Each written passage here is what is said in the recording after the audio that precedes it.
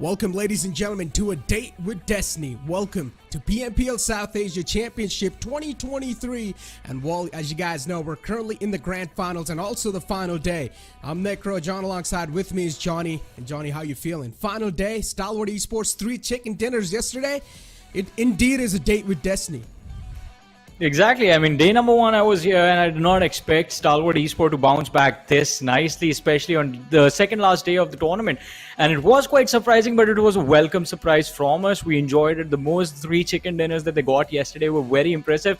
But now, you and I have both been here before, wherein we have a team leading by 30 plus points on the last day and it can all fade away in just a blink of an eye. So, I mean, I'm super excited to just witness what is about to happen today. Exactly. Witnessing the great history that's about to happen in front of us soon enough, considering it is the final day. There's going to be a lot of stuff lining up. Yesterday, we saw 4 Miracle Vibes and Stalwart Esports just fighting out for that first spot in the overall ranking. Stalwart Esports took it away from 4 Miracle Vibes, but still, the competition is quite close. Soon enough, we'll be taking a look at the overall rankings to let you guys know what exactly we're talking about, but there's a lot of stuff going on here. As you guys know, there will be 1 slot forward in the PMWI, but another slot will be given away if you guys are going to go ahead in game and vote for your favorite team. That will give you guys another slot over here. Before now, let's take a look at the prize pool and you guys can take a look at it. Perfect, pretty much a destiny over here for the players to grab on over. And as I said, a date with Destiny it is. Yeah, I mean, $26,000 to be divided amongst 4 lads that go ahead and win it all. I mean, it can be an amount that can change everything for you. This is the first step in getting those big prize pools of the Global Championship or the World Invitationals, as that is the next stage that we're headed towards. But as always, I mean, you will have to give it everything that you have, especially on the last day. And it is still quite close, as we have been talking about it. Stalwart Esports and 4 Miracle Vibes going at it. 33 points separating the two, but I mean, things can get extremely intense. And as Necro, you mentioned, I mean, heading towards the PMWI, there's that 1 slot for the team that gets the most votes, and well, it's all in the hands of the fans now. It's up to you guys. What are you up to? Like, go ahead and vote for your favorite teams. I would really like to know which team is currently leading on the vote charts, right? It's just so interesting. Oh, yeah. There's a lot of slots over here, and I'm personally going to be rooting out for South Asian teams, that's for sure. For now, the team that is going to make it forward towards the PMWI, it seems like Stalwart Esports is the closest with 196 points so far in the overall rankings. So to beat them down and to take them down, it's going to be quite a tough thing. But Johnny, we had this full-blown conversation yesterday as well, talking about MABETEX Esports.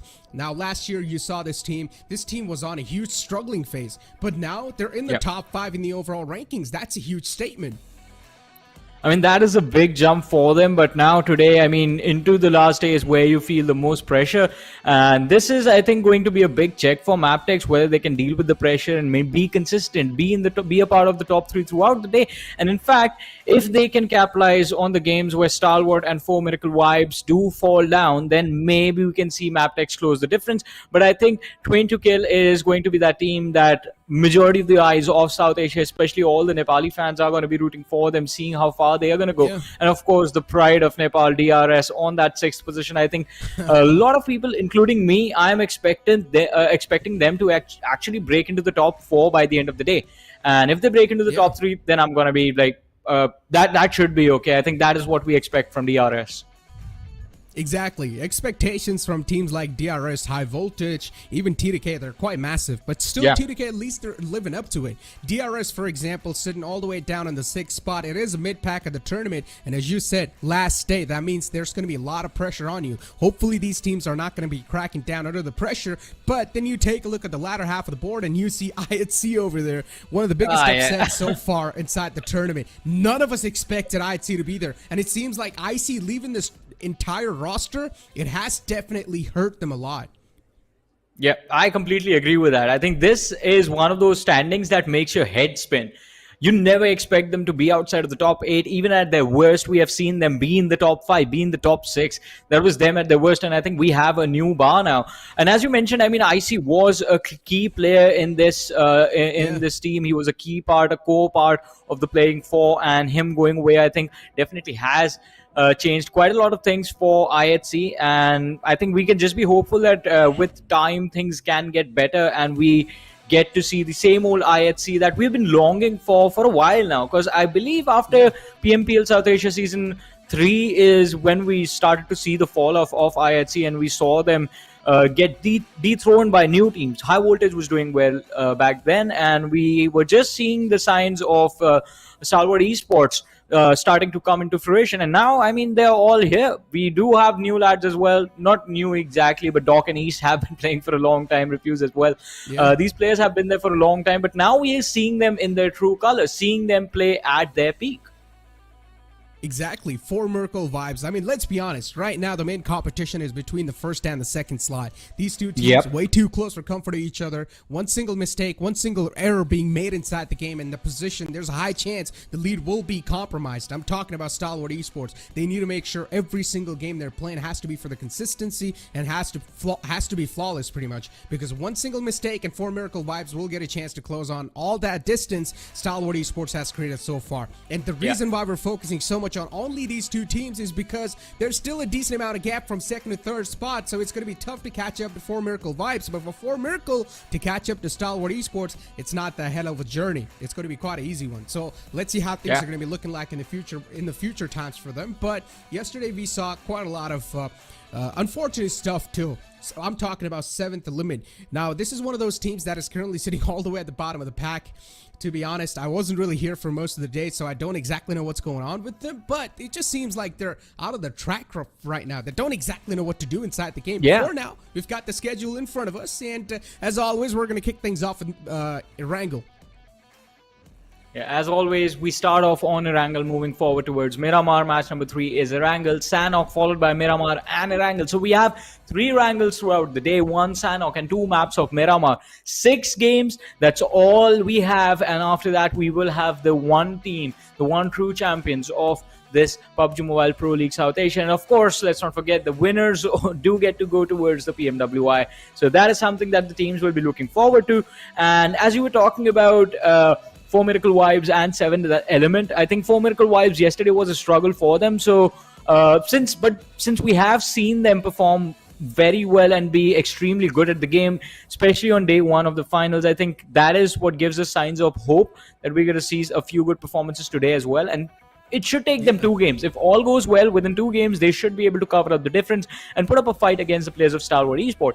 On the other hand, 7th Element, nothing is going right. The best performance they've had is a 2nd place finish with 5 eliminations, and that's not enough points, especially since the change in the point structure has come in. So I think last day, 7th Element, the difference to win it all is like a little too big, and the same can be said for any team that is outside of the top 12 right now. So I think for those teams, we can expect them to just go YOLO and create a lot of trouble for the other teams at the top.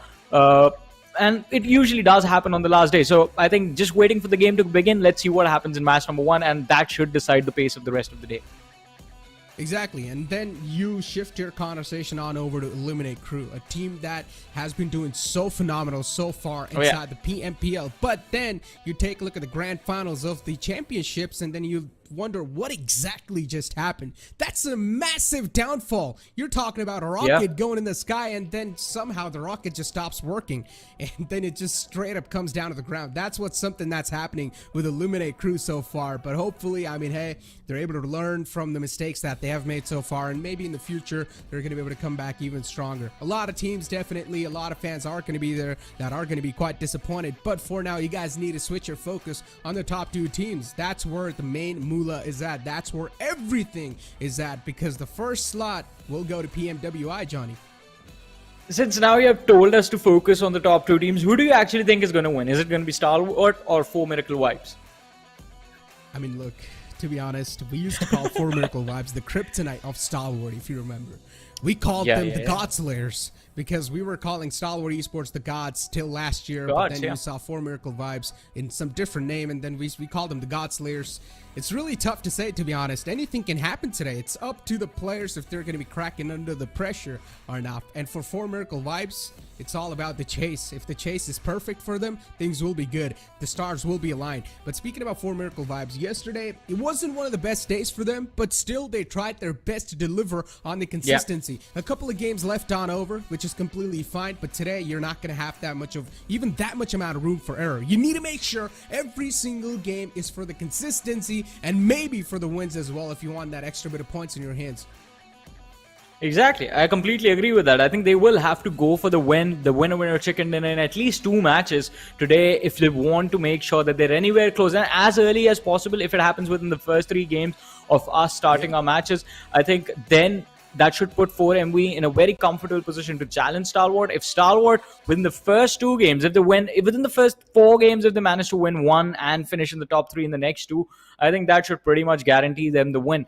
But no matter what happens, no matter who walks away with the trophy, what I truly want is to see a close finish. I want the teams to fight it out till the very last game and the rankings to be extremely close to the last game. I mean, if the element of surprise and the suspense is not there for us, then just watching the games till the very end becomes kind of a well, you know already who is going to win the tournament by the end of it, and that is not fun.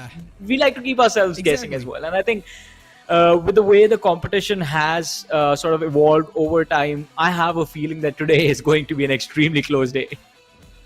It will be. It's going to be an extremely close day, or at least that's what we're hoping for. And it's not going to take a lot to take it way too close, right? Four Miracle Vibes, 1 win, and you guys are already right next to Stalwart with a couple of points behind. That's all you guys need to catch up to a big giant like Stalwart. So for Four Miracle Vibes, they're definitely going to be aiming for at least that one single victory that can give them a huge pathway against Stalwart and also maybe claim their throne back. Before now, ladies and gentlemen, soon enough, we're going to take a look at the map of Erangel. The play and fly path will be in front of us too, and you guys can see the players are locked in and ready, and so are we, Johnny. Let's go, man. Soon enough, the play and fly path will be here.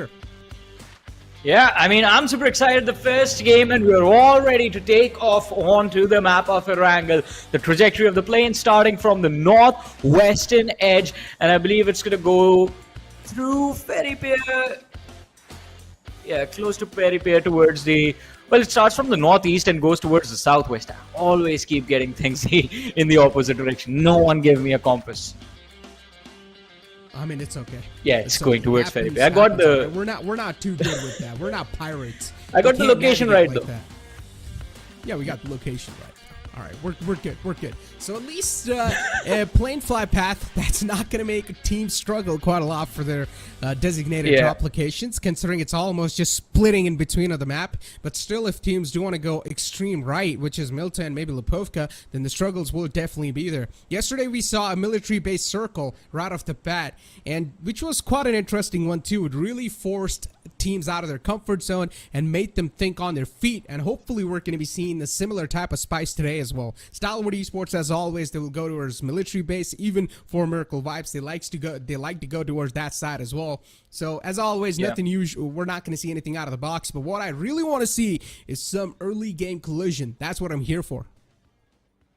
Exactly. I mean, early game fights are the most exciting things to witness. Players having hardly anything to deal with each other with, but still running away is not an option. And look at this. I mean, I love this circle heading towards the northwestern side of the map.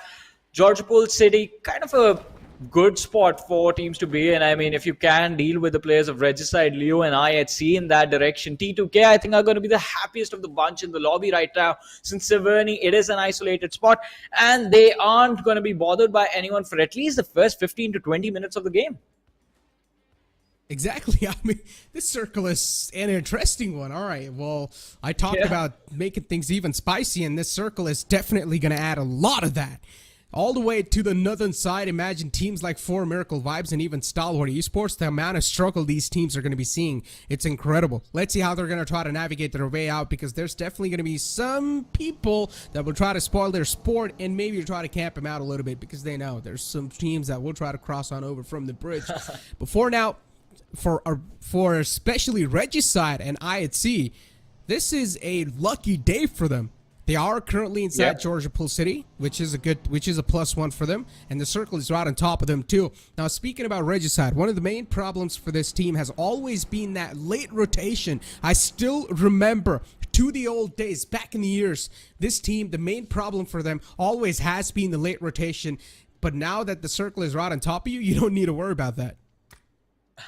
I think the only thing Regicide have to worry about is to deal with the players of IHC. If IHC come knocking on those doors, it is going to be a 4v4 challenge that will be put upon them. And if they can survive that, I think they will be in a very comfortable position throughout the game. As you mentioned, one of the teams that I will be a little bit worried about if they make it to the mid-game stages has to be Quantum Rage, because they are at Yasnaya, right on the eastern edge of the zone. And I think because of being in that position, they might just get a little too greedy to rotate in towards the open hills between Severny and that northern Rozhok city. So, and that is an open hill. They won't have a lot of cover. They will be able to see everyone headed towards them, and if they can hit their shots, they will rack up a lot of points, but they will have to deal with enormous amounts of pressure while doing that, and that is the only point of concern for them. On our screens, though, right now are the lads of 4 Miracle Vibes, the only team in a position right now to put up a fight against their own neighbors, Stalwart Esports, who are all the way towards Nova Repnoi. Speaking about that, I mean, what I really expected on the final day is to at least some team dropping on top of the other team. Drop Flash? Especially the teams that are all the way down in the overall rankings. That they can't try to do that, especially 7th Element. But so far, they haven't really done that, which is definitely not a good news for me, because I'm someone who likes aggression quite a lot. And so far, we're seeing quite a slow start of this map, but this is the calm before the storm, as we all know. Soon enough, it will be a really good game of PUBG Mobile. For now, we've got TUF in front of us. Speaking about this team's journey, once again, filled with a lot of thick and thorns, not able to find their sweet spot inside the PMPL so far, all the way down on the 13th spot. TUF, they've got nothing to lose. A lot of team out there, especially the teams that are all the way in the bottom half of the board, they've got nothing to lose over here. They can fight for the pride and pretty much try to go out with a bang. I mean, I think they're going to save that for the last 3 games. The first 3 games, at least, they will at least try to play things a little bit slow, rack up elimination numbers during the mid-game stages and try the level best, especially a team like TUF. I mean, from where you can actually see there's a possibility of them breaking into the top 10. So I think that is something they might go for. I8, Illuminate might be in a similar position. Leo is going to try and go for the same thing. We do have Magnus on our screens, and Magnus have been quite interesting. I mean, we expected big things from them just because of the caliber of players that they have, but I mean, in the finals, they have failed to deliver. And this entire Magnus conversation leads me to what happened yesterday as well. This team's firepower is there. They've got the firepower. Yeah. But unfortunately, sometimes in that team play, man, they're not really able to shine through like a bright diamond. Which is, once again, as I said, you can take this PMPL as an experience and move on forward. And in the future, you can come back with a formidable force. And that's what Magnus will probably try to do. Not just Magnus, a lot of teams. But the biggest upset for me personally is Illuminate Crew and Zeus. As I'd see, man. Zeus just came out of my mouth because this is what we're known for. But yeah, the biggest upset for me is Illuminate Crew and IHC. Dude, these two teams, I did not expect. Illuminate especially, dude. One of those teams when I was taking a look at the PMPL South Asia Wikipedia page, and I thought, okay, Illuminate Crew is just steamrolling through every single one. Maybe in the championship, we might just have a different champion. But then I look at the grand finals page, I come back and I see, oh, Illuminate Crew is all the way in the bottom of the leaderboards. This is hard to believe. I mean, all right, I do agree with you on that. But, I mean, for me, the biggest letdown was DRS, especially after the run they had during the Global Championship. I expected big things from this team. And, I mean, when the conversation was happening between me and Ansh and a few of the other Nepali talent, I was quite open. I felt DRS was one of those teams that could actually just dominate the entire competition and win it all. But, I mean, in the finals, a team like that, seeing them struggle, I think... it's a double-edged sword. One way to look at it would be, all right, the team's underperforming, they're not in their best form. The other way to look at it would be the level of competition has grown so much that even the best teams are struggling. I mean, and I think that is something that, that is something that you notice quite clearly when you watch these players take those gunfights. I mean, the individual mechanics of every single player in the lobby are so clean and so impressive. Compared to what we saw last year, definitely the competition has increased by a mile, by a ton. So it makes a lot of sense that even a team like DRS is on a huge struggling phase for now. Sanhok tried to go for shots, but unfortunately got return fire. And now he's knocked himself, crawling back to safety, waiting for his teammates to back him up over there in that spot. But Sanhok, the stars were aligned for him. He should have been able to get the knockout, but unfortunately he wasn't really able to do so. And the return fire from the enemy team was just perfect. MABETEX now, they're out for blood against the players of TDK. They know one player's knocked out in the front. Already the enemy team's on a huge man disadvantage. So MABETEX is one of those teams that will definitely try to put a lot of salt on your wounds. Not just a little pinch of salt. Might as well an entire bag. So getting taken out this early in the game, not really something T2K were looking forward to. And that too to the team that is chasing them. MABETEX, they find Jane and Sanhok. That will definitely be a big confidence boost for them. They'll be able to close the point difference against the lads of T2K and then look up ahead towards 4MV and ST. But the revive has come through.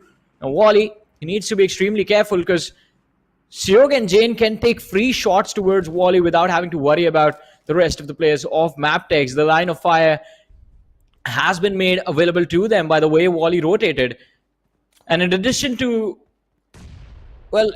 being focused on the two players of T2K right in front of him, he has to worry about the player on the flank and the player coming from the rear. So it's a little bit of a pickle for Wally, but T2K, they are moving out. Yeah, TDK, they really do not want any sort of smoke against MABETEX over here. On the other hand, you've got a team like MABETEX who's out for blood, looking to swing back in the action. And once again, Sanhok falls down. T2K, it's time to realize that Sanhok is a gone man at this point. Next to impossible to get him back up on his feet. You've got an entire army of soldier in front of you. So yeah, Sanhok, that's an early mishap for the side of T2K. But it's still doable. You've got 3 players in the back of your hands.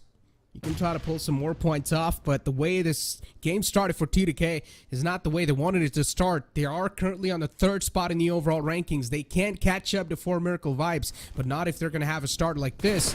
Magnus Esports definitely are going to handicap them by a huge time, but now you've got DRS taking shots against 7th Element. Killer YT, at least he was able to get one. The second man was able to escape with his life. But Killer YT for now is taking a lot of damage from the Wall of Death.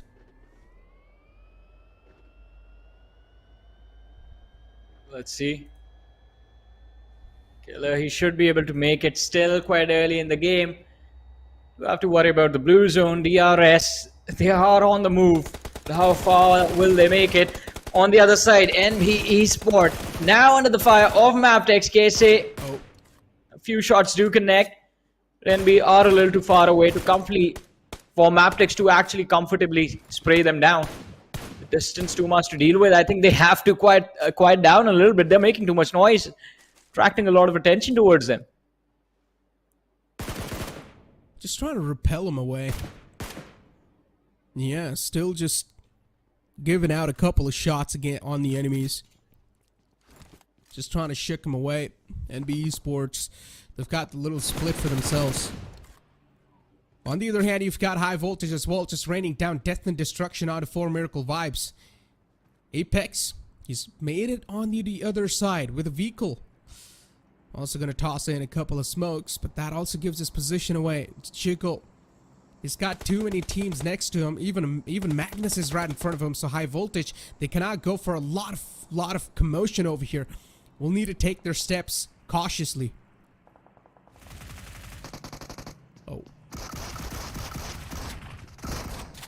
Oh, this is chaotic, and Finny is going to be taken out. Oh, MGS, he's gonna have to run in. UMP does not have ammo. He's gonna have to go for a reload piece. The corner at the wrong time. He's landing a few clean shots. Refuse as well, has taken a lot of damage, but is gonna be running behind cover right in the nick of time. And for Miracle Vibes, they managed to pick up 2 free eliminations for, well, basically nothing. They took a little bit of chip on their HP bars, but they managed to keep the entire team safe. Yeah, that was a good take from them. Also got a compound in the hand, also a free Weekle. Yeah. Yeah, that's a good one. For Miracle Vibes having a solid spot, at least for now, inside the circle. But they're still on the edge. Up to them how they want to play this one out. Highvoltage for now is taking some shots against him. And then you've got Stalwart as well, just choming inside the action. They want a little bit of piece of this cake. As Assassin's going to fall down.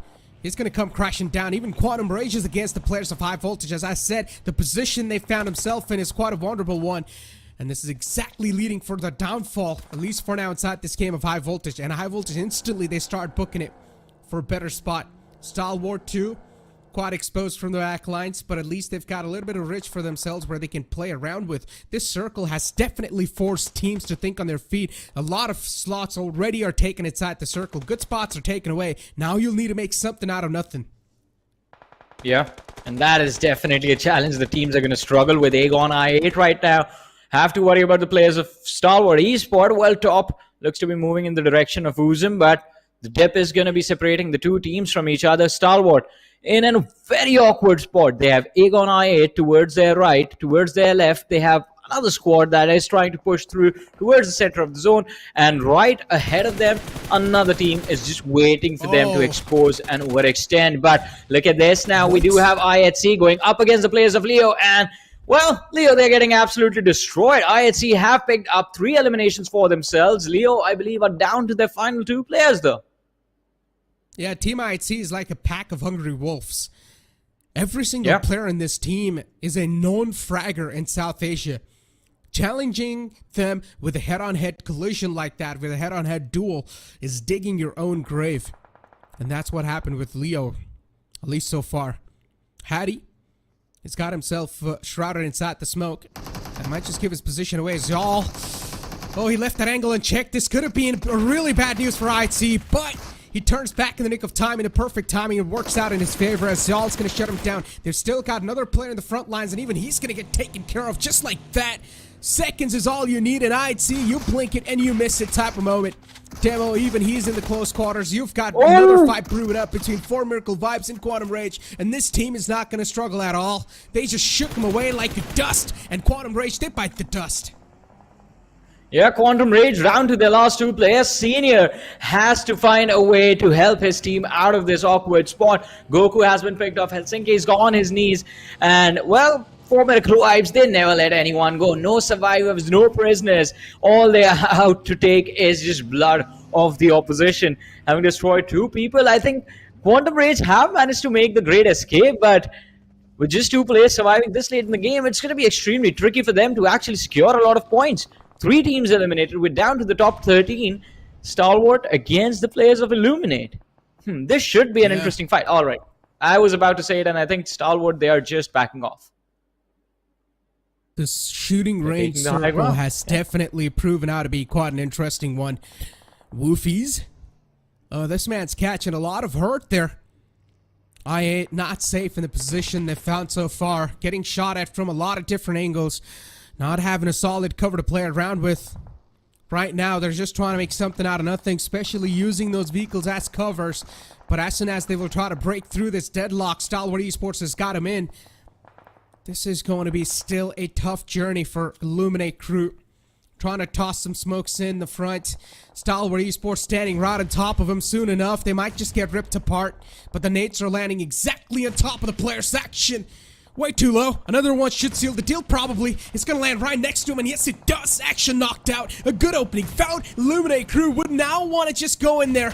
And that's what they're exactly doing, with the vehicles pushing up against the players of Stalwart Esports, and Stalwart now pushed back in the defensive stance. But Stalwart, they retaliate. Viper, he's extremely low. Novax has been knocked out. Woof is also taking a lot of damage.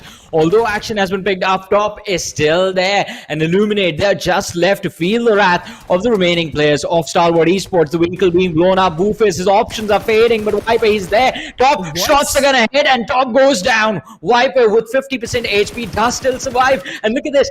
All of an instant, Stalwart, they're down to the last surviving player. Nirzed is all that remains for the side of Stalwart. A team who's doing so well in the overall rankings are set to be eliminated on the 11th position. Quantum Rage, if they make the push, they should get those free points. Or Illuminate might just walk away with the eliminations of the top team in the lobby right now.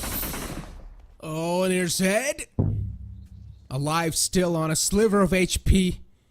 Praying to his gods, hoping that he's going to stay alive at least for a little bit more to see the sunrise. And Nirzed fighting for his life. On the other hand, you've got a team like Quantum Rage who's taking shots all the way from the top. Even Viper's quite low. Both these teams are in such a critical condition. Top trying to back off to his teammate, and he will be wrapped up in that scenario. TDK as well, take an elimination, take a massive fall from this game. At least Stalwart Esports, they've got that one player up and alive that is carrying a lot of hopes and dreams.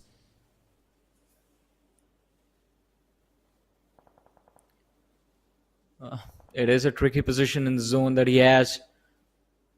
Right on the eastern edge. Knows there are players coming in from the rear. Has a hill to climb.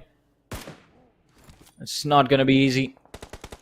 Regicide on the other side. Seems like IHC haven't spotted out by Roshan. Nade lobbed. Damage dished out to Zeol, but not enough to secure a knock. The one lobbed in the same direction. They're just trying to keep IHC away. Was trying to make a play. Oh, well, alright. They're going to rotate wide. Try to see if they can find another way into the zone. And as I say that, Roshan charging forward towards the lads of IHC with the DBS. And, well, it's going to be Knock. He secures the knock. Zeol stepping from behind the tree is going to get knocked out by the vehicle. But Demo is here. Roshan needs to be careful. The damage is dished out. Knocky running into the smoke with Waz. Alex and Godless are there to deal with them. But Alex is knocked out. Demo is low. Godless destroyed. And IHC, they've fallen yet again. This time to the hands of Regicide, who just pushed towards IHC and made the team fight look like nothing. Yeah, they just get ripped apart into pieces. And Regicide, even they're getting shot at from 4 Miracle Vibes. Look at them. Every single player alive. It seems like the stars are aligned for sure for 4 Miracle Vibes. Everything's been working in their port. East still trying to find that last surviving man from Regicide, just spamming through the smokes. Still not able to find the connection. They don't exactly know where Vaz is. It's completely fine though. Regicide's gonna get dealt with anyway. Or anyhow. Now Waz is spotted. This man is in a hell right now. He's dealing with so much firepower that's currently being inflicted onto him. And eventually he falls down. 6 feet under. 4 Miracle Vibes. They've got their spree continuing as Illuminate crew. They're still up and alive inside the game with 2 players. Stalwart Esports eventually get eliminated. Not a start they wanted to have. Yeah. And Stalwart getting eliminated just opens the floodgate for the players of 4 Miracle Vibes. If they can secure points in this game, that should be enough to cover up the difference against the players of Stalwart. They need to go for those eliminations. They need to go for the win right here, right now, in this very first game. And all that stands in the way are the 6 other teams that are going to look to stop them. But on the other side, Viper from the side of Illuminate, firing shots on DRS is going to make sure that DRS is going to be out of the lobby, or at least Rules is going to be waiting for his teammates to join him. Killer being taken by the players of Quantum Rage. Well, now DRS down to the last 2 players. Do you think they're going to be able to make it up this hill? It is a tough task. And a tough ask as well. But the circle is sort of covering even DRS, so I highly doubt it's going to be a tough journey for them. Quantum Rage is exactly on the top, and for Quantum Rage, the next big competition is in the name of 4 Miracle Vibes. If 4 Miracle Vibes, they step foot on top of this mountain, it indeed will be Grim Reapers knocking on your door. And Quantum Rage will need to deal with that as well. The wrath of 4 Miracle Vibes, and you do not want to be on the receiving end. We've seen one of those massacres this team can cause up. Even MABETEX, they've got all the players alive. Some interesting names.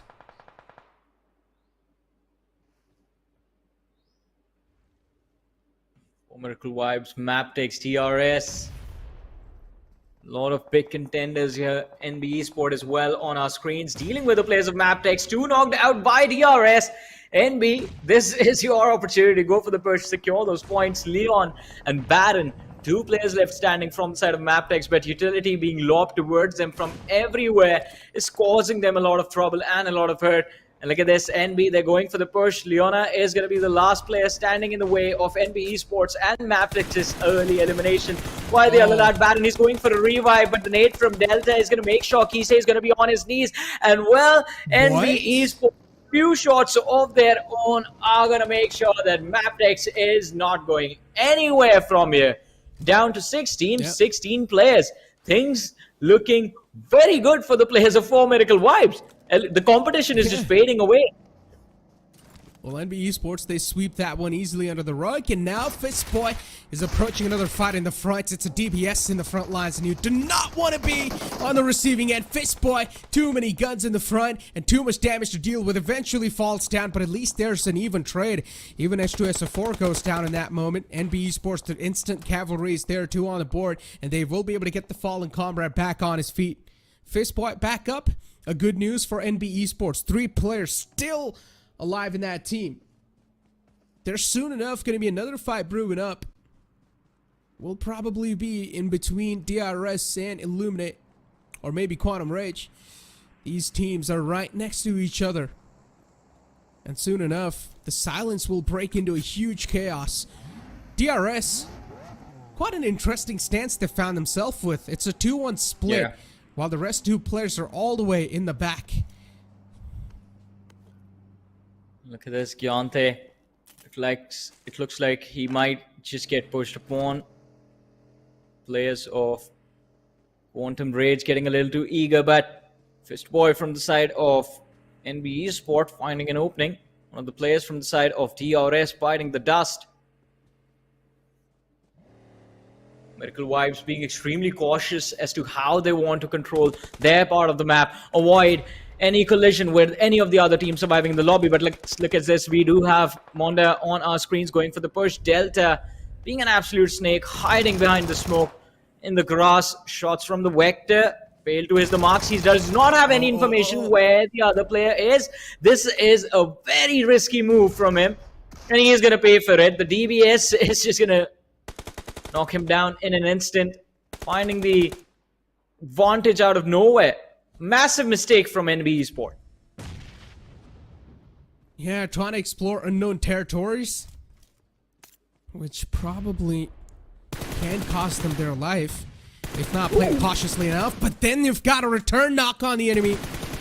Sick being able to find that one. Delta goes down. Gyante will probably try to get the fallen man back up as soon as possible. Not a lot of time left. You've got the wall of death as well in the back lines, and the nade's just going to confirm that kill. What a perfect nade. Recently, the accuracy with the nades have been incredible by these teams. Yeah. The utility utilization on the point, and now NB Esports, they're going to make the push on the opponent. Gyante, he was on fire. And even the wall of death is now going to start to close on up. Mondo looking to seal the things, and he does. He takes care of business. NB Esports, they make sure DRS bites the dust, and now they start to move on forward to the hilltop, where Quantum Rage is going to be the next opponent. They have committed quite a lot just taking out DRS. I wonder if they have enough utility to close out the game. 3v4, the fights are still winnable, but you need to make sure that the smokes, the molotovs, the nades are there. You have that utility to, well, create situations, advantages in those final few moments of the game. But we're down to the top 4, 10 players still remaining, and 4 Miracle Vibes, they still hold the numbers advantage in their favor. The probability of their win also looking extremely good, 43.75%, while the numbers for the rest of the lobby just continue to drop. 4 Miracle Vibes, they have control of the zone, and now they will start to take control of their weapons as well, as Doc fires a few shots towards one of the players of NB Esports, but realizing how exposed he was, he's going to back off, join his teammates. 4 Miracle Vibes is the only team currently with a solid compound, and then you've got NB Esports as well trying to spring back to life, back to action. But Quantum Rage will also swing himself in the action over here, and they're just starting to wipe out any single player that stands in front of him. But eventually, the last man standing from NB Esports seals the deal for Miracle Vibes. Now, like hungry wolves, getting attracted to all the bloodshed that happened in front of him. Trying to close the distance, trying to get up close and personal. NB Esports knows it's next to impossible to do anything at this moment for Miracle Vibes, wanting to confirm those kills, but unfortunately, it's not going to happen. Eventually, for Miracle Vibes, they take the victory home. A perfect chicken dinner to start things off and to start the final day off. Yeah, the perfect way to start the final day, as you mentioned. But the biggest question remains, how many points do they have? And the answer is 20. It is going to still keep them on the second position in the overall rankings. But with Stalwart taking a tumble in this game, what's the difference? And of course, let's not forget, MABETEX also had a decent run in this match. So a lot of questions left to be answered, but all will be said and done after this very short break.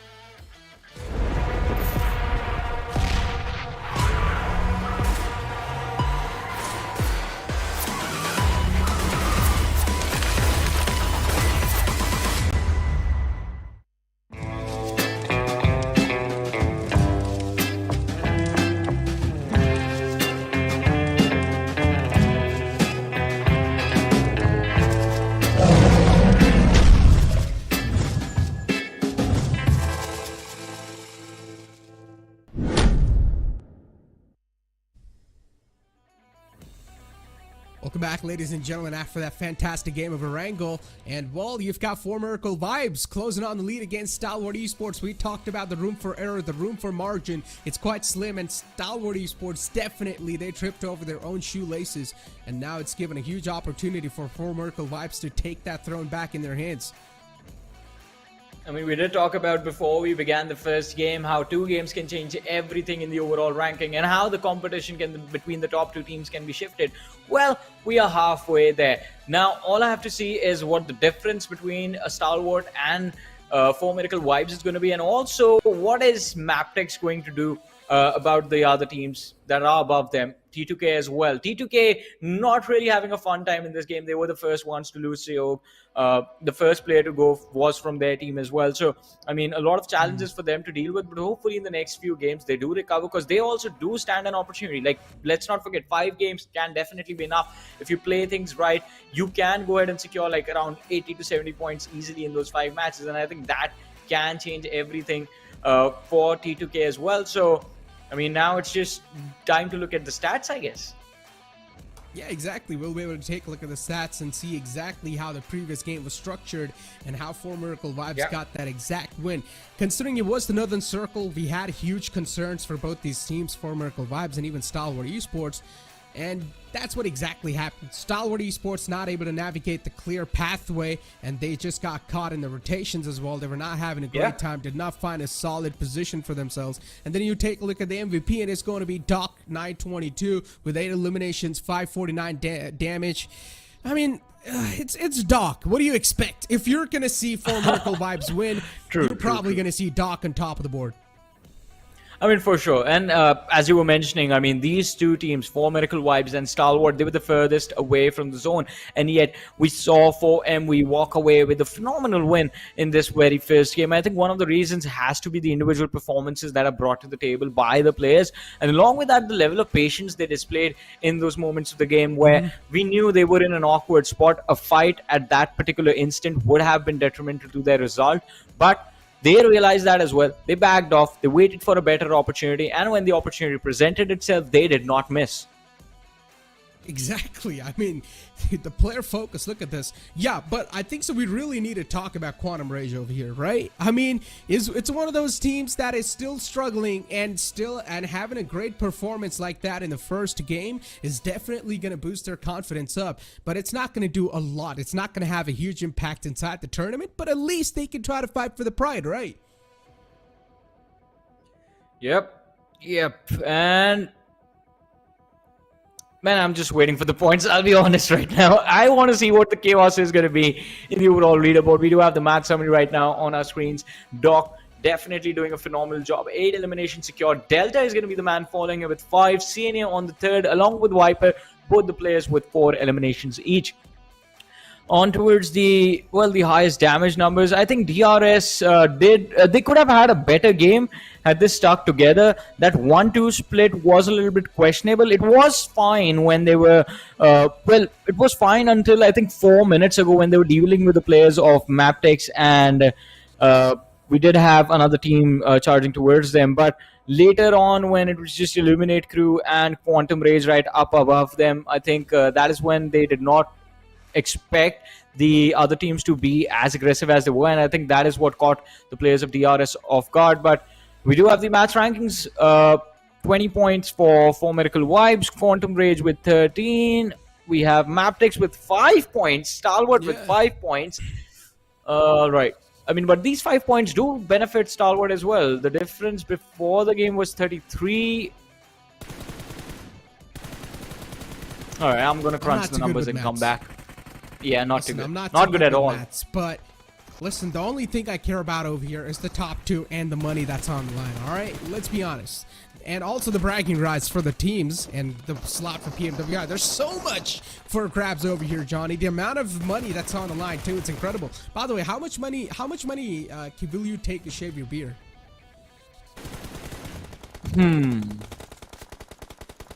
Are we talking dollars or INR? Like it's your answer. I've never seen you with a clean face. 1K USD. Like non-bearded face. 1K USD. You haven't been here long enough. I think the fans, the viewers that have been watching the PMPL since the early days, especially season 1, they definitely remember me without a beard. Oh, back in those days when... You've never seen me, man? When? What? We just met today. We just met. Interesting.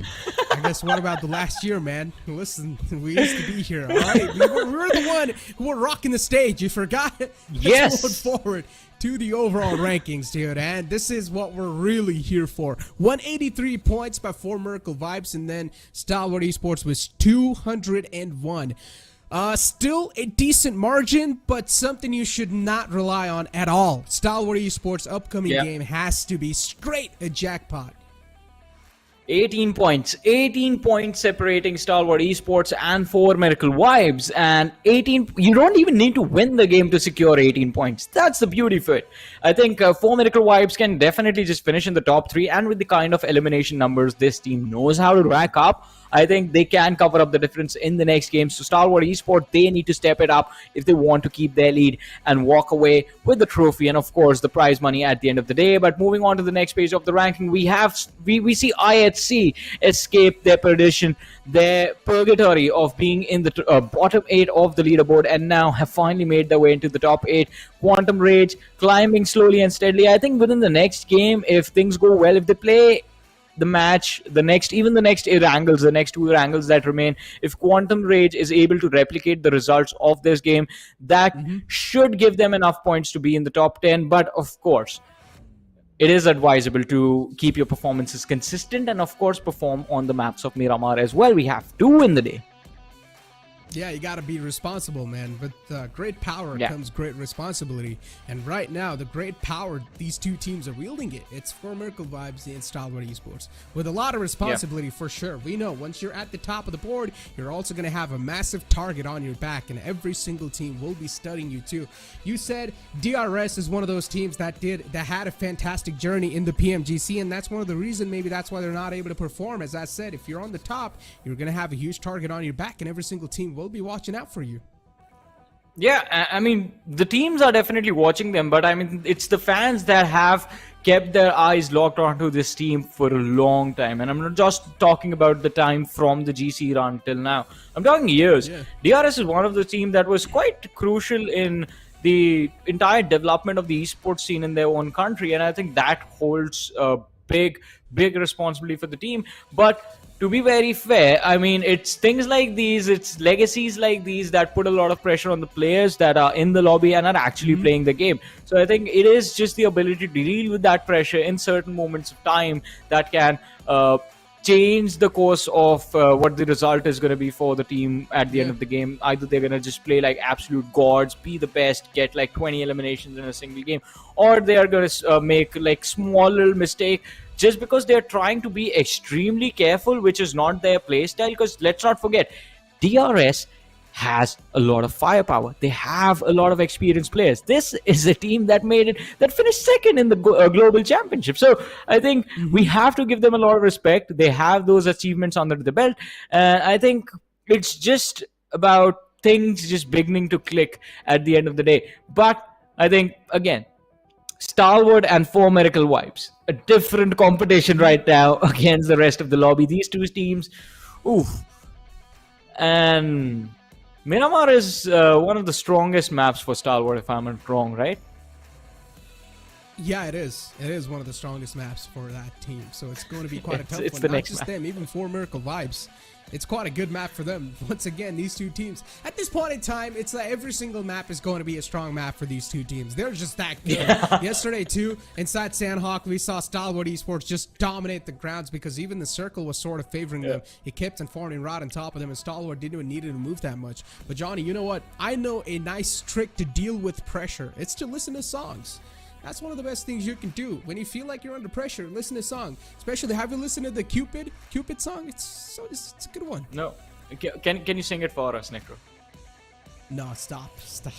You and Fixes have been baiting us for the last 2 years. I mean, we were promised the Panda dance. I think it was season 4 of the Pro League where you guys promised us the Panda dance. We didn't get to see it. Now you're telling us about the Cupid song, and we are not going to get to see that as well, or hear it as well. Yeah, I hear Fixes' voice in the air. He appears like a spirit that just says, you're not going to get to see the dance forever. That's just sad. We're never going to get to see the dance. I mean, Fixes is going to gym. He's losing a lot of weight, so I highly doubt it's going to work, man.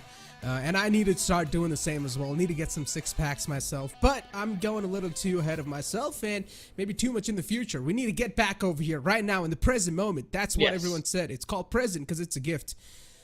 And for a lot of teams, it's not going to be a gift because they're not doing too good in the overall rankings too. But they need to find that sweet spot. As I said, it's still doable. They can't try to fight for the pride. They can't try to fight for the money too. Especially for 2DK, they need to find themselves in that sweet spot. They need to find a reset. In that previous game, that was not the start they wanted to have, but unfortunately it did. MABETEX sort of played the huge spoiled sport, but in this game of Miramar, things can be flipped around. Things can be turned around. So let's move on forward to the map of Miramar, ladies and gentlemen. Teams are locked in and loaded, and so are we. Well, the teams are here, and as you mentioned, we are here as well, waiting to see what happens in this game number 2 of the last day of the PMPL South Asia Championship. I mean, a lot on the line, especially as we have been talking about. There are 2 realities right now, or 2 stories to follow on the overall ranking. One is the close competition between Stalwart and 4 Miracle Vibes, and the other story is everyone else. Exactly. The planned flat path starting from La Cabrera towards Minas del Valle, all the way towards Los Higos. So it's an interesting planned flat path tilted all the way to the left side. A couple of teams will have a struggle of their lives to make it to their drop location, but let's see which sort of a temporary drop location these teams are going to be opting out for. And right now, the main struggle is definitely the top 3 teams. They will need to make sure that they're dealing with these struggles flawlessly enough. For IHC, I feel like they at least need to be on the first half of the board at the end of this tournament because it would not be a good look for them if they are on the latter half. This is going to be an intense game nonetheless. Regicide, that 2-2 split puts them in a very awkward position. 2 players quite close to the players of NB Esport. Then again, this is the squad that everyone is waiting for. All right, look at that. How quick was that? Was that like 10 seconds, 15 seconds into the game? Aegon I8 getting the first blood. And it is going to be 7th Element who lose one of their players. We have been witnessing this since day one. These 2 teams, drop clash on Erangel, drop clash on Miramar. Oh, The Miramar fights usually going towards the players of Aegon I8. oh no. They're like a wave pushing against 7th Element. Yeah. T24 OP in the close quarters. Not giving away any foot kills. Just trying to keep himself anonymous. I think maybe he's been spotted too. You do see Gravity just looking over that angle. And then you've got another knockout coming in from 7th Element. That's a good one. Goose knocked out. Uzum, though, is still on the front page on the aggressive angle, trying to find any sort of openings that probably will be given away by 7th Esports if they do try to get a little too ahead of himself. But even Uzum, you see, he's sort of like the gatekeeper. He's not going to let anyone trespass over on the other side. And now Aegon I, they're back in full force once again as they make the push happen against the players of 7th Element. The shotguns in the close quarters can definitely be quite deadly, but unfortunately, it's a double barrel. Only 2 bullets in there. Not a lot of them in the magazine, and I guess 7th Element, they crumbled down as T24 OP is still trying to fight back for his life, and this is a huge chance where he can try to flip the odds against the players of Aegon I8 as he's quite healthy. In the back, Uzum is way too low. He's quite vulnerable. Tosses on him all. He forces out T24 OP and out in the open. And now it's a one-on-one scenario. Uzum way too low for comfort. Trying to do anything. He's still trying to fight back to his life. Aegon I on the verge of getting eliminated. It is one of those teams that is still in the top 5. And if they get eliminated like this in this map, it is definitely not going to be a good look for them. But what a shot! Uzum! He puts the nail in the coffin. Almost on the verge of losing it all, and Uzum stands tall above everyone else, especially above the players of 7th Element. I mean, the 2 lads juking it out was so impressive, but Uzum, with the superhero moment of his own, just jumps around the corner, landing that perfect shot and putting 7th Element in their grave. What an impressive fight. Could have gone either way. I definitely thought Aegon I8 were done for, but this man out of nowhere just saves it all. Look at that. 3 defeats for him, 1 for Ghost, and, well, also 1 team eliminated in the first stage of the game. That was some incredible stuff. The man pulls out an SKS and he's like, all right, I've had enough. And then just jumps out like a hero. And lands his bullets. Oh, the opponents stood no chance, considering the DMRs do a lot of damage. Still the early phase, you're not going to find the maximum amount of utilities for yourself to deal with that type of circumstance, so the SKS worked in its prime and sealed the deal on the opponent. Uzum, well done, but that was way too close to comfort. They dodged a bullet.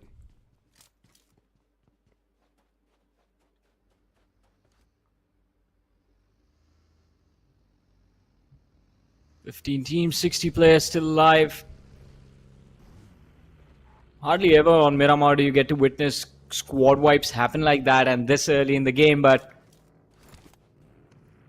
well, unfortunate for the players of 7th Element. We have T2K on our screens now. Another team, before the previous match, we did have a feeling could be in a position of contesting the trophy, but now getting left behind. Difference looking a little too big for them to cover up, but still 5 matches remain, including this one. If they can win this, then maybe things can change in the future. Still remember one of the comments that was made last year, and I always get reminded whenever I see icy on my screen on the map of Miramar. It's the hot deserty lands of Miramar and icy melts. I don't know why. It's still with me as a memory. It was a good one at that moment. It was quite a funny one. Yeah. But yeah. Icy was one of those players that used to struggle a lot, especially on the map of Miramars back in the day. I mean, not every time, but sometimes he was definitely not able to stand his ground. But now he's been doing a fantastic job. Yeah, I mean, I completely agree with that. I mean, in terms of the numbers his other teammates were putting up, he was definitely a little bit behind. But then over the years, we did see him step up whenever his team needed him. And I think it's the kind of experience and his presence inside of the game that sort of makes him such a good pickup for any lineup that has him. Back in the days, we would see a lot of just things happening that had no explanation as to why or what made the teams make certain decisions, like this one. Regicide, the 2-2 split in the early stage. All right, if Noki can hit these shots and just bait these teams like this, I think it makes perfect sense. Gets a free knock and finish on one of the players from TUF. Is in a 1v3 now, extremely low, and the UMP hits him in the head. Yeah, even the nade chipped out quite a lot of damage, but Regicide, the cavalry is here, but a little too late. Avenger was there trying to rescue his teammate, but realized that, all right, it's a gone case. Might as well try to play for the points and for the life. And that's what they're exactly going to do. TUF still out in the blue. The wall of death, as always, will chip away a lot of damage. And unfortunately for the players at TUF as well, they don't really have a lot of meds available, so they need to book it out of here as quick as possible.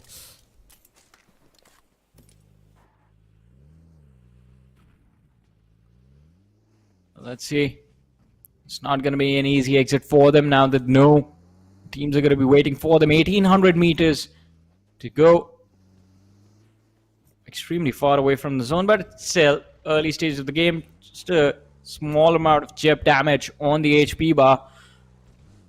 Not something that is going to trouble a lot of individuals, a lot of players, make them worry about anything.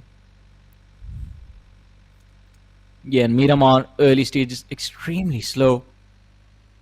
Zone closing in the next 15 seconds, but majority of the action is going to wait for us, I think, beyond the third zone. What a nice parking job on that buggy right there. Look at the circle. Interesting formation. Yeah, On the bottom right. Yeah. Definitely, it's going to, once again, force the team to think on their feet quickly enough. Regicide as well. They've got a beautiful rotation for themselves all the way down south. A clear pathway as well. NB Esports, quite a late one. They're the late bloomers trying to get out of that blue zone. You've got a huge wave of enemies just moving up forward from up north, and you are going to see a huge commotion soon enough as they do cross their eyes against each other. We're not really seeing a lot of gunfights so far. Did see that one with the Regicide and then early fight with the Aegon I8. And luckily enough for Aegon I8, they still have got every single player alive inside the squad. So that's really good news.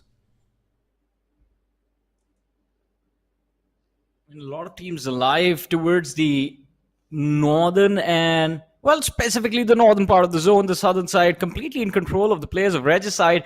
And I think they will be enjoying that freedom for a little while more. But it's towards the northern edge where we expect the action to be. Stalwart, we did see one of the players just cross the pathways of the players of Highvoltage. And it looks like Highvoltage might go for a chase, but it is going to be extremely tricky for the Magnus Feeney on our screens. Duke against the players of T2K. In fact, Zen has taken a lot of damage. Needs to heal up T2K. They have a flank coming in from the rear as well. Magnus, they need to be extremely careful and extremely quick about this. Finney is one of the most deadliest mans inside the entire tournament with a shotgun, so you cannot challenge him like that. T2K, oh, a risky move. But at least pays off as he's got a lot of information now to deliver to his teammates. Magnus, their positions exactly compromised. Now T2K know exactly where every single player's there. And Stalwart Esports, on the other hand, against the players of Highvoltage, as Prabeen's trying to make a great escape for his life. Top, trying to follow him with the spray. Was not able to find the knockout onto that one, but at least they have managed to put a little dent onto Highvoltage.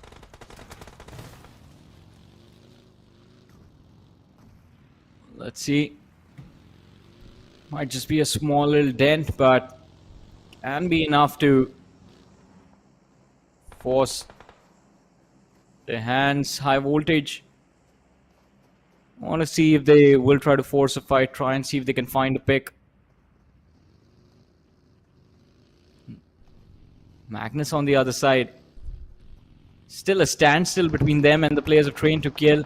It seems like another team has appeared on the top of the hill right behind them. Right, it is the boys from MABETEX. And oh, the zone abandoning that eastern edge of the map. Now moves towards the hills between Puerto Palacio and Los Leones. Oh, Kese gets confirmed. Stalwart Esports, still a solid ground they found himself with. MABETEX is right next to action and needs to realize that he's currently just roaming in quite dangerous lands. Needs to get out of here soon enough if he wants to stay alive, but there is at least the backup of his teammates.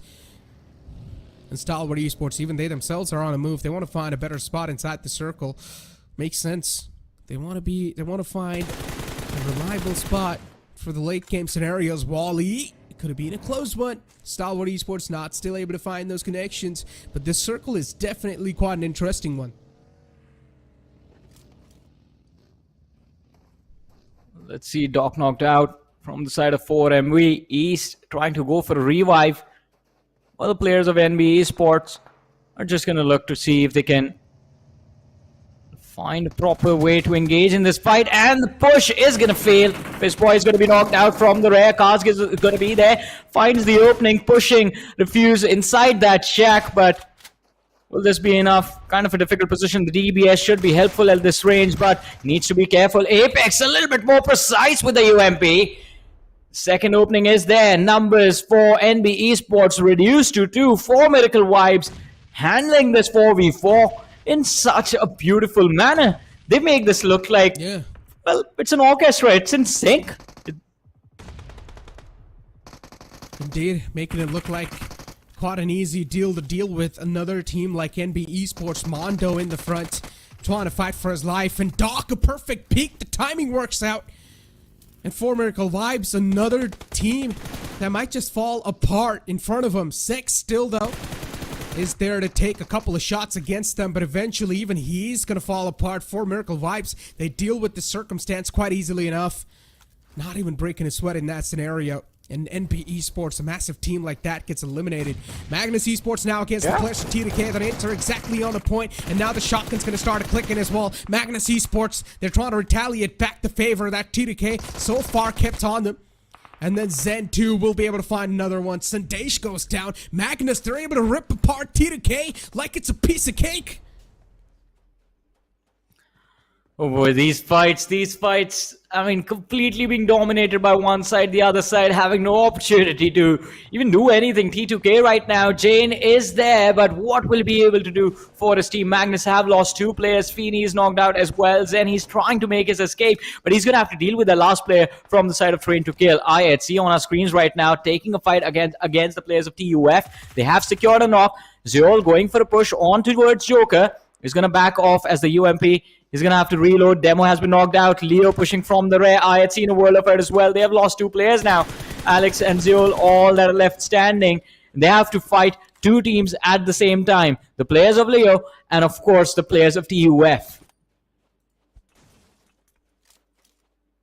IHC, as they've lost out on 2 of their players, Godless and Demo. 2 massive players you cannot afford to lose out on. Alex also caught a bit of hurt while he was trying to get away from this fight. Leo on the top have the height advantage, and that's why they're just able to rain down death and destruction onto IHC. While IHC, they cannot do a lot.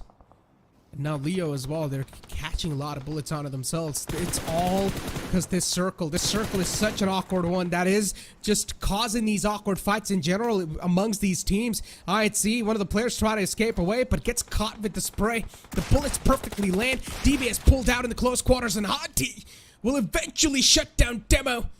That tried to do something, that tried to make a miraculous play happen.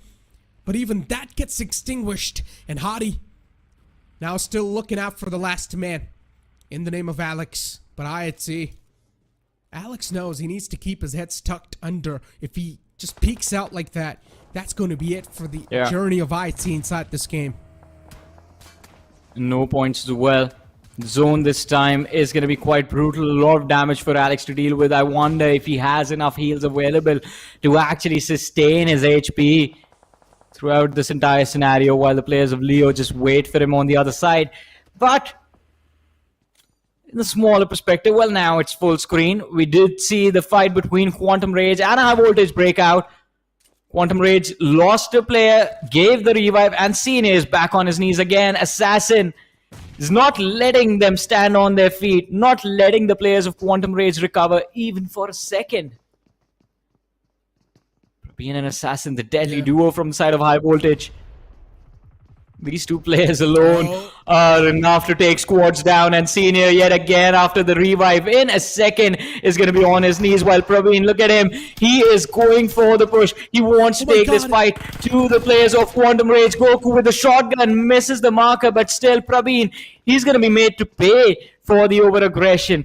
But all that was just him buying time for his teammates to come through. And well, here they are, Assassin and Jiggle. Can they recover? It's a 3v3 against the remaining players from Quantum Rage.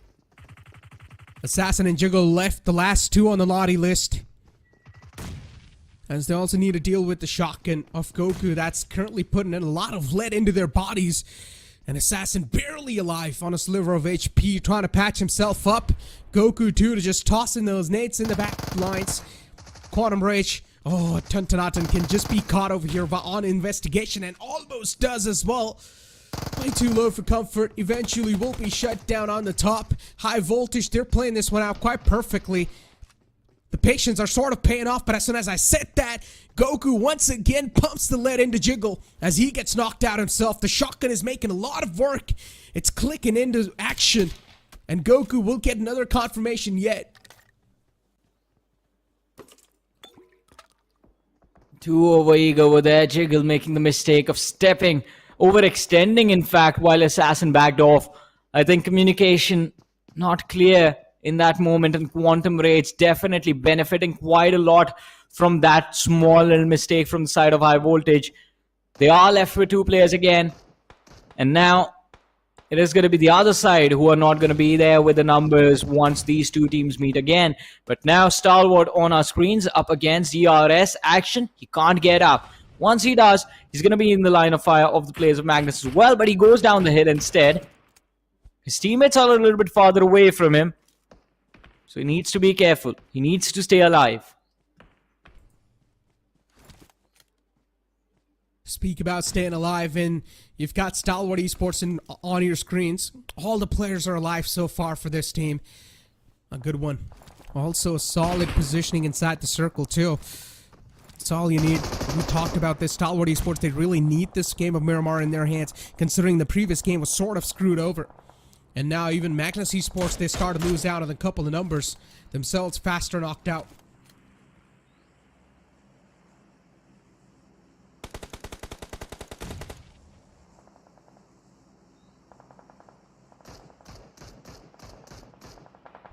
Way too close. Look at rules. Yeah. Oh, action just runs up right at the right second. Otherwise, I believe that Molotov would have connected. But now the players of Stalwart are going to be standing there wondering who set this world on fire. And I think Top is going to be looking towards his back, trying to make sure that the rear is clear. And if they spot out rules, then DRS, that's going to be brutal on them. But Stalwart up against 4MV. This is the fight we all want to see. Yeah, just showering down those bullets. He's over here, 4 Miracle Vibes, and fortunately for them, they've also got a nice high ground that they can rely on, and somewhere different out on the map. There's another fight breaking down between Leo, in which they come out on top. Stalwart themselves are catching a lot of hurt. A couple of bullets being rained down upon them by 4 Miracle Vibes, as they have gotten their hands, or at least gotten their eyes on the players. DRS is way too close to comfort, trying to get up close and personal against the players of Stalwart Esports. It's definitely not going to be an advised option, a good option. But DRS, they've got no other choice. If they do want to make it inside the circle, they will need to take out Stalwart Esports right here. Cold-blooded. Delta trying to toss a nade upon. Sits in the car to get a better visual of what exactly is on the other side, and he gets the nade perfectly right on top of Nerzet as it just blasts him apart into pieces.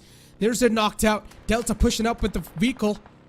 His position's known, but at this Delta is more sort of like a distraction. While the rest of the teammates of Stalwart, they try to take shots against Delta. He will also get knocked out. DRS, that's not a good news for them. But even Stalwart Esports, slowly and steadily, things are starting to get way too difficult for them. DRS, on the other hand, though, they're on the verge of getting eliminated.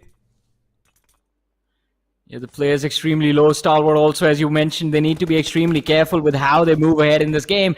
But Top, I think he was thinking about lobbing a nade towards Gyante, and Killer decides again this, waits for his players to heal up and to push along with him. Action, look at him. He's very eager to go for the fight. Knocks down Gyante, but will it be enough? Nirzet, the help was there. Gyante was knocked out by Nirzet, but Stalwart, they have the numbers now. It's a 4v2 DRS.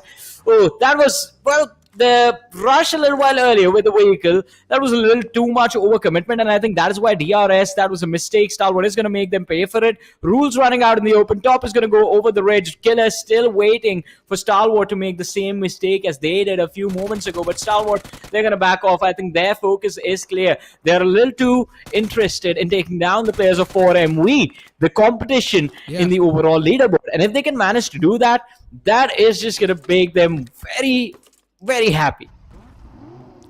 But while all this commotion's happening, while all this ruckus is happening on the map, you've got I8 Illuminate crew just sitting in their compound, taking things way too slow and safe. Even MABETEX Esports gets eliminated. Stalwart Esports, this team is out for blood today. Anyone who stands in front of them inside the map of Miramar will get shredded apart. But even for Miracle Vibes, they've got all the players alive, so for Miracle Vibes is definitely going to be a huge threat in the shoes for Stalwart Esports. And so far, they're able to deliver on quite a consistent note. I8, Illuminate crew, they've got a solid compound and also high ground that they can get. They can gather a lot of vital information from.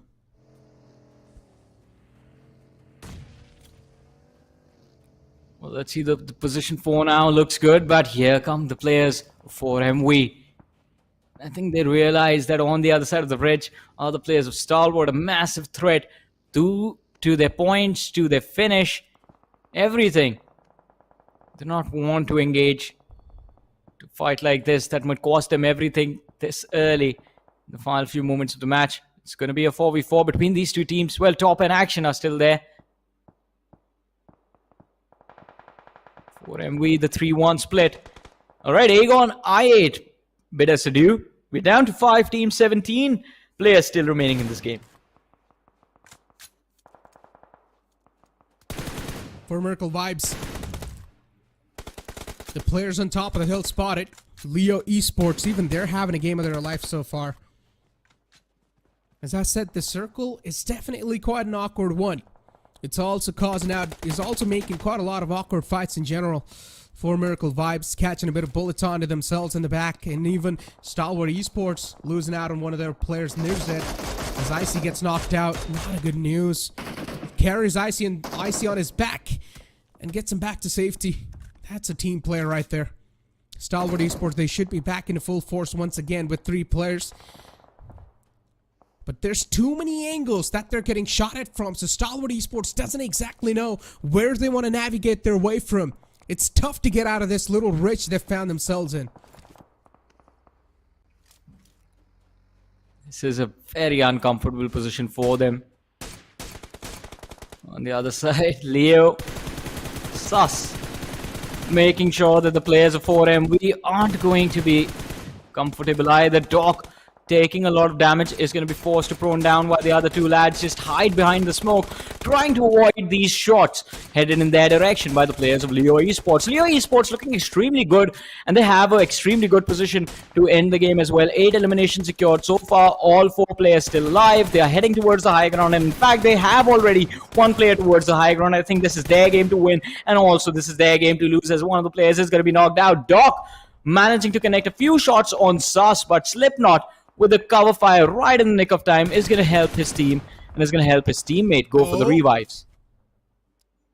Way too close to comfort for MV. Now even they're getting ripped apart into pieces. At least Stalwart Esports, they've found a little bit of safe sight for themselves. But Leo Esports, they're really challenging a lot of fights against the opponents. 2 players are knocked out for them. Not a way they wanted this situation to be in their court.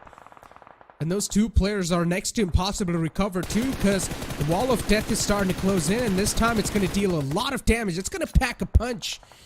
Leo Esports getting those kills confirmed in their hands. Even Illuminate crew so far They've got the stars aligned for them. Oh, the spray's missing. A lot of shots missed away. Liquid gives away a lifeline free to Icy. And once lifeline's given away, you guys know this can definitely be quite a cruel one. But eventually Icy falls down because Doc is also shooting against his opponent from the back lines. Yeah, this can change everything now. 10 eliminations secured for Liquid. For Leo Esports, Liquid is going for the push along with Slipknot. Sky backs up before they even go for the climb. 4 teams, 9 players still alive. Illuminate also in a very comfortable position, but Sky has overextended a little too much. This can backfire, preventing Illuminate from securing the win in this game. Should not change much in the overall ranking, but will definitely be confidence booster for the players. Now here come the rest of the team, Viper and Nova. They join Sky, going for the push. Oh. Viper needs to be careful. Oh, Sky's going to be the first man to fall, and Nova follows next. The crows are in the hands of Liquid. It's definitely a monster, and this monster is very hungry. Takes 2 before Viper realizes he's the last player there in the front lines. And he's up against 2 from Leo Esports. Oh, this is not a good news. 2v2v1. Indeed, quite an interesting scenario these teams have found themselves in. The Groza just flipped the odds against the opponents. We thought that Leo might just get eliminated this well-collaborated push I had. But then things just turn around. And even now for Miracle Vibes, they get eliminated themselves. I thought it was all good in the hood for Eliminate Crew. But that's not the case. And as soon as I say that, there goes another frag on the board. And Stalwart Esports, they're taking advantage of this fight between these two teams. As they decide to strike back for the back lines.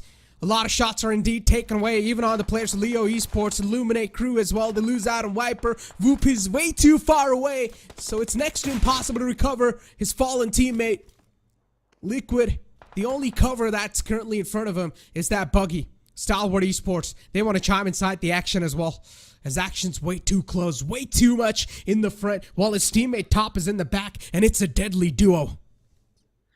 A few moments ago, we saw a lot of teams with 4 players left standing, but now, even amongst the top 3, there are no one with all those numbers. It's down to a final 1v1v2, where Stalwart Esports actually has the numbers advantage.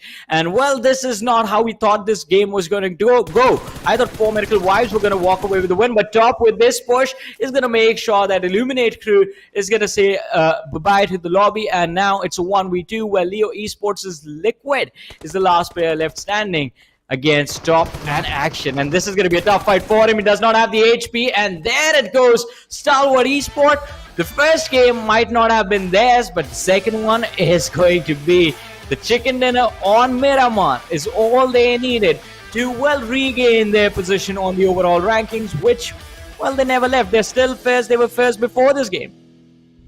Yeah, they win the game with a stylish factor. Nicely done from Stalwart Esports. They let the other two teams fight it out against each other. They let the other two teams duke it out. And then in the end, they take a massive advantage of that. Fight and third party the entire scenario to take the game in the hands. Yeah. Ladies and gentlemen, it's time for us to push to a short break. Don't go anywhere. We'll be right back.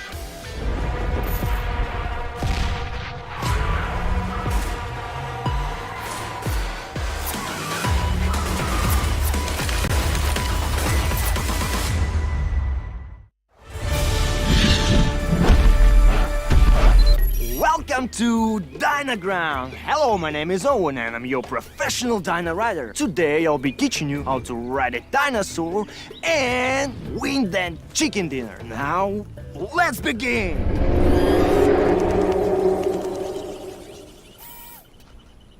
Relax, don't be scared. That's the sound of the mighty T-Rex.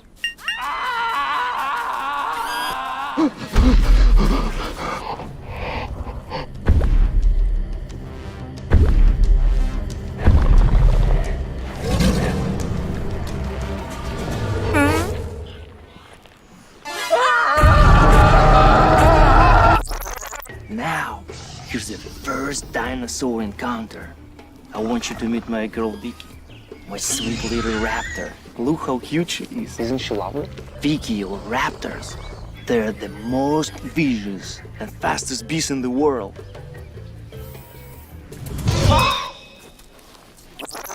to ride a dinosaur, first you must build trust.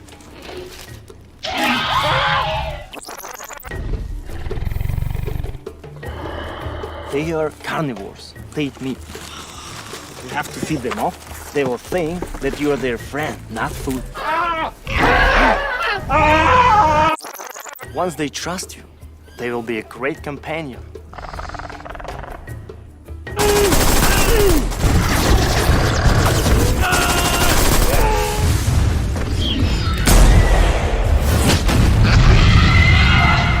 However, taming a dinosaur can be seen. Experience dinosaur taming and riding the all-new version of PUBG Mobile Dynaground.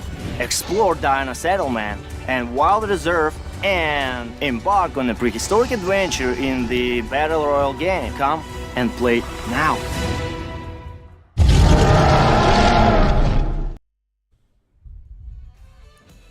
Welcome back, ladies and gentlemen, after that second game to the post-game analysis. And Johnny, the game of Miramar, as we had a huge conversation that it's a strong suit for Stalwart Esports, and it seems like indeed it was. They win the game in a good fashion. In the end, it did sort of seem like things were starting to look out quite shaky, but then later on they got things under control.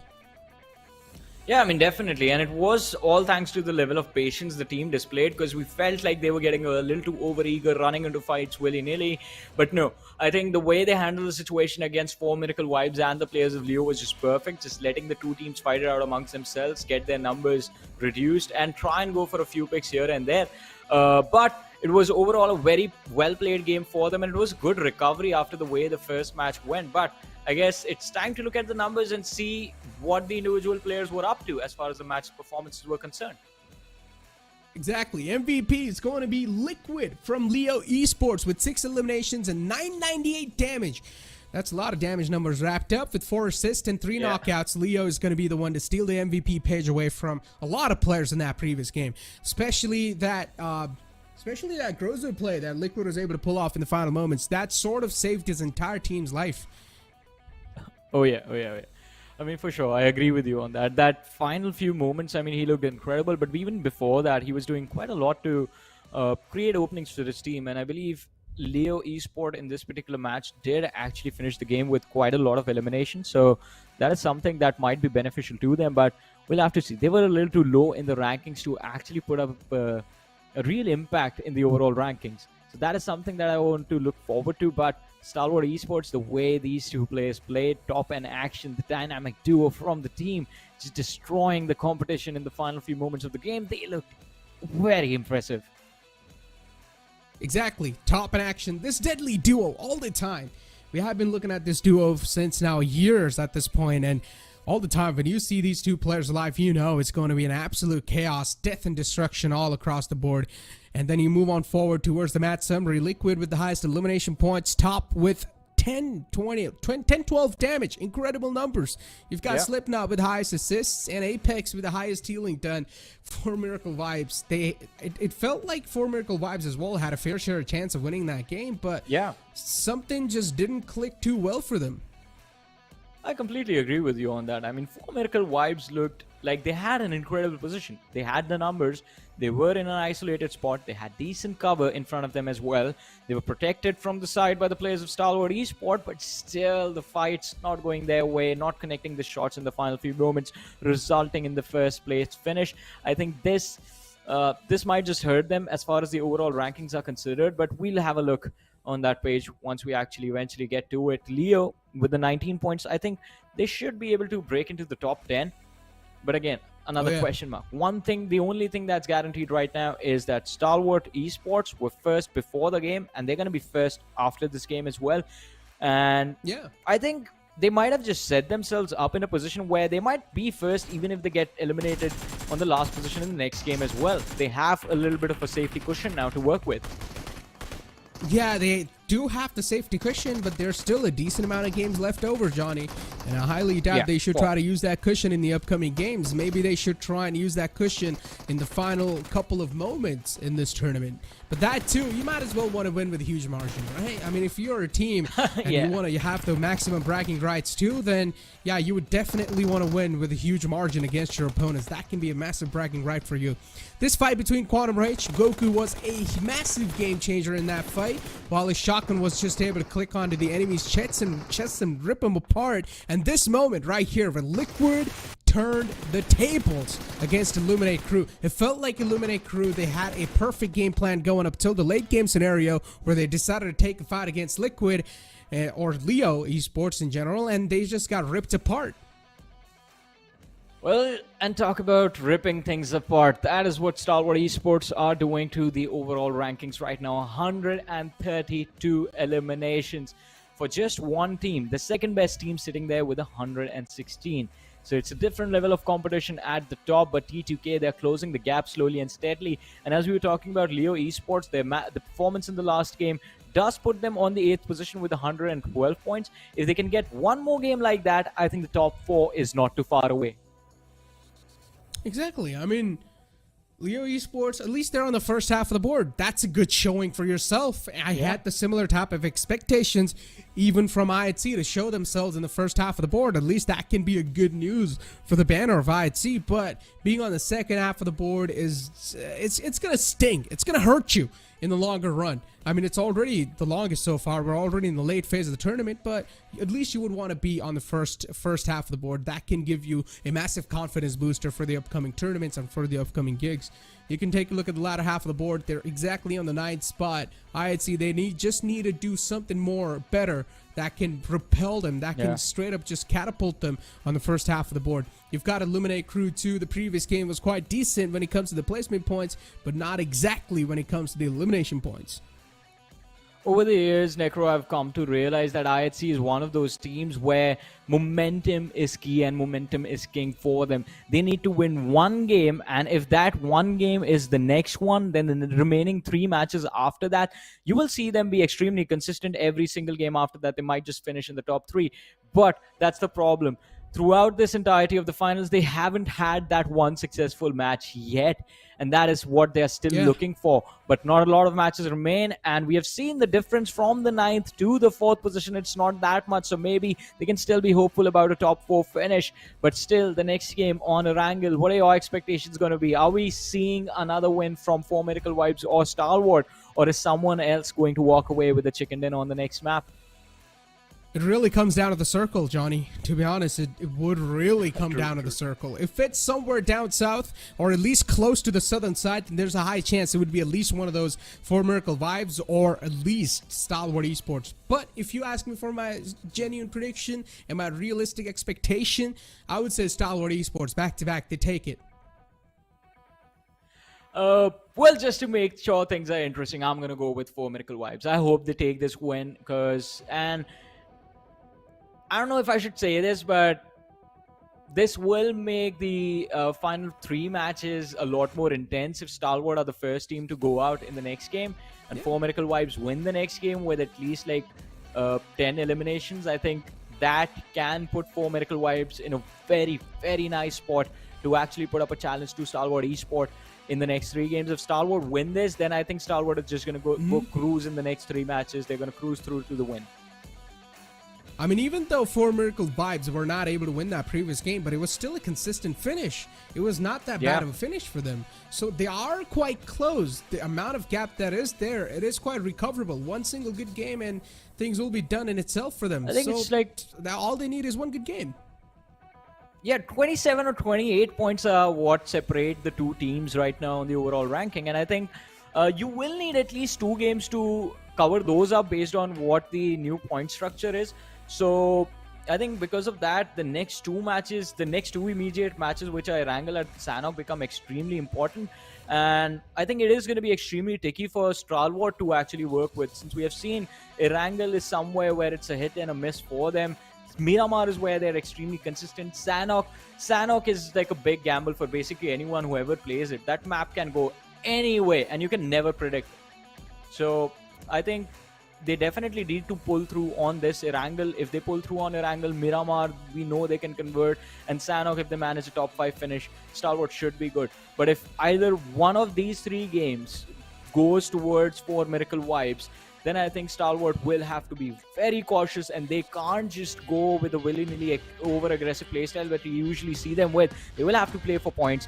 But let's see what is about to happen as we are getting ready to jump into the next map, ladies and gentlemen, which once again will be the map of Erangel. And I think things will be extremely interesting to see how things are going to go. But it's not just a map that is going to change. It is my partner in crime as well, as Necro seems like has vanished from the map, and I am joined by none other than Mr. Fixes. How are you doing, sir? I mean, really excited, I must say, considering how the first 2 games have been, Johnny. You know, for Miracle vibes come in and they take a chicken, Star respond back with another. And with just 4 maps to go, I don't think we could ask for anything more better than this. I think what could be even more exciting is that for Miracle vibes take this one. Come on, go for it. Yeah, I mean, that is exactly what I want as well. That will make the entirety of the rest of the day a lot more intense and a lot more entertaining for us. But let's see what is going to happen on this map. But before that, Fixes, as we move along with the early stages of the game, we know not a lot will happen. So I can throw a few questions in your direction. What is your take on the performances of a few of the bigger names that we have seen in the past from this South Asia region? I mean, we are seeing DRS. Already DRS, they are still doing quite decent. IHC, outside of the top 8, do you ever expect that? I think lately they've had quite a fall. I guess one of the primary reasons was not having a stable IGL ever since IC has left the team. They haven't really looked organized as they once were, right? Yeah. Of course, they've taken a few more really good prospects, you know, getting Demo in the lineup. I think he's been a wonderful find, but to, you know, sort of enable them. Because when it comes down to IHC, if you talk about their 4v4 fights or any sort of engagement they take, they still look like the same force they once were. But when you talk about the rotation, or if you take a look at how much position points that they have gathered, that is where I feel like they're kind of falling off a little bit. So yeah, I think we'll have to take it as a learning lesson and move ahead, because right now the competition is so fierce that you've got so many nice talents, new talents coming up. You know, NB Esports being one of them. For Miracle vibes, clearly, I think this year's revelation for South Asia. Don't get me wrong, Stalwart still stands to be one of the best teams, or rather the best team that SA has ever seen, considering how consistent they have been over the past couple of years. But when you talk about those new teams, I think for Miracle vibes, they're also definitely making their mark. I think Stalwart is one of those teams that is at the end of its journey, no matter where it is, 10 years, 20 years down the line, will have a legacy. And I think they already do have a legacy as big as Noah Esports, as far as the world of PUBG Mobile is considered. And I think that is this is the beginning, because this GCE was where we started seeing them get used to that level of competition. And I think they will definitely be the torchbearers for the entirety of South Asia moving ahead. But, I mean, I've always wanted a close competition from all the other teams. So just seeing the inconsistencies in the performances, what I find surprising, because the expectations that we have from Stalwart right now, what we had from Highvoltage, what we had from T2K. I still have massive expectations from DRS, T2K, and Highvoltage. Don't get me wrong. Every single time I see these names in the lobby, I just expect an automatic win from these teams. But not everyone can win. Someone has to lose. Someone has to win the game. And it is going to be about that split-second decision-making towards those critical fights that can impact the results of these teams. DRS, I think even right now, there is an opportunity that they might finish in the top 3. And this team definitely has the caliber and the players as well, with the level of experience, that this situation should not be difficult for them to deal with. So I'm going to be hopeful that they can convert this game. But if you want to make things more intense, as far as the overall rankings are considered, I agree with you. I think for Miracle vibes, if they walk away with this win, Stalwart will be under a lot of pressure towards those final few matches. Although, another question. What's happening to the zones on Erangel? The first game we saw it move towards like the extremely northern shooting range area, and now it's just a western circle.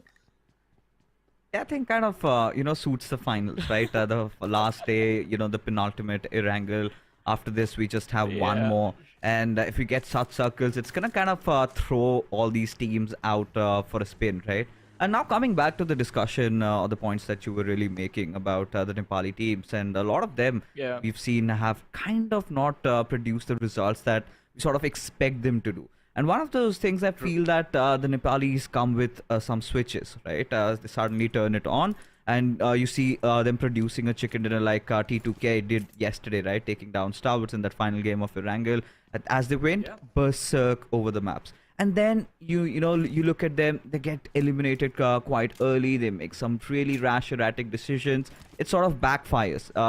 No, same has been with DRS, right? Ever since they've had that Cinderella run, went into PMGC, came second, the highest that South Asia has ever went, and being one of the Nepali teams and accomplishing that's a big feat. But I felt, after that, the hunger seems to have kind of gone away, right? You don't see the passion anymore. You don't see that figure coming in from their side. That is something that, is missing. The hunger to win. And that has been the so-called case with the majority of the Nepali teams. One of the biggest upsets would be from DRS Gaming. I mean, look at them. Ooh. Where were they? They were one of the most dominant forces of South Asia. And now suddenly they failed to qualify in the SSE. You just had to bring it up. You just had to bring it up. I think that was the thorn that I was trying to avoid, Skylight Gaming not being here.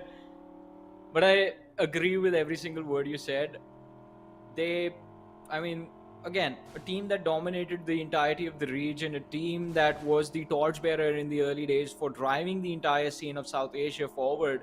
And now I think seeing this dip, all we can just be hopeful about is a swift recovery. Like, hopefully by the next tournament rolls around, we see the old Skylight Gaming back. And same, I want to say the same thing for Aegon i8 as well, because i8 was one of those teams that was like, it was the team to represent Pakistan on the biggest stages of them all. Their lineup used to be like one of the greatest firepower lineups in terms of raw firepower that we have ever seen come out from Pakistan, and they delivered on that aspect every single game. They were there. You talk about elimination numbers in the old era. i8 was the team you were looking towards to take those fights in the early stages or the late game stages. But this time around, I mean, I won't necessarily call it a struggle. It's just the new rendition of i8 that we're witnessing, where they take it a little bit slow. Aggression is there during the mid-game stages, but the same flavor, the same level of commitment towards those fights, I think that is what is missing. They are on the 6th position in the overall ranking, and the possibility of them climbing up is looking quite good. But still, I think it's that little extra oomph factor that we used to call it, that is there with the players of Stalwart and 4MV, used to be there with the players of Highvoltage as well, has gone missing now. That was there with i8, and I think they can switch it on again. I think the biggest problems with the Pakistanis, not just Aegon i8, barring, if you talk about Aegon i8, lately they've been going through a lot of stuff, right, all over the social media, a lot of drama around, and I'm really rather surprised they're still on that 6th position, right?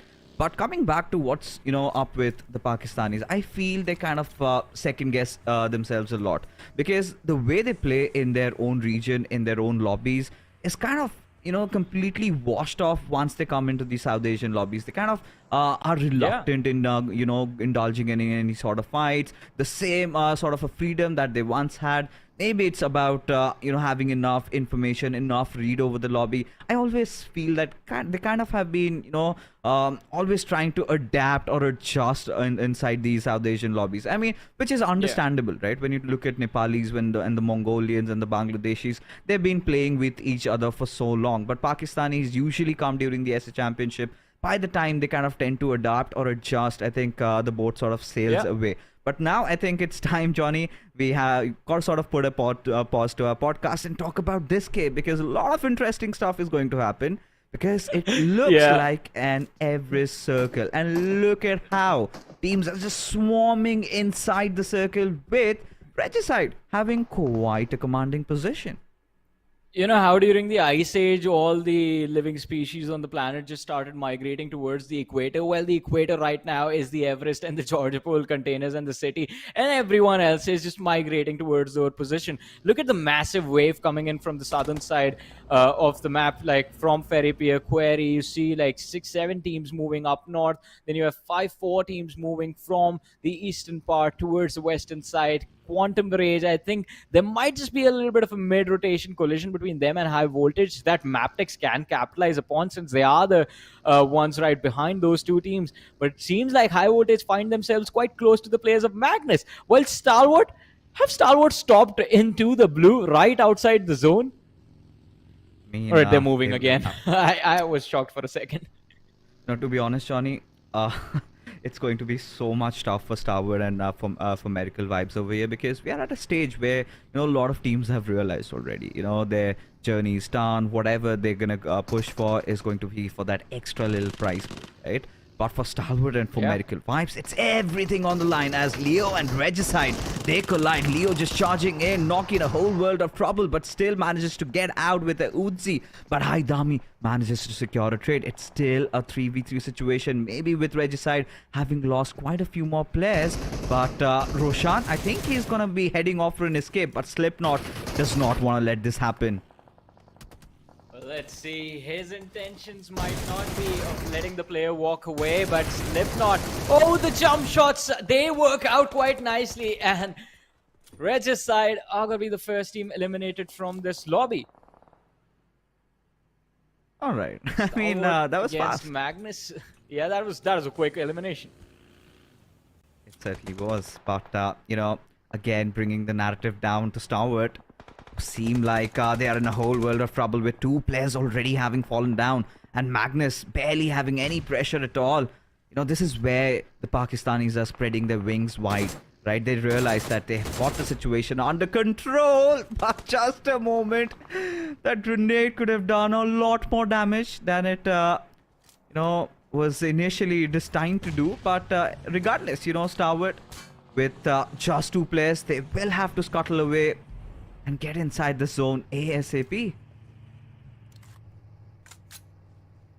lost one of their key players, Action, getting eliminated in that last fiasco. And also the fact that they are going to be stuck in the blue if they don't make it inside the zone right now. Top does manage to get an inside safe position. Oh, wanted to go for the molly, secure the point for his team, but it gets taken away. All right, with how things are really turning out to be, with Stalwart somehow miraculously just saving Nirzed over there, it's good news for them. I think that's the best they can ask for. But at the same time, I just have to quickly gander over where for Medical Vibes are. They're kind of in a good spot, just around the southwestern areas, around Gatka with 7th Element, one of those teams beside them. Now, 7th Element, they're kind of the wild hounds, right, inside the lobby. They just don't care about anything at all. They do not care if they die pretty early or anything. Their only objective, their only motto right now is to cause chaos and destruction. I think they've chosen their opponents, which have been always Aegonite, right? They sort of have been their krypton, but Aegonite lately have understood, or rather managed to figure out a lot of ways to deal with them. Every single time 7th Element dashes at their doors, even in the previous game of Erangel, I think it went down to the wire, but Uzum just clutched it out. So Aegonite did survive that, but yes, 7th Element, they could be that chemical X to the equation, where for Medical Vibes, really need to watch out for. Let's see though. On our screens, Quantum Rage, Train to Kill, right in front of them.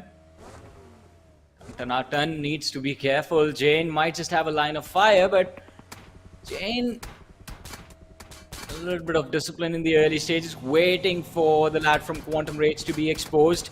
Few shots on Halsey as well, but they make it behind, in between the warehouses. Now gonna have an escape path available right in front of them. Vehicle needs to be left behind as it has taken a lot of damage, and Train to Kill might just be looking to go for a push after they are done regrouping. Alright, so T2K, I think for me, this tournament rig has been my player from this squad. I think one of the finest we've seen from Nepal so far. Especially even if you take a look at the elimination leaders, I think he's got quite a lot of kills to his name. But T2K as a team, they had, like I said, they've got those switches. Sometimes they're so aggressive, they get right at your face, punish you. But hold on, as East manages to find one from 7th element. Somebody just, little wild, a little astray and gets the better out of them as Stock. He wants to take down one of the players of Aegon Knight. In fact, the IGL himself has fallen. Now, very rarely have we seen these swampy circles. It's still one of the uncommon zones that we've come to face or have come to see, where DRS sort of are enjoying that spot in the center, right? But from what I can assume from casting this game for so many years, it's gonna go maybe a little west. I think this could be the game that for Medical Vibes were searching for, and as much kills as they can get in this game, that will benefit them. That will just make them an inch closer to where Stalwart are. But that will not matter at all if Stalwart also get a top 3 finish in this matchup. Let's see. For Miracle Vibes, Doc still focused on the players of Aegon I8. Uzum was knocked out, but have managed to get him back on his feet. Not a lot to gain for Miracle Vibes from this standoff against Aegon I8. I think a better possibility or better option for them would be to just get inside the zone, which is not too far away, 150 meters for Doc to move. He's going to use that syringe, and I think his teammates have actually already made their way inside the circle. Doc is going to be the last player to move. Taking things extremely slow and steady. Aegon I8, they're not even interested in fighting it out. They just want to back off, find some cover inside the circle, and just hold their position for points. Yeah, I think that is quite achievable for Aegon I8, and for Miracle Vibes are the last team that you want to pick a fight, especially when you're contesting for that third spot, right? For Aegon I8, they must ensure that they have as many men alive in the final few circles as just when Gravity is trying to get out, gets shot down right on his face, and he falls out. As Aegon I8, I mean, that is going to happen because the moment they even try and get inside the circle, it is going to be 7th element who might be waiting for them, as they've got a little bit of a dip to play around, and this is quite a tricky circle to approach. If you have the right spots, if you have a few covers around you, then you're looking good. But if you do not, while you're rotating, you're going to get shot down instantly. Something that's happening with a lot of Aegon I8 players, as TUF and Aegon I8 are going to be bustling it out amongst each other, whilst few of the players of TUF already been dealt with, as somehow Aegon I8, they're still keeping their numbers intact. Well, let's see, they've managed to stay alive for so long, but TUF, they are being quite brutal. But TUF, they make the blunder, the sandwich between T2K and Aegon I8. TUF, they are going to be eliminated. 7th element right now, going up against the players of T2K. And, well, it's a fight for the hill between these two teams at this point. T24 with a nade does find the opening. 2 knocked out. Rig and Sandesh going for the push. Sandesh is going to be next. Rig, the last player left standing. Divine, can he get the divine touch in his weapon? The answer is no. And Assad is going to be left to fight a 1v1, which he loses. Oh, it's Illuminate, I guess. What just happened? Or is it Illuminate crew? It's so difficult to process. I mean, what's going on? Yeah, it's Illuminate. Oh, he went down to Illuminate. Yeah. And Aegon I8, I mean, amidst all that chaos, they somehow still thrive, still breathing. I'm really surprised how they've managed to do that. But for now, as things are, DRS have one of those 2 compounds inside the zone right now, along with MABETEX also holding a sweet spot. Now, MABETEX, they've also been one of those teams that I had a lot of expectations from, but look at these grenade score. Of course, for Medical Vibes did manage to get the knock, but unfortunately, the kill was stolen away. Certainly might have angered the Mongolian gods out there, but right now they've got a different mission, right? They're on a warpath. They need to ensure that they somehow get a chicken in this one, at least try and reduce the difference between them and Stalwart to mere single digits, because next onwards it's going to be Sanhok And it's going to be so complex for either of for Medical Vibes and Stalwart to really get those chicken dinner, especially considering those final few games. You know what really happens. You know, teams sort of tend to just burst out, just go hether and tether and try and engage in as many fights as possible, which kind of makes the lobby so dangerous. Well, the lobby has always been dangerous. And I think everyone knew what they were stepping into before the game began. Stalwart, just that one loss. How detrimental is going to be to the end result?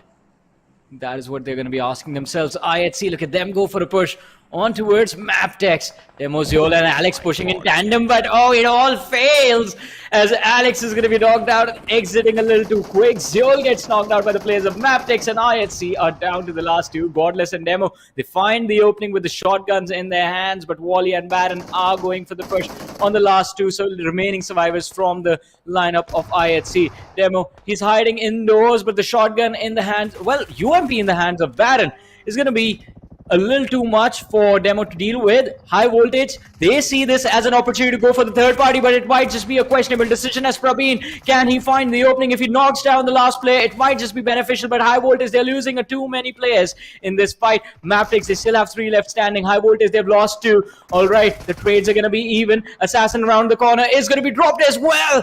And MABETEX, they recover so nicely from this entire fight. They have took out 2 players from the side of IHC, 3 from the side of Highvoltage, and it's just one individual remaining from the either teams, while MABETEX still have their numbers and they might be going for revives now. Oh my god, what is he doing? He's hiding in plain sight and nobody seems to have observed him, as Highvoltage DC just survived by Jiggle, won't live to tell the tale, as Godless still surviving. But seems like MABETEX aren't paying any attention towards him. Leona just crosses right in front of him. It's the boogity buff, but finally spots him out and puts him down for good. But IHC seem to have that sly smile. I mean, when you look at this fight, a lot of things. IHC could see they were so distraught, right? Had no connections with each other. There was the complete lack of communication as Illuminate crew right now. NB Esports being surrounded from 2 different sides have been pinned down and have been taken down. But for now, Johnny, as the dust settles, we've got 6 teams alive, 22 players alive. And it just could be anybody.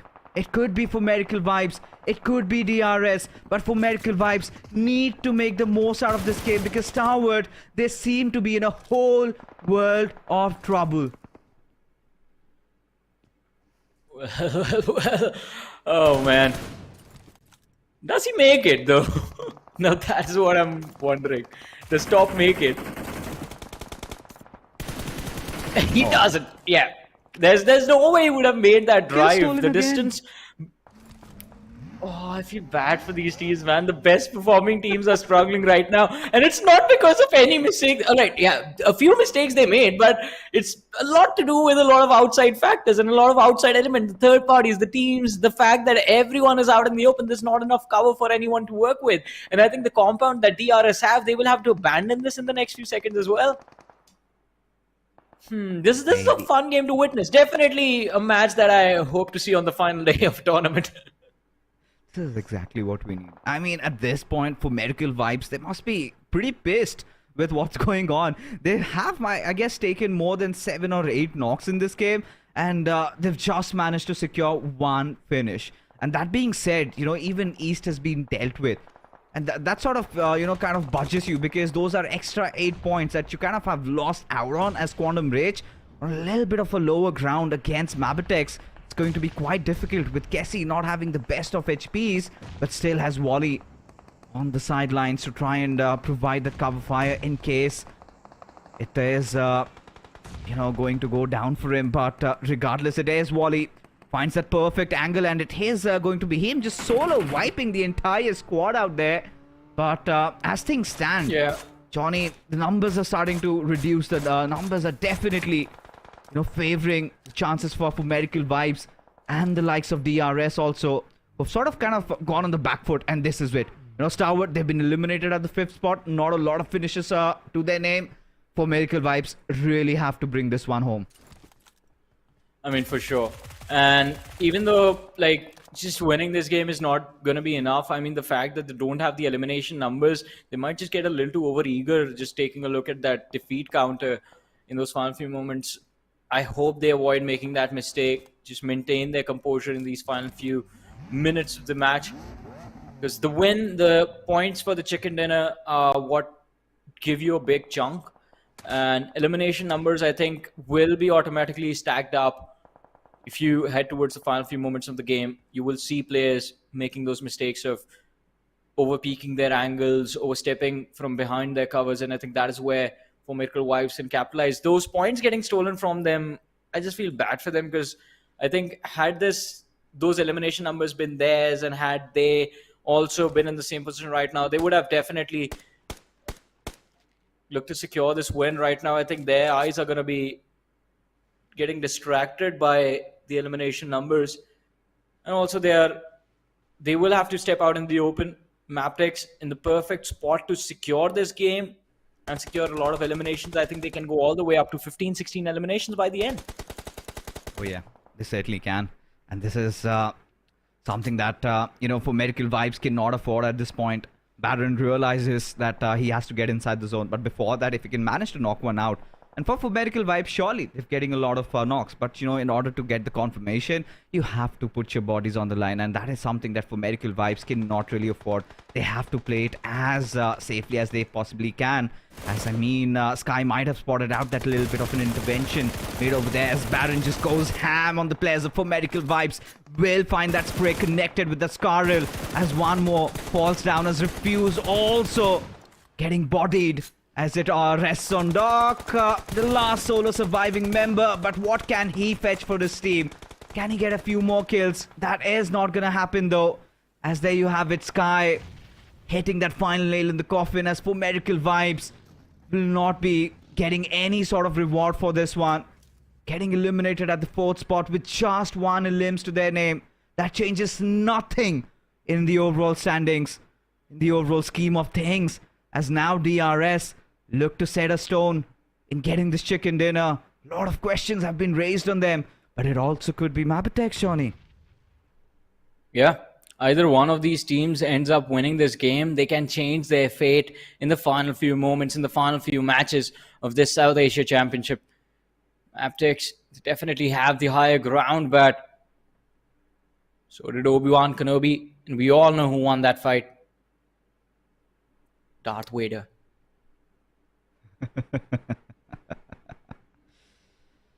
Oh, the moment. You know, the smokes Yeah, I mean, dissipate. Yeah, we can have a bigger picture, right? See, yeah, I mean, the smokes are going to fade eventually, but I mean, this is what I was talking about. Like, what about the flanks, man? Gyante is quite far away. Illuminate is just waiting for their opportunity. Have they forgotten there's one more team? Seems like, because I haven't really, you know, made a lot of presence, right? They have always been the snatchers of the opportunities that they get, right? They see somebody out in the open, they see that, yeah, this is a kill confirmed, they go for it. And I've clearly, you know, caused so much trouble, especially for Miracle Vibes. You know, the Mongolian Slayers Illuminate crew right now done the deeds, but at this moment, you know, you've got 2 Nepali teams and MABETEX repping from Mongolia. But there you go, just when Kessie wanted to push in on Delta, that is where he's got to kneel down. And I barely think there are chances where they can try and get the rest back up, especially considering the fact that MABETEX are away from the zone. Still, slowly but surely, they're trying to come in. But Kessie won't be spared.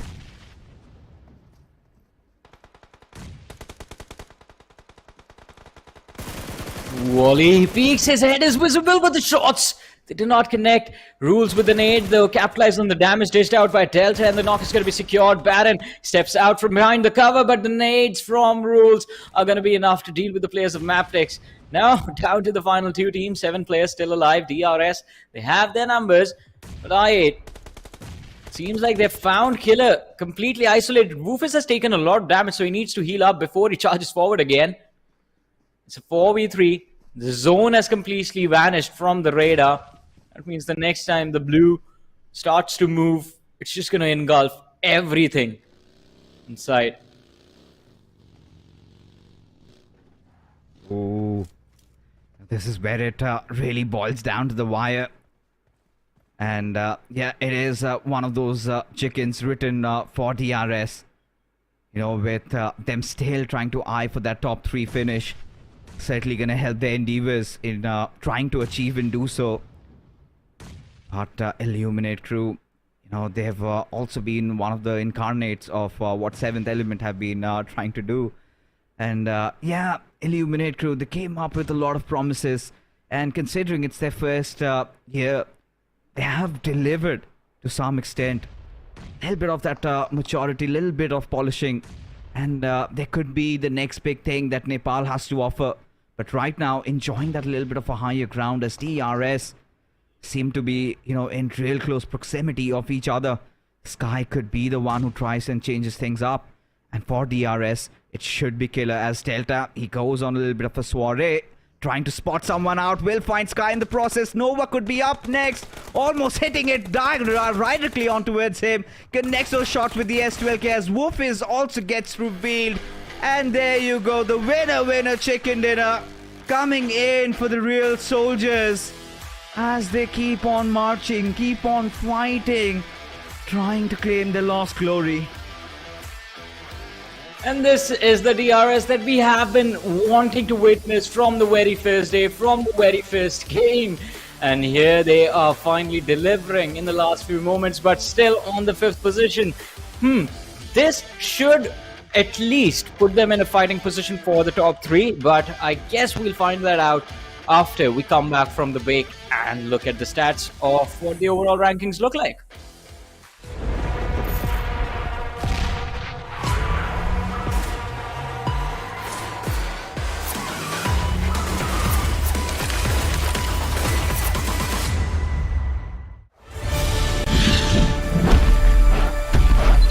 Welcome to Dynaground! Hello, my name is Owen and I'm your professional Dyna rider. Today I'll be teaching you how to ride a dinosaur and win that chicken dinner. Now, let's begin!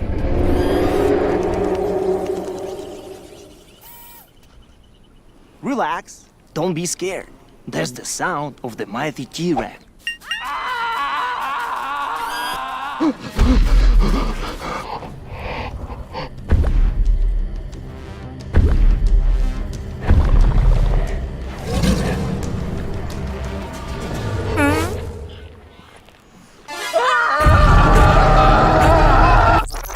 Now, here's the first dinosaur encounter. I want you to meet my girl Vicky, my sweet little raptor. Look how cute she is. Isn't she lovely? Vicky or raptors, they're the most vicious and fastest beasts in the world.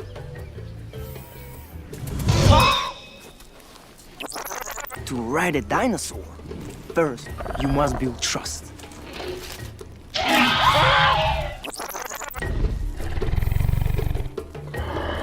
They are carnivores. They eat meat. You have to feed them off. They will think that you are their friend, not food. Once they trust you, they will be a great companion.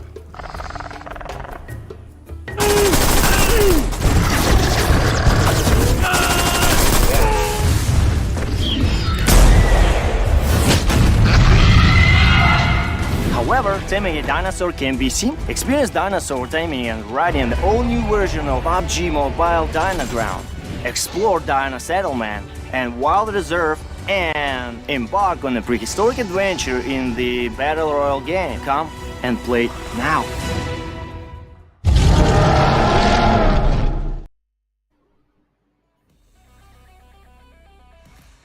Welcome back after the break, ladies and gentlemen, to another exciting day of the PUBG Mobile Pro League South Asia Championship 2023. I mean, last day of the finals, and now the final 3 game remains. This is Super Johnny John by Fixes, the last game Fixes. We saw DRS walk away with a win, but What do you think's happening at the top right now? Stalwart, they failed. 4 Miracle Vibes, Yeah. they failed as well.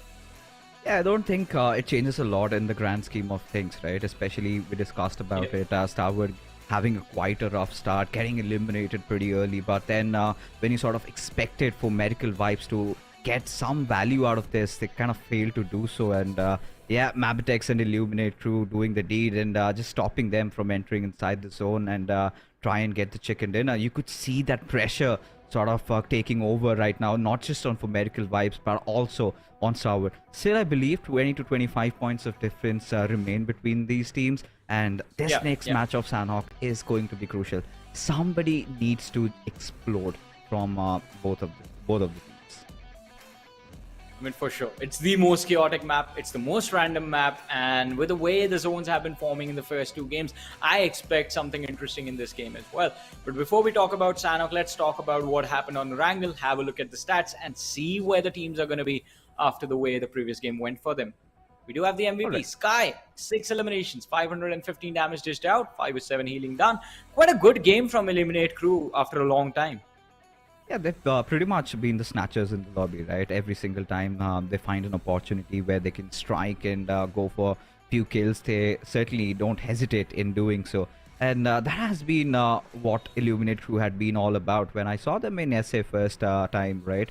They had been one of the most aggressive teams. Of course, the aggression is notched down a lot, especially considering, yes, the boys are going into the big leagues and coming there. You kind of tend to feel that pressure, but slowly and surely that will sort of ease up, and that is when we get to see the best out of this squad. And yes, Sky has been one of those players who comes with a lot of promises, hoping that he's got brighter tomorrow.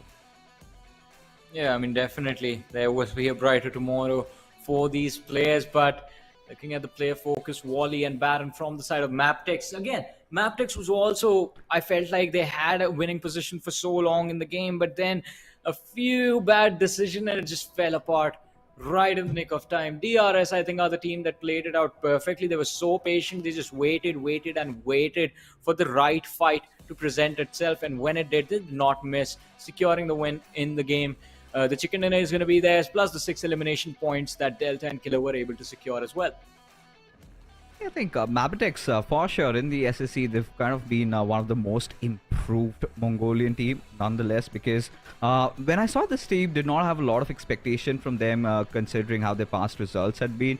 But boy, oh boy, they surely have delivered, right? And this is what I was talking about. Look at the damage number on East, and when you kind of take a look at the eliminations they got, it was just, I think, 1. And that sort of breaks my heart, considering how good this team had been holding on, constantly just chipping away, poking the players of Aegon I8, 7th Element. They'd been trying to take down players left, right, and center, but not being clinical, not being decisive. I mean, I understand, the moment you want to extend for a kill, try to confirm it, there is going to be somebody in that jam-packed lobby who kind of goes after you, and that has surely hurt. And yeah, look at that. Despite for Medical Vibes getting more placement points, it is going to be that 1 extra limb from Stalwart. That still, both of them share points. But like I said, it does not change anything in the leaderboards. Yeah, not a lot is going to change. Yeah, at least at the top of the leaderboard during the mid stages, I mean, we might see the gaps just vanish completely and teams get a little bit closer to each other, a little too uncomfortable going into the next 2 matches. But I mean, in this matchup, a lot of expectations from a lot of different teams. I mean, the elimination numbers of Illuminate Crew look extremely well. 13 points secure. DRS just managed to stay in the competition with the chicken dinner win. But now we finally have the overall rankings, and look at that. It was 22-23 points before the last game. Now it's 27 points between Stalwart and 4 Miracle Vibes. But as we were talking about the differences during the middle of the table, look at that. T2K, MABETEX, and DRS. There's just 4 points between the 3 teams. Yeah, I think one of those other narratives will be which team's going to come in third. And certainly MABETEX, with how they just played in the previous game, are 1 step closer in dethroning T2K from that 3rd spot. But regardless, you've got DRS also on the chase. You never know.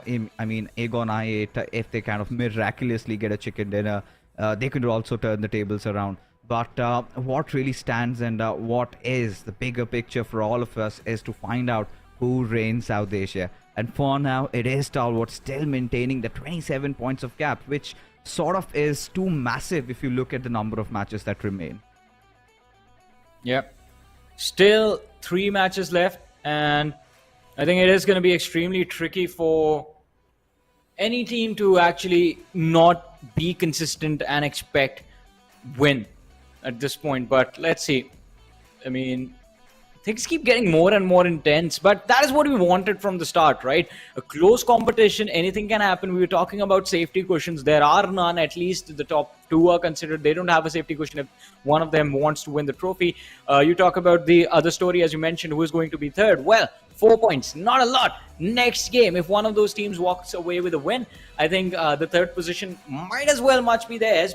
And also they might just, I don't think if 4MV gets eliminated back-to-back in the next 3 matches, anything's going to change. Yeah, they're not going to be third. The win conditions for Miracle Vibes right now is they'll have to ensure that Stalwart get out pretty early on, right?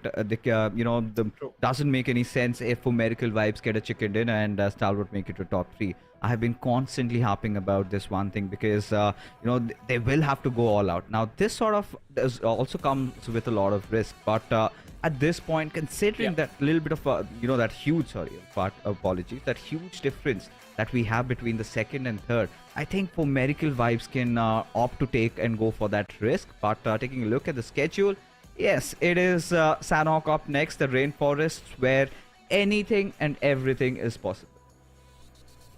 And it's going to be super exciting to witness X2 what exactly is going to happen in this map. As you mentioned, expect anything and everything.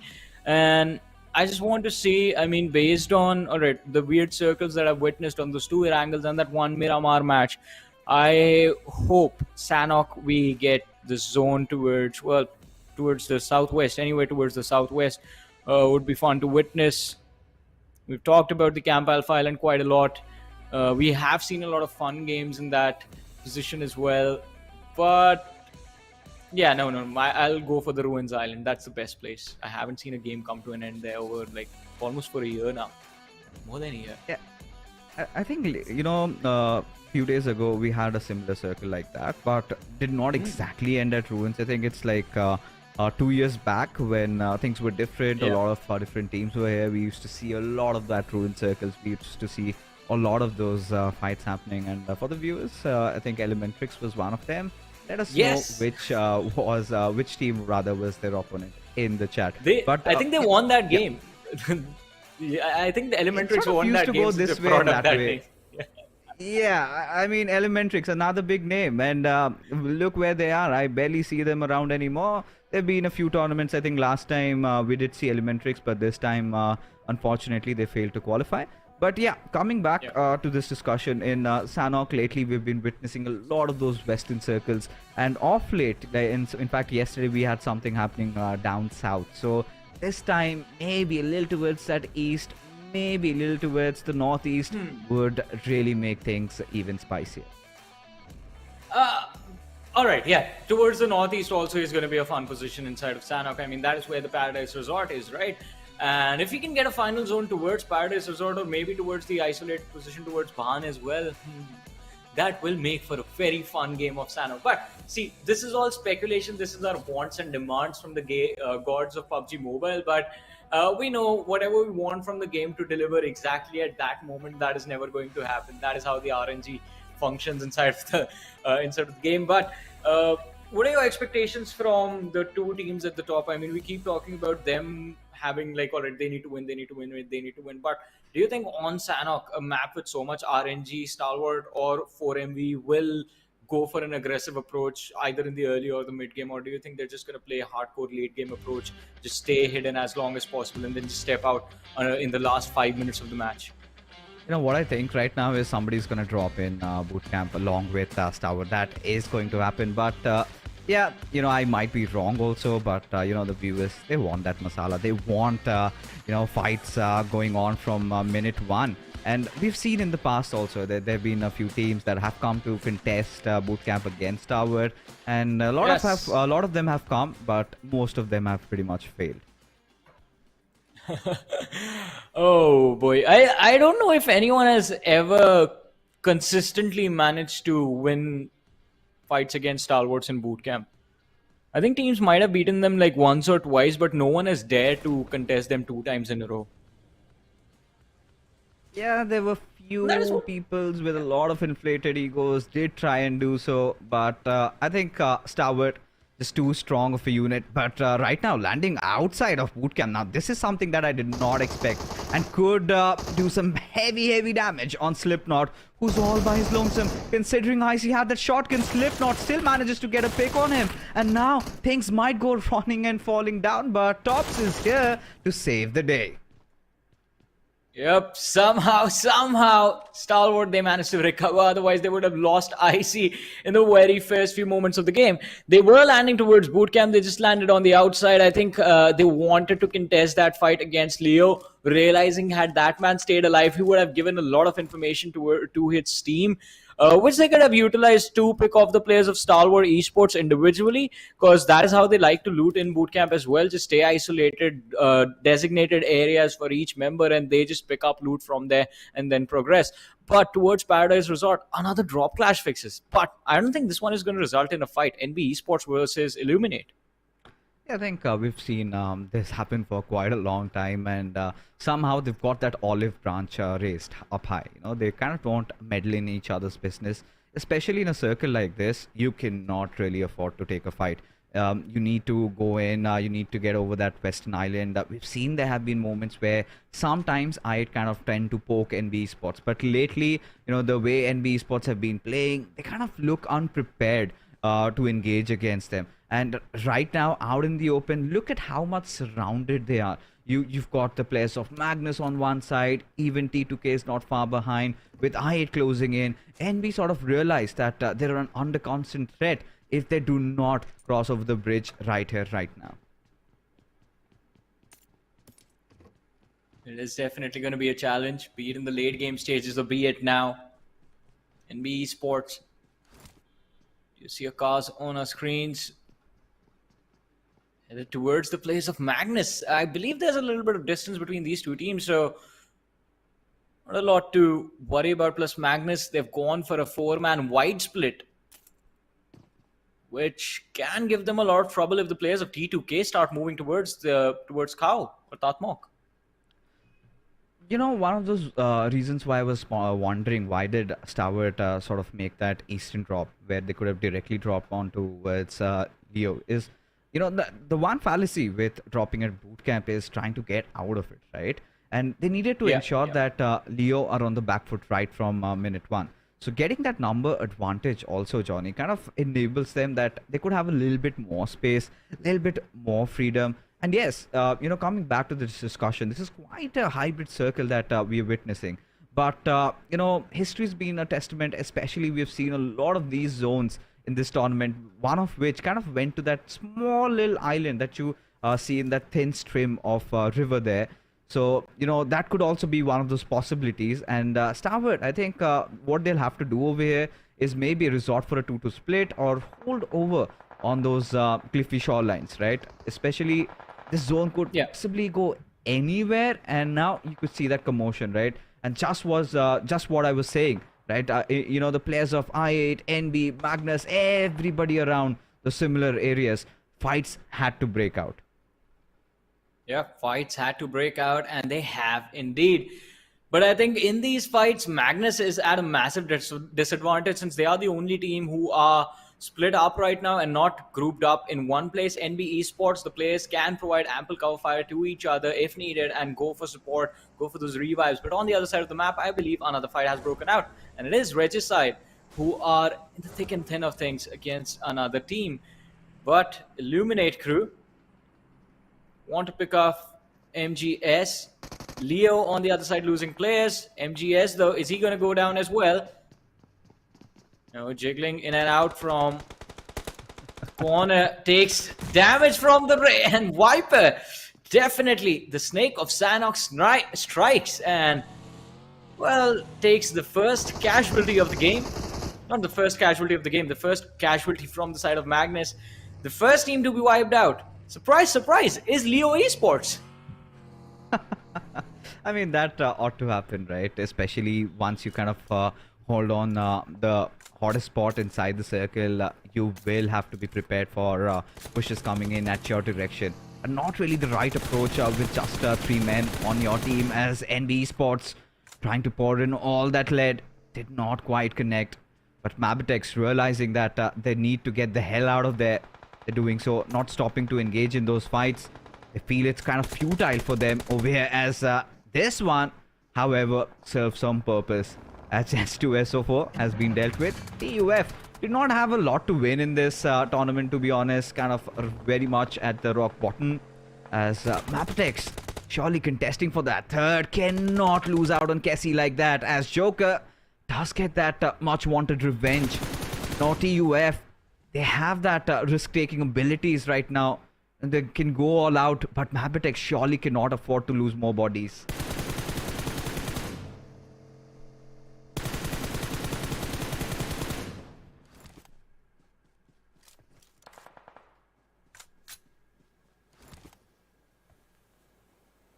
Right. Somehow, H2SO4 is going to live.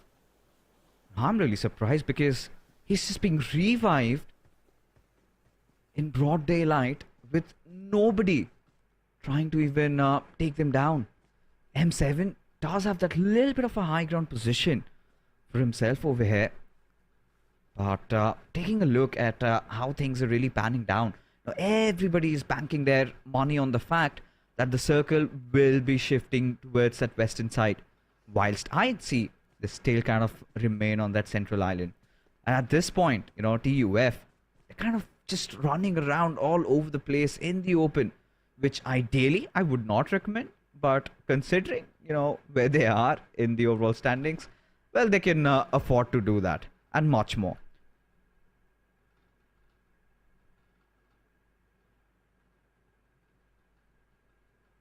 But yeah, still the zone kind of not being anybody's friend. Still not a vivid picture of where it is gonna pan down at. But still Stalwart are in a really commanding position. Now this is where, you know, we've been talking a lot about Stalwart. For medical vibes, just look at them.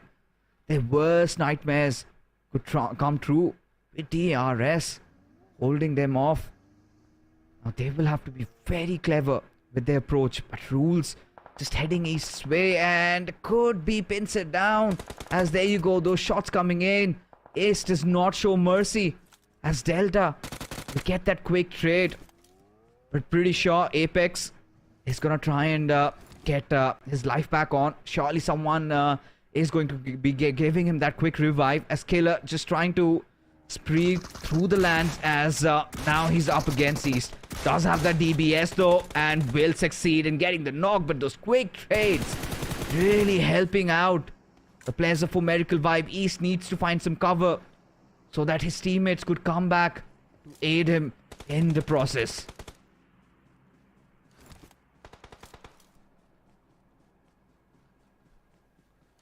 Yes, 15 teams still there.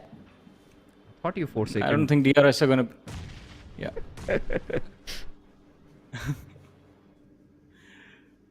I just want to see what happens.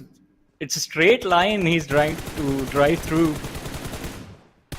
Oh, he makes it on the other side. Just barely though. Still losing 3 players this early in the game. Kind of a difficult position for DRS to be in. On the other side, 4 MV and Stalwart. Now look at what has happened.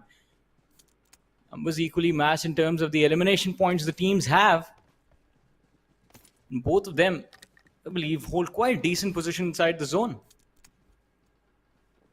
I mean, for Stalwart, surely they do.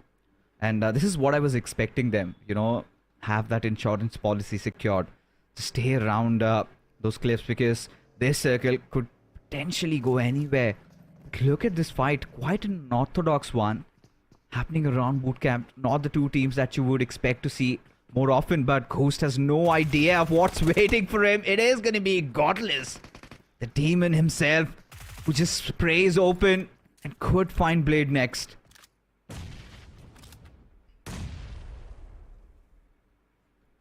Ghost knocked out.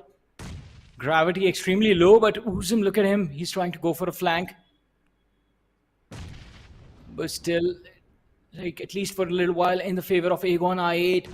They need to capitalize right now. Godless takes a hit, down to 50 HP. Gravity and Blade closing from the rear. Uzum with a nade, trying to inflict some damage onto the players of I8C. I8, they want to fight it out. They want to secure these points, but only after they have gotten the numbers back in their favor, and it's a complete 4-man roster that pushes towards the remaining players of I8C. Well, for now, the grenades are being flung over. IHC look pretty well prepared, but they need to get their teammates back online. As Alex just swatting a few grenades, trying to establish a little bit of control, trying to keep the players of I8 right on the ground floor. Cannot afford to have them push over, especially when they need to get their men back up. Seems like they've done that, but Aegon I8 seems to have found a way to breach in through the top inside, as Godless will just come out of his hiding.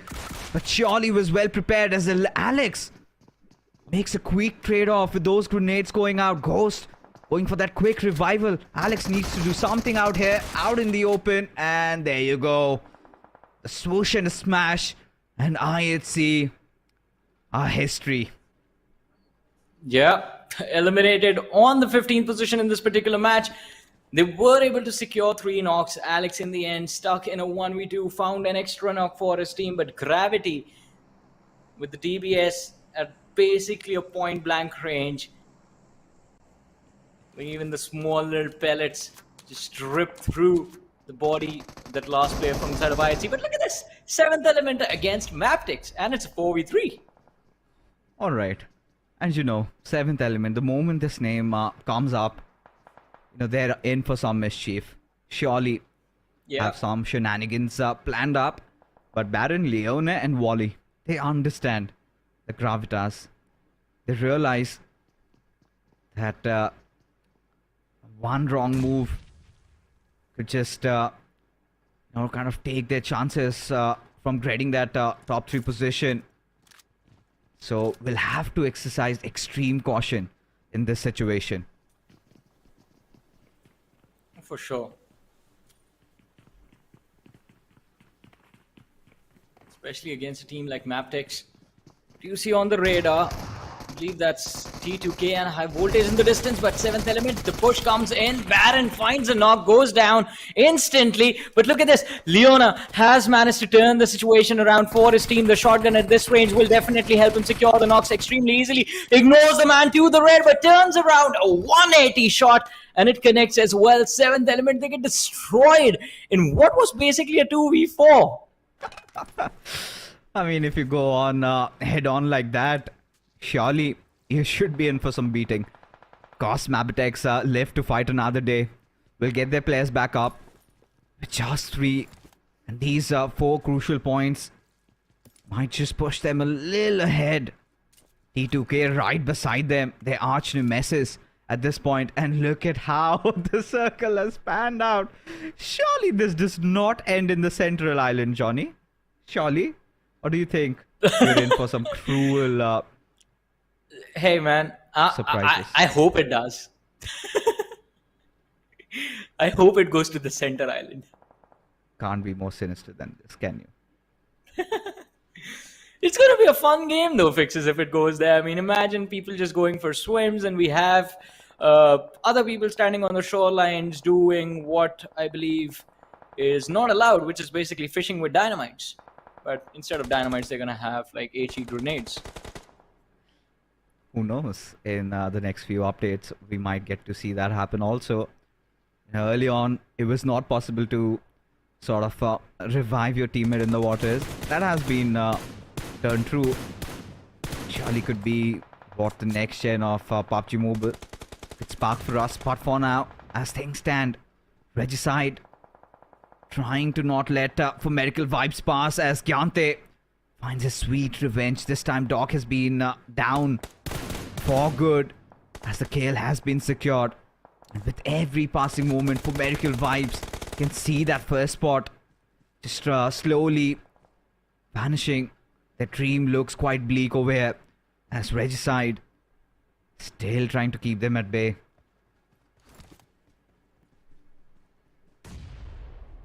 See Regicide holding a pretty important position. They're the gatekeepers of the big names in this lobby. Highvoltage STE and lads of 4MV as well, who are quite close, in fact, right on the shoreline, right on the cliff. Fuse Apex and East trying to fight their way, trying to survive, but the nades being lobbed in their direction by the players of Regicide. Oh, this is perfect! The three-pointer! Destroying two, leaving Apex with just hopes for survival, but I think hopes have begun to fade as the players of Regicide, they make their way towards this cliff. 4 miracle vibes. Well, no miracles are gonna save them, as all the vibes are just gonna be in the lobby now. The tears, Definitely the agony, a very the impressive pain. moment from impressive moment from Regicide. Oh my goodness. For medical vibes. This is going to hurt them quite a lot. Especially with Stalwart having such a commanding spot inside the circle. Could finally stake in the spot to become the champions of SSE once again. They've done this in the past. Surely will not falter from here on, but Regicide, the sheer cojones on this lad as Senior gets one connected on Avenger. As now, oh my god, look at the circle. It has Stalwarts written all over it, John. Yeah, I mean, for now at least it is their game, but let's hope they are able to secure this as well. And if they do, we have been discussing this for the last 3 hours almost as to how big of an advantage they will have in the overall ranking. They are the only team inside the zone. They have a 3-1 split. Top from across the shoreline should provide enough cover fire for Stalwart to deal with any push coming from far away distances, and the other 3 players can deal with the threats up close and personal. But look at this, inside the water is where Viper is, and that is where he will go down. Icy and Nirzet finding the opening in tandem, and Illuminate crew, well, I think they're going to meet their demise in the water itself. Oh. That was a little case. But maybe it was not the players of Stalwart. I think it was someone from Magnus.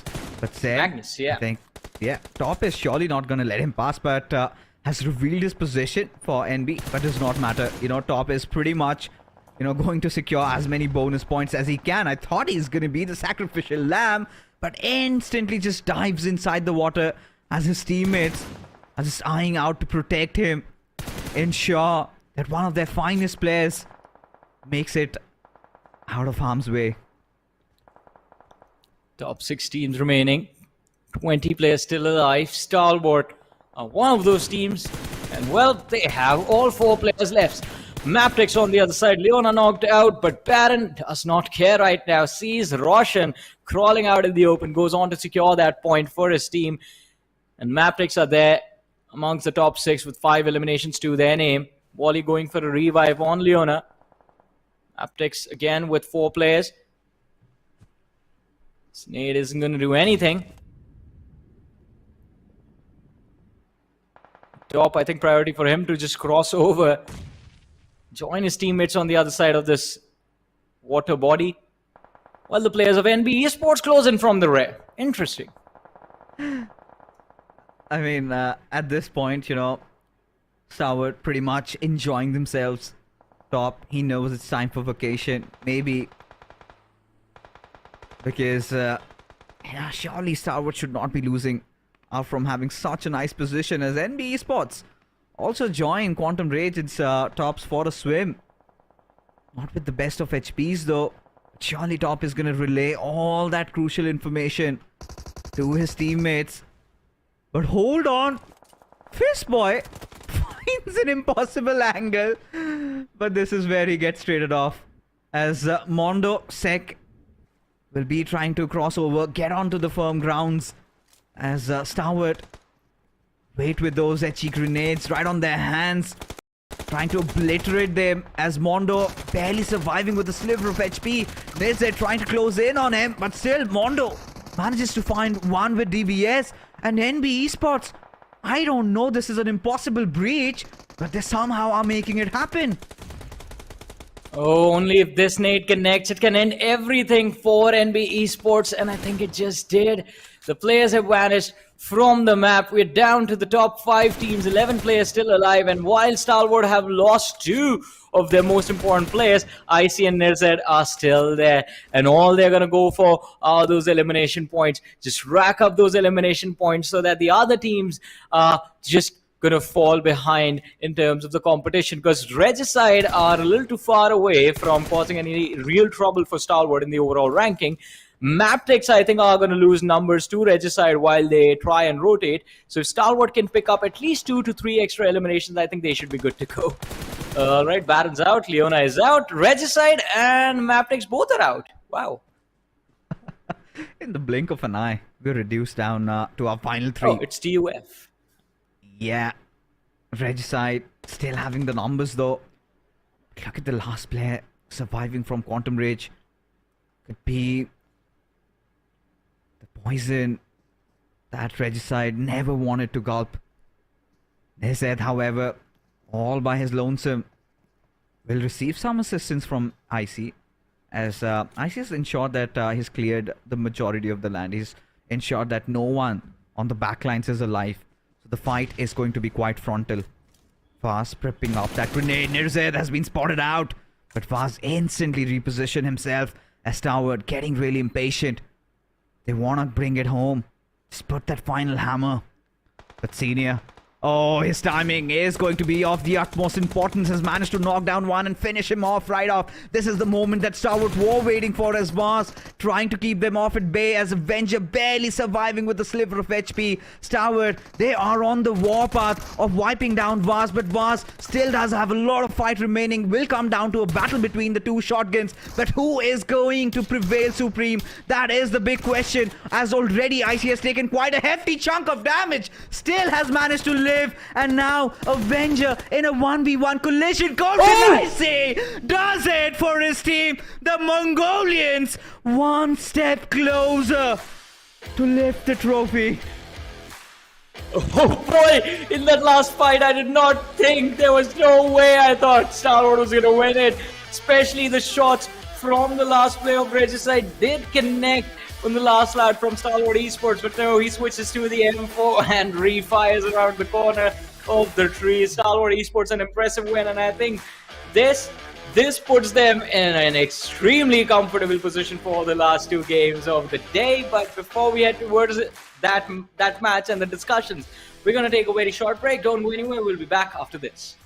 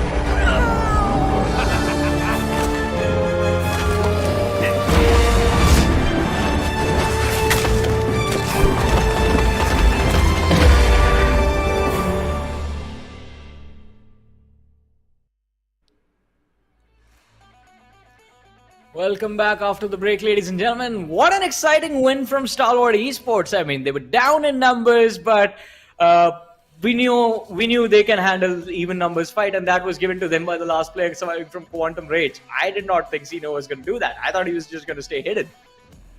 I can't believe what IC just pulled off, man. You know, an S12K, you've got a suppressor on that, and goes against the DBS. He's a man that shows no fears. IC cold and gets that LM and that win. And we know how valuable this is going to be. A big chicken dinner, and this is going to skyrocket them. I think they might have pulled this one off. This is absolutely going to shatter the players of For Miracle Vibes. Now, they have to resort to every sort of worst tactics that for Miracle Vibes can pull off. I mean, for them, pretty much in the next 2 games, they will have to drop Clash against Stalwart, finish them off, and get the chicken dinner, which sort of sounds like an impossible task right now. I think they need to basically win the next 2 games if they want to be, if they want to win the trophy. Just win the next 2 games with like 10 eliminations minimum per game, and that should be, that hopefully might be enough to get them the trophy. Because Stalwart, I think it is a very difficult team to beat, especially if you try to match their elimination counter. That is where you dig yourselves in a grave, because this team is like, they know how to take those fights. We've been seeing them just be all about aggression and raw aggression since day one. And I think that is what they have mastered throughout those years. But let's have a look at the MVP of the game, because I have a feeling that the MVP, alright, I was just going to say I have a feeling the MVP might not be from Stalwart, but how could I forget this man? 7 eliminations, 827 damage dished out, and only 159 healing done.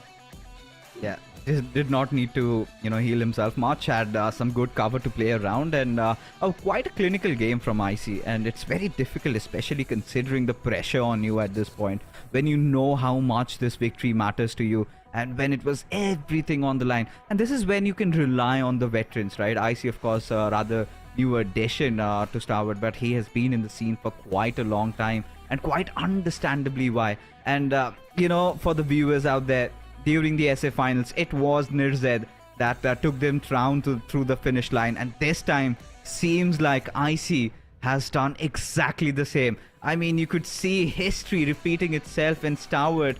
I think their stars are aligned.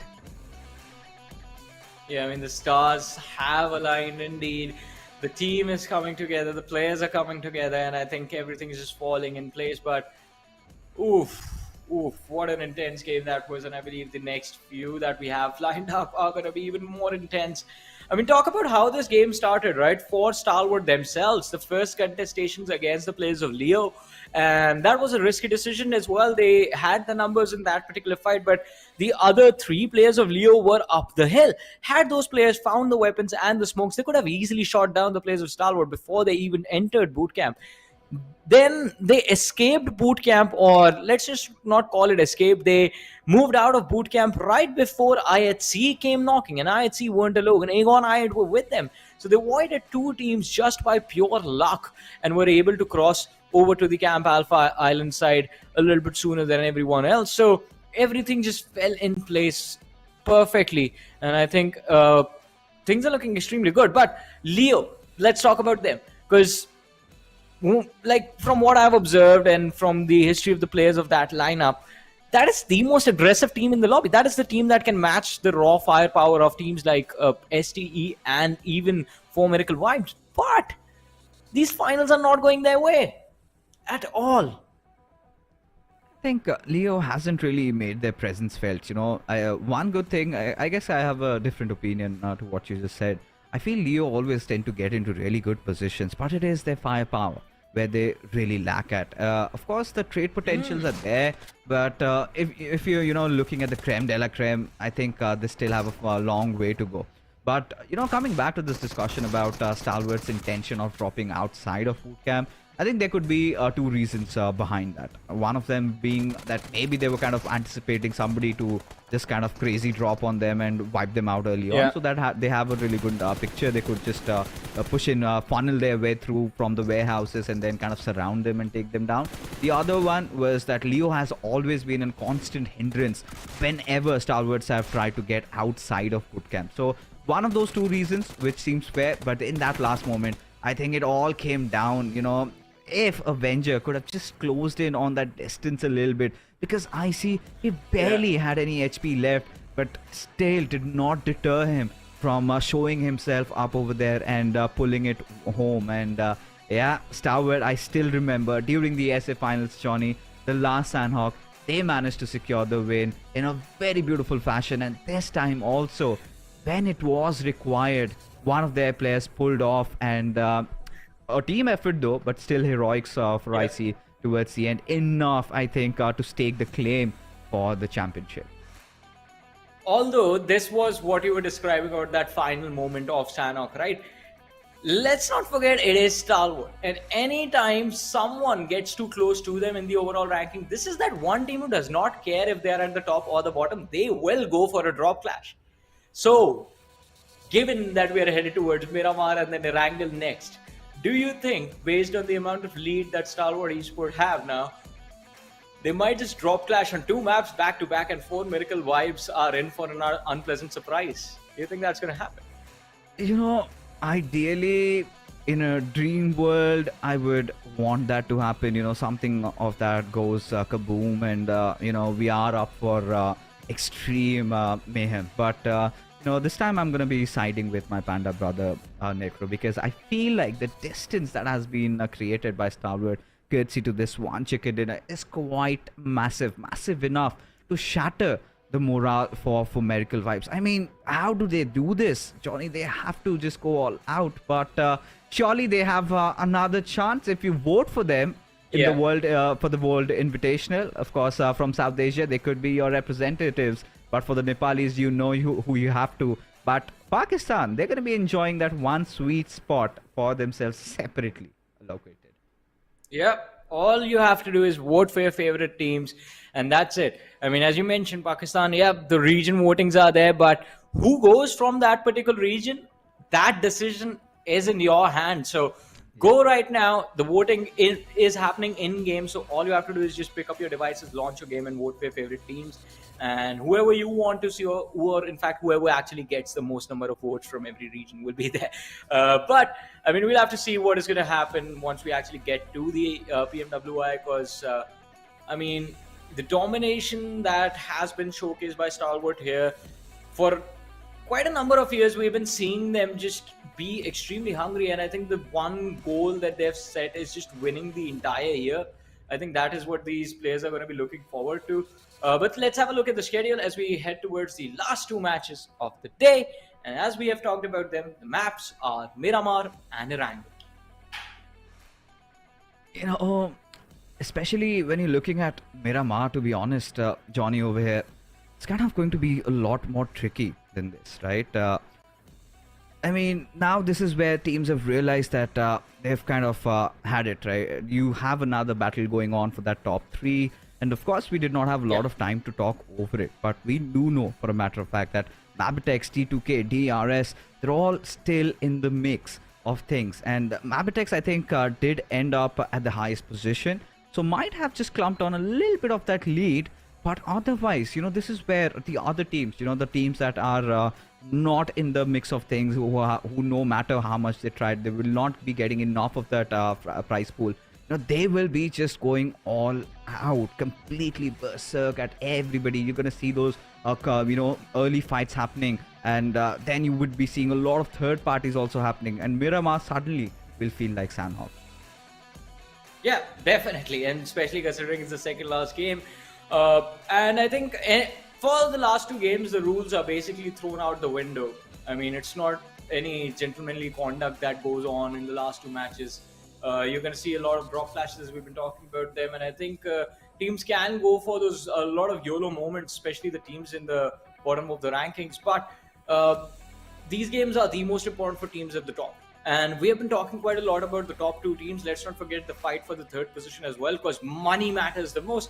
And there is a massive chunk of prize pool being distributed, $150,000 between the top 20 teams, I believe, that were there during the league stages of the finals. And of course, the top 16 teams will get a lot of money as well. But the higher you are, the more money you walk away with, which is quite obvious. And because of that, I think the teams even at the middle of the pack are going to be fighting it out, because the team that wins will automatically head towards the WI, but right now I think everyone's looking to build up their bank before they head to the other tournaments throughout the rest of the year.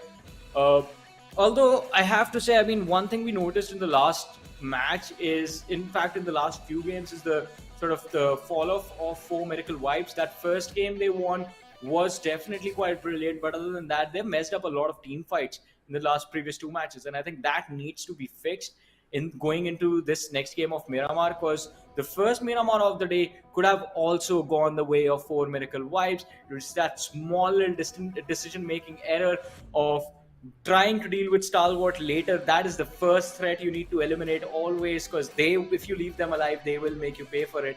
And I think that is what 4 Miracle Vibes need to do. Go for the early fight against Stalwart. If it works out, great. If it does not work out, they're anyways in the lead.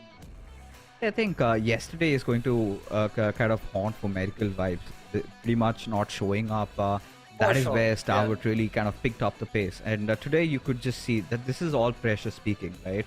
And for Miracle Vibes, relatively new into the scene, because let's be honest, Johnny, Stalwart have been in this situation ever since we've seen them play. Every time bringing it down to the wire, and that is one of the reasons why they've gathered a massive fan base, and they have performed the way they have. For Miracle Vibes, maybe they will have to wait it a little bit longer, or could just be one of those days where we could see a fairy tale in the making if for Miracle Vibes somehow miraculously just win this thing, which I don't know if it's gonna happen. But what I do know is Johnny's had enough, right? Johnny is going to be taking a little bit of a break, while my panda brother Necro, he's going to be joining in for the last two. And Necro, what a time to come in. And do you still agree it is in the bag for Stalwart?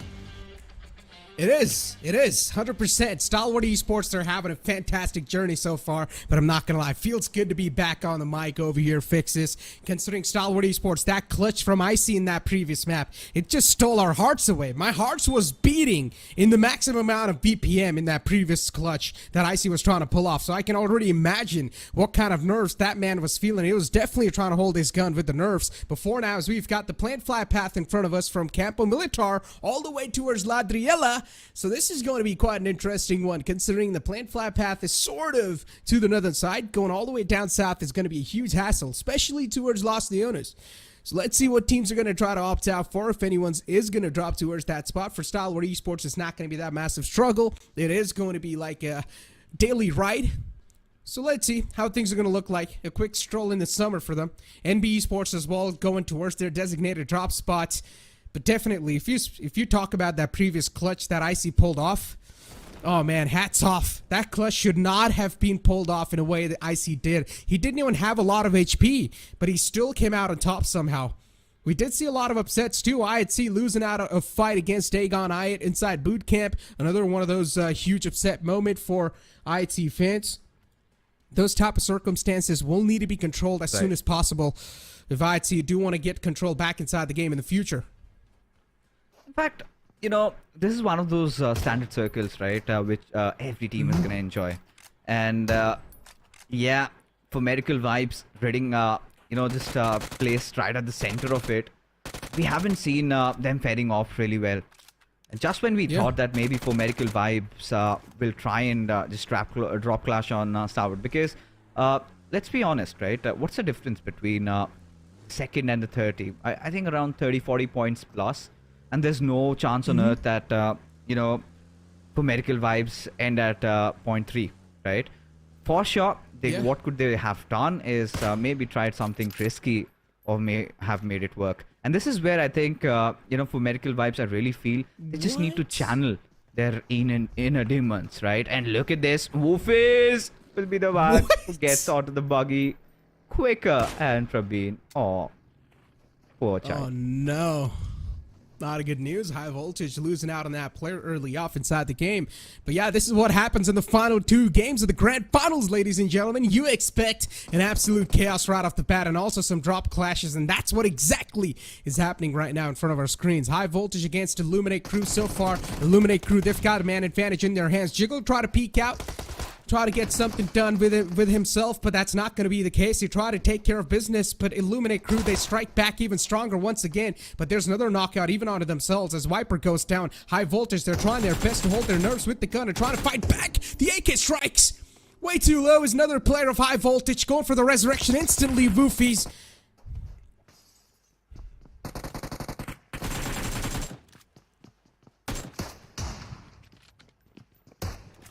Still fighting back. Illuminate Crew. Woofies will just try to take the fight against the opponent and get strike down eventually. Illuminate Crew, as they do come out on top in that battle. Highvoltage, they bite the dust. Not a good news for another Nepali team. Definitely that's going to sting in the later phase of the game as high voltage. Oh boy. But at least that's good news for Illuminate Crew, that they have had a fantastic start right now. And for Illuminate Crew, they know they're all the way in the bottom pack of the leaderboard. They will need to try and do something whatsoever. So they took out high voltage right off the bat inside this Miramar game. And sort of even the planned fly path contributes to this early game fight, which was quite an incredible one.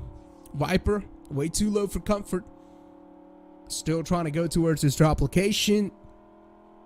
Get the medical supplies. Get the loot up. As we've got DRS in front of us. Another one of those teams that did quite good in the previous game. So definitely if you speak about the momentum, sort of, even they have it a little bit in their bag. Circle, considering it is bottom left, for Miracle Vibes, they're right in the smack center. This is already a great start for them. I don't know, man, because this is one of those games where you would kind of expect for Miracle Vibes just to go all out, right, and just channel whatever energy that they have, and this is one of those circles I would have loved to see for Miracle Vibes sort of playing from the edges, because that sort of enables you from engaging in as many fights as possible, because for them, unless and until the circle kind of does not just exactly hit on where they are, I think it's going to be such a tough game, especially as we take a look at the circle right now. You could see a lot of these teams slowly starting to migrate, try and get inside the zone. But Stalwart, I think now they have that little bit of freedom, room and space to play around, and could surely pick up a lot of fights, could even mess this one game up. Still, would not deter their chances of winning the championship. Oh, Regicide and Aegon. A high chance this fight might just occur. Aegon and I probably do have their eyes on the rotation currently. Regicide are trying to make. They're right next to each other. But yeah, seems like the pathways are going to be quite clear. No one wants to challenge any sort of fights this early on inside the game. MABETEX as well, making a late move inside the circle. You can't even blame him, considering the circle is way too far away. It is going to take a while, but as you said, teams have already started to make it inside the circle. The good slots are already going to be taken away. If you want to contest for those, it has to be a straight-up ramming inside the compound. Right now we still have a lot of compounds remaining, but what's going to be really important is that teams kind of figure out those hilly areas, right? Have that little bit of a high ground advantage, maybe go towards those bottom hills around Chumacera. We have seen some iterations of the zones even going south of La Trilera. Those little hills over there, we've seen the zones go down. Or maybe it could be another flatland circle just below Menade Valley. But for now, as things are, not a lot of commotion. I did not expect this to happen at this phase of the game. Teams are pretty much playing this matchup like it's just another game and everybody's got to win. I thought we were going to see a lot of those drop clashes, a lot of those fights happening. It was just Illuminate Crew and Highvoltage DC going up against each other. And let's not forget, Necro Illuminate Crew, they're making quite a climb tonight. They know they've got nothing to lose, right? And they also need to live up to their name. So you might as well go out with a bang. And that's what Illuminate Crew are here to do. Right off the bat, they got 4 elimination points. They eliminated Havoc, which was an unfortunate moment for that team. Before Illuminate Crew, a hell of a start. For Miracle Vibes, a team that is currently right inside the smack center, also having the high ground in the hand. So imagine in the later phases the amount of vital information this team's going to be able to gather. It will be an incredible one indeed. Moment of truth. And here it is. T2K sort of enjoying a little bit of that sweet spot as DRS from afar spotting out Leona and making him meet his makers out there. This is one of those fights just happening around the periphery of the zone. And now these teams have to quickly get inside the circle, find out a good hiding spot, maybe then plan their next set of actions. But at this point, teams like for Medical Vibes and T2K, real solid commanding position, but Stalwart, Necro, they're inching in closer, and seems like they want to end this here right now. Oh! Not a good news for Regicide. Losing out on Roshan. And T2K, for them, the series of bad games so far has really been hitting them. So let's see if they're going to get things under control inside this game at least. As Rig was at least able to find one. That's a good news. As you said, even Stalwart Esports, they've made it inside the circle. I was really worried how Stalwart Esports are going to try to navigate their way, but somehow this team always finds the right path inside the circle, and now they're almost in the smack center as well. Now this is where, you've got a lot of these teams sort of cramping on each other. The moment we have the map feed in front of us, we'll have a more vivid picture. You just could see the splash of colors inside that little circle. Look at this. Stalwarts in real close proximity. Oh Look at for Medical Vibes, just surrounding them like sharks in the desert. Over here, Stalwart really need to be careful. One misstep, and the deed could be done. Stalwart Esports, they're surrounded, but for Miracle Vibes, they're in the open grounds. At least Doc was able to find one top. That's a massive opening. Can also give a huge opening for the players of 4 Miracle Vibes to get a little closer, and that's what they're doing. We can see Refuse just moving up close. Not personal yet. Stalwart Esports going for that instant resurrection on the fallen player. Even East now using the terrains, using the edges to move on closer. And he's got up close and personal for Miracle Vibes. Look at this aggressive push they've made against Stalwart Esports. And now the fight's going to be taken right to their faces. These are the two giants colliding against each other inside the map of Miramar to find out who will be the one to get a little closer to each other. And for Miracle Vibes, just bombarding those buildings with the nades, trying to find that single opening. And finally, Stalwart Esports, they're able to get one in their hands. Apex knocked out. Oh, there you go. Refuse just gets in the trade. Quick and fast, it's done. But still, a 3-on-3 situation going on right now. And Refuse ensures that he gets that kill on Nirzet as action comes out. Manages to get Dog, but East quickly with that trade in. As Refuse, he needs to hold the bay. As Tops is gonna try and push in with Icy. Still just speaks out, takes a few shots, will have to instantly reposition himself as he gets taken down right from the air as Icy goes charging in. And now you could see both these teams, sparks flying as the Eastern nade gets flung over. And Kobe must be proud as he takes not just one, but two along. But for Medical Vibes, at the cost of what? Have lost 2 players. But right now, Magnus, they are going to hit the deck. Are Eastern Dog prepared for this? Yeah, Magnus come charging forward as they hear all that commotion. East instantly catches a lot of hurt with that nade. Magnus, they really won these kills in the hand. They've smelled all the blood. Shit, that exactly happened in this compound. And Magnus looking to find those openings themselves. Not able to land those nades exactly on the mark. Finny as well, trying to toss in some of the nades, but not able to find the hurt just yet for Miracle Vibes. They've got some incredible positioning so far, but East gets knocked out, and now it's all down to Doc. But you never know, man. For Miracle Vibes, every single player is a one-man army, and they can strike out of nowhere.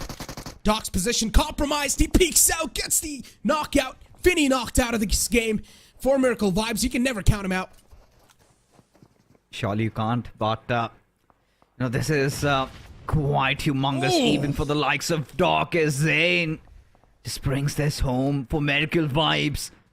Surely they did take down Stalwart, but in the grand scheme of things, seems like this is one of those stark realities that is going to be quite difficult for them to digest as NB Esports decide to infiltrate into Avengers hidings, as now Mondo along with Sek pushing in tandem with each other. Avenger knows what's coming for him, but is he prepared? That's the big question. He's just hiding inside the bushes. The moment Sek goes out, there you go, gets that quick knock. will try to instantly reposition himself as he can get Mondo, but he's getting shot from elsewhere as he decides to get inside the compound, gets the finish, confirmation on sec. Baby, just hold on as Cavalry does arrive. As Avenger, he is burning, needs to drop and roll, but cannot as NB Esports. They have come into, but Noki is taking damage from elsewhere. Not a good news. Regicide losing out on the player that was in the close quarters. NB Esports, every single player's on the feet, and yeah, they will also get a clean sweep on the enemy. But in that circumstance, in that situation, it felt like it was a little too close for comfort. But later on, they had the situation under control. NB Esports, nicely done. Teamwork to perfection. Even 7th Element, now they're starting to show themselves in the kill feed. Getting a couple of eliminations in the hand. And NB Esports, MABETEX, they lost out on Leona early off inside the game, and now they've only got 3 men to try and pull something incredible off. And they are just moving in between a lot of teams, catching a lot of fire upon themselves. Yeah. You know, as things are, T2K still at the center of the circle now. This is going to really help them out if they can pull off something like they did yesterday in Erangel. You know, get a high fragging chicken dinner. Surely will put them back again, right at the top for the race. For the 3rd spot. Illuminate crew still having all 4 of the players alive, 4 kills to their name. As MABETEX kind of decide to just hide around the dunes. But T2K having those little bit of compounds. Aegon, I8, another team, seem to have fallen off a little bit. Did manage to recover yesterday and the day before. But today we haven't really seen a lot out of them. The 2 big teams being taken out of the game. This can be a huge sigh of relief for the others. I'd see. Just spraying the bullets on the enemies. That's Quantum Rage on the receiving end. And every single player falls apart. Quantum Rage. Not a good news indeed. One last man alive from that one. A burning torch of hope for them. And that's in the name of Senior. Let's see what he's able to pull off. And he will probably try to keep his identity anonymous for as long as possible just to get those points. That's usually what happens when you're the last man alive. So far, the position that MABETEX have found themselves in, I'm not a huge fan of that. They're quite exposed in that one, but also they don't have a lot of choices. Not a lot of places are up for grabs anyways, that easily. They'll need to take fights if they do want some good spots inside the game. ITC still trying to search for that last man alive. They know there is someone in the close vicinity, but not able to exactly get the visual on that player. Yeah, and this is where I think ITC need to kind of get inside a good spot inside the circle. I think one of the reasons why they are out for a hunt, because they fear that Senior, just when the moment strikes right, could hurt them. As rules, this is a long grenade cooked up for finisher. Does it make its marks? Seems unlikely though. The second one, nah, does not connect. As Zen, he's got other intentions, you know, picking up a fight against the likes of 7th Element. Yeah. As Gravity finds one on Slipknot on the sidelines. Look at Faster's position though. This is perfectly set up for Magnus. Now this is where they can decide and go for the push. But T24 could act as a thorn. As Magnus surely trying to close in. And this is where they kind of let go of that aerial advantage they had. And this is one of those positions where Magnus are trying to force out a fight against DRS. Especially rules just being caught in a little bit of a pickle. Now is the moment where he decides, or rather needs to kind of tuck his tail and run. DRS too. They just want to swing back in the action. They want to find something in their hands. Magnus Esports is a team that's just teasing them. But considering there is a little bit of high ground in between, that's why they're not really able to get eyes onto each other just yet. Before Magnus, they're in a huge world of trouble. They need to make it inside the circle, and DRS, they're sort of like the guardian angels of the edge lines, not letting them cross on over. But even DRS themselves, they need to make it inside the circle as soon as possible. The later the rotation, the difficult the things will get. For Magnus, though, they are a little bit closer to the zone. It's not going to be that difficult compared to DRS for them to make it in. Before DRS, they're going to have to come up with a master plan right here, right now. Oh, they must. I mean, for DRS, biggest problem is trying to get in, and they want to pick up a fight. Delta just ramming over that vehicle as commotion just spreads through, and DRS somehow have miraculously survived, and not just that, have beheaded MABETEX. It was like a spark of thunder suddenly just hits you, and you turn into dust. As DRS, their wars aren't yet over. T2K deciding to just swarm around, try and understand what's going on. Sandesh gets that information, comes back into safety, but DRS, a little bit of situation. Kayla taking some damage, but at the right nick of moment, just prones down, and DRS have to fight another day. Oh, this is not good. It's an absolute chaos inside this battle. It's a blood battle. But DRS, once again, they come out on top of that circumstance because they have a man advantage favoring them. Nicely done. Good defense. Look at the amount of vehicles this team has stacked up inside that little area. They can use it as a temporary amount of cover for themselves. TDK is in the front, so that team's going to be a huge thorn in the way for them. If DRS do want to make it in a better spot first, they will need to cross on through TDK, which is going to be a massive task. Seventh Element as well, trying to chime inside the action, spring back to life. So far in the overall rankings, things are looking quite dead for them. But this game, they have been showing themselves on the elimination feed, and I'm loving it. Yeah, I mean, me too. Getting on the board, little by little, for, you know, this team. Seventh Element, what a run has it been so far. First time playing in, qualifiers come in, PMPL Pakistan make it through. Even in the SSE where big alliance like Skylines couldn't make it, they've managed to cement their spot. And for now, as things are, IHC, they're on the prowl. They're hungry for blood as Mondo has been found out. This boy surely trying to provide some resistance, try and buy enough time so that Mondo comes into safety. But IHC, the way they're pressing in, seems like it's going to be such a tough task to get the rest back up and reset and get into a fight once again. But IHC seem to have other thoughts in their mind. They're kind of retreating from that position and could knock on the doors of Aegon 8. They don't really need to take this fight against NB Esports. They can straight up just make inside the circle. True. And then stay right in between of NB Esports and Aegon I8. And try to play a safe game, and that's what they're trying to do here. But still, they've got Seol on the watch in the back, making sure that NB Esports aren't going to overstep their limits. 7th Esports, high ground advantage, having a decent amount of information. Magnus Esports, they tried to make a 2-2 split before, but they didn't really think it through. And 7th Element got the best of them. Magnus Esports now being trapped behind the little ridge. They don't even have the vehicles to try and pull anything off. Good shots, though. A shot taken down a bit low.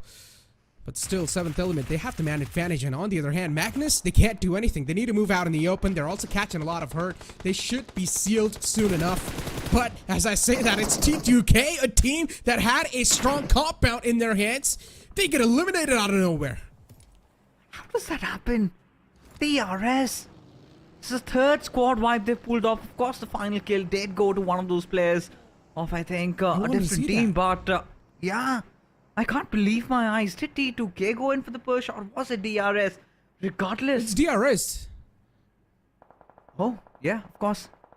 And, you know, T2K, this was one of those games where, you know, their conditions were as such that a win over here could have solidified the spot for that top 3. Seems like DRS surely want to fight for it. As now I see an NB Esports look at Seol's position. Has that flank, but NB Esports have sniffed him out. And at some point, Godless getting taken down. This is going to further intensify the troubles as smokes are being laid over, but the grenades are going to follow through. And Alex barely breathing in as Seol looks to be taking a fight against Fistboy. Trying to thread the needle, trying to find that angle. Once he can get it, IHC surely would have to press in. Oh, it's quite interesting. Too many fights happening at the same time. Seventh Element as well. They found themselves engaging in a fight against TUF, and that's quite an interesting one. It's quite a chaotic one too, just causing so much ruckus on that side of the map. And then you've got also Aegon I trying to chime inside the action against IHC. IHC, the move that they try to pull off here was a good one, but unfortunately NP Esports, they really started to get a little bit of piece of the cake against IHC, and IHC not able to defend that successfully enough. They're losing out on a couple of numbers, but there is the return fire from them. They're trying their best to fight back, they're trying their best to defend this entire area, but NP Esports, they're just having better numbers, and now IHC, they get shot at in the back. A good off angle created by Mondo, and nicely done IHC, a clean wipe on them. NP Esports, they're going to move on forward. Now they've got another challenge approaching them. It's in the name of Aegon I8. You know, I for a moment really thought that Aegon I8 also going to be partaking in that fight, but Yeah. Seems like that wasn't the case, as NB Esports just wiping the floor solo, just taking down IHC. And this is where, you know, IHC's biggest fears just came alive, right? Just staying pinset right in the middle. They had to clear their backlines, and surprisingly NB Esports was better cut to wipe them out. But as things stand, Leo Esports again being in a very good spot over there, just having control over that southwestern territory, as DRS look to make a move inside the zone, with NB Esports and Aegon I8 just being beside each other. The fight surely has to break out at some point. Somebody's gonna benefit from that. But for Aegon I8, they have to be very careful with their approach, Necro. One small mistake and NB Sports will go in for a stampede. True that. They're barely on the edge of the circle too. Look at DRS. They sent two of their players in the front lines in the smack center of the circle. And then you've got a team like NB Esports trying to take some fights or some shots against Leo. Leo, one of the players, quite hurt in the name of Hadi. Fistboy still not able to find those crucial connections on that player, so he's going to get back to safety.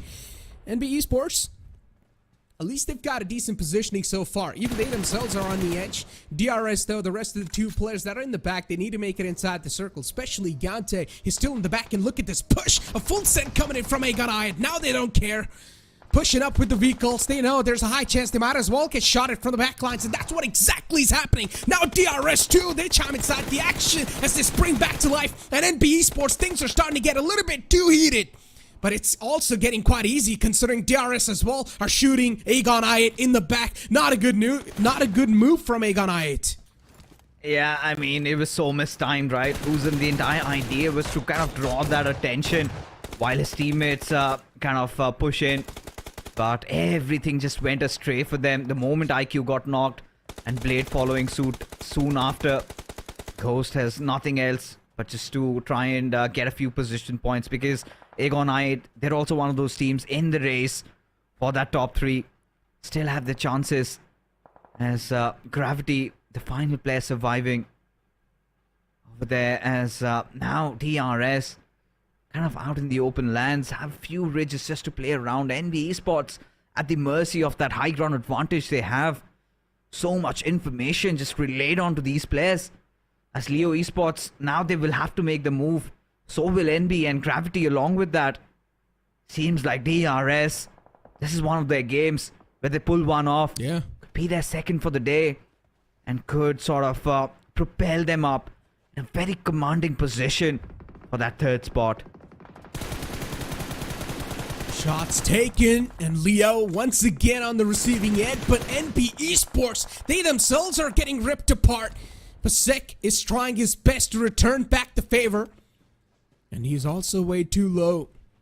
We'll need to get back inside the safe zone, which he already has. Also, we'll need to get the fallen man back up, which he is trying to do.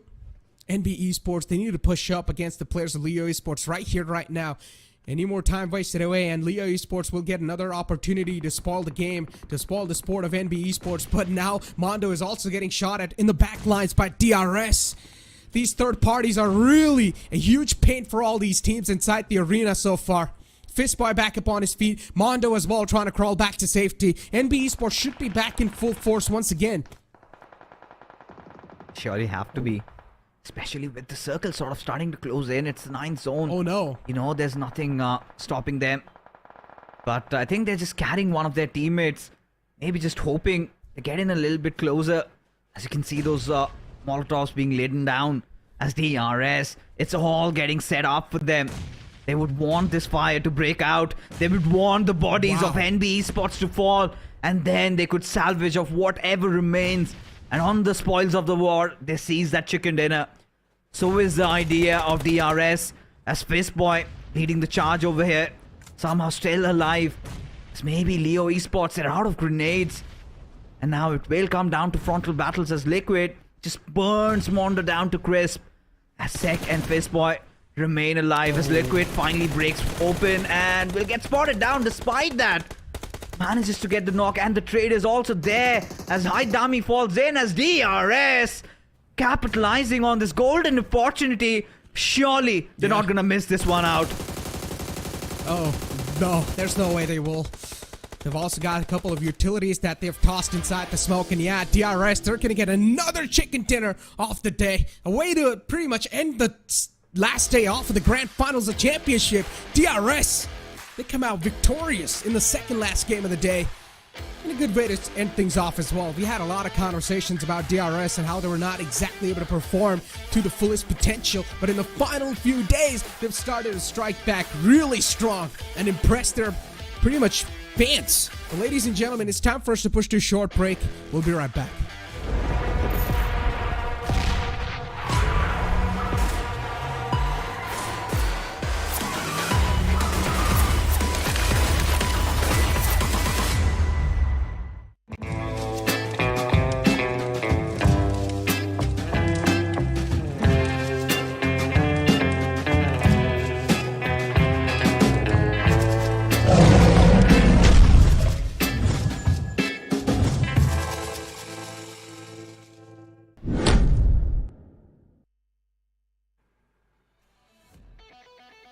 Welcome back, ladies and gentlemen, after that short break. And what a second last game of the day. But still, as I said, it's second last. There's one more game to go, which is going to be deciding who's going to come through victorious and also be the champion of the PMPL South Asia Championship Grand Finals. But DRS, as I said, we had a huge conversation about DRS. We had a lot of question marks too. But I guess at the last day, they decided to strike back stronger than ever before and impress every single person that's currently watching the entire tournament. Yeah, quite a redemption path for them, especially the kind of expectations that they had built up in coming into SSC. One of them, we were kind of hoping that maybe they could have this one home. The trophy comes to Nepal, but seems like I think the first spot debate has been settled, right? But still, Necro, the third spot battle is still on. Quite a lot of competitors for that, and DRS at such a crucial moment getting this chicken. And this is a different version of DRS, the fearless version that we got to see. Went quite notorious. You talk about complete action. They gave it us. They gave all of it to us today. The way they pushed over MABETEX, the way they dealt with T2K, a lot of squads coming in their way, and they were prepared for everything. And the best part, most of the players alive. And towards the end, the way they took the circle, I think this has to be one of the genius call-outs coming out from rules. And this is why PMGC performance of DRS was so good.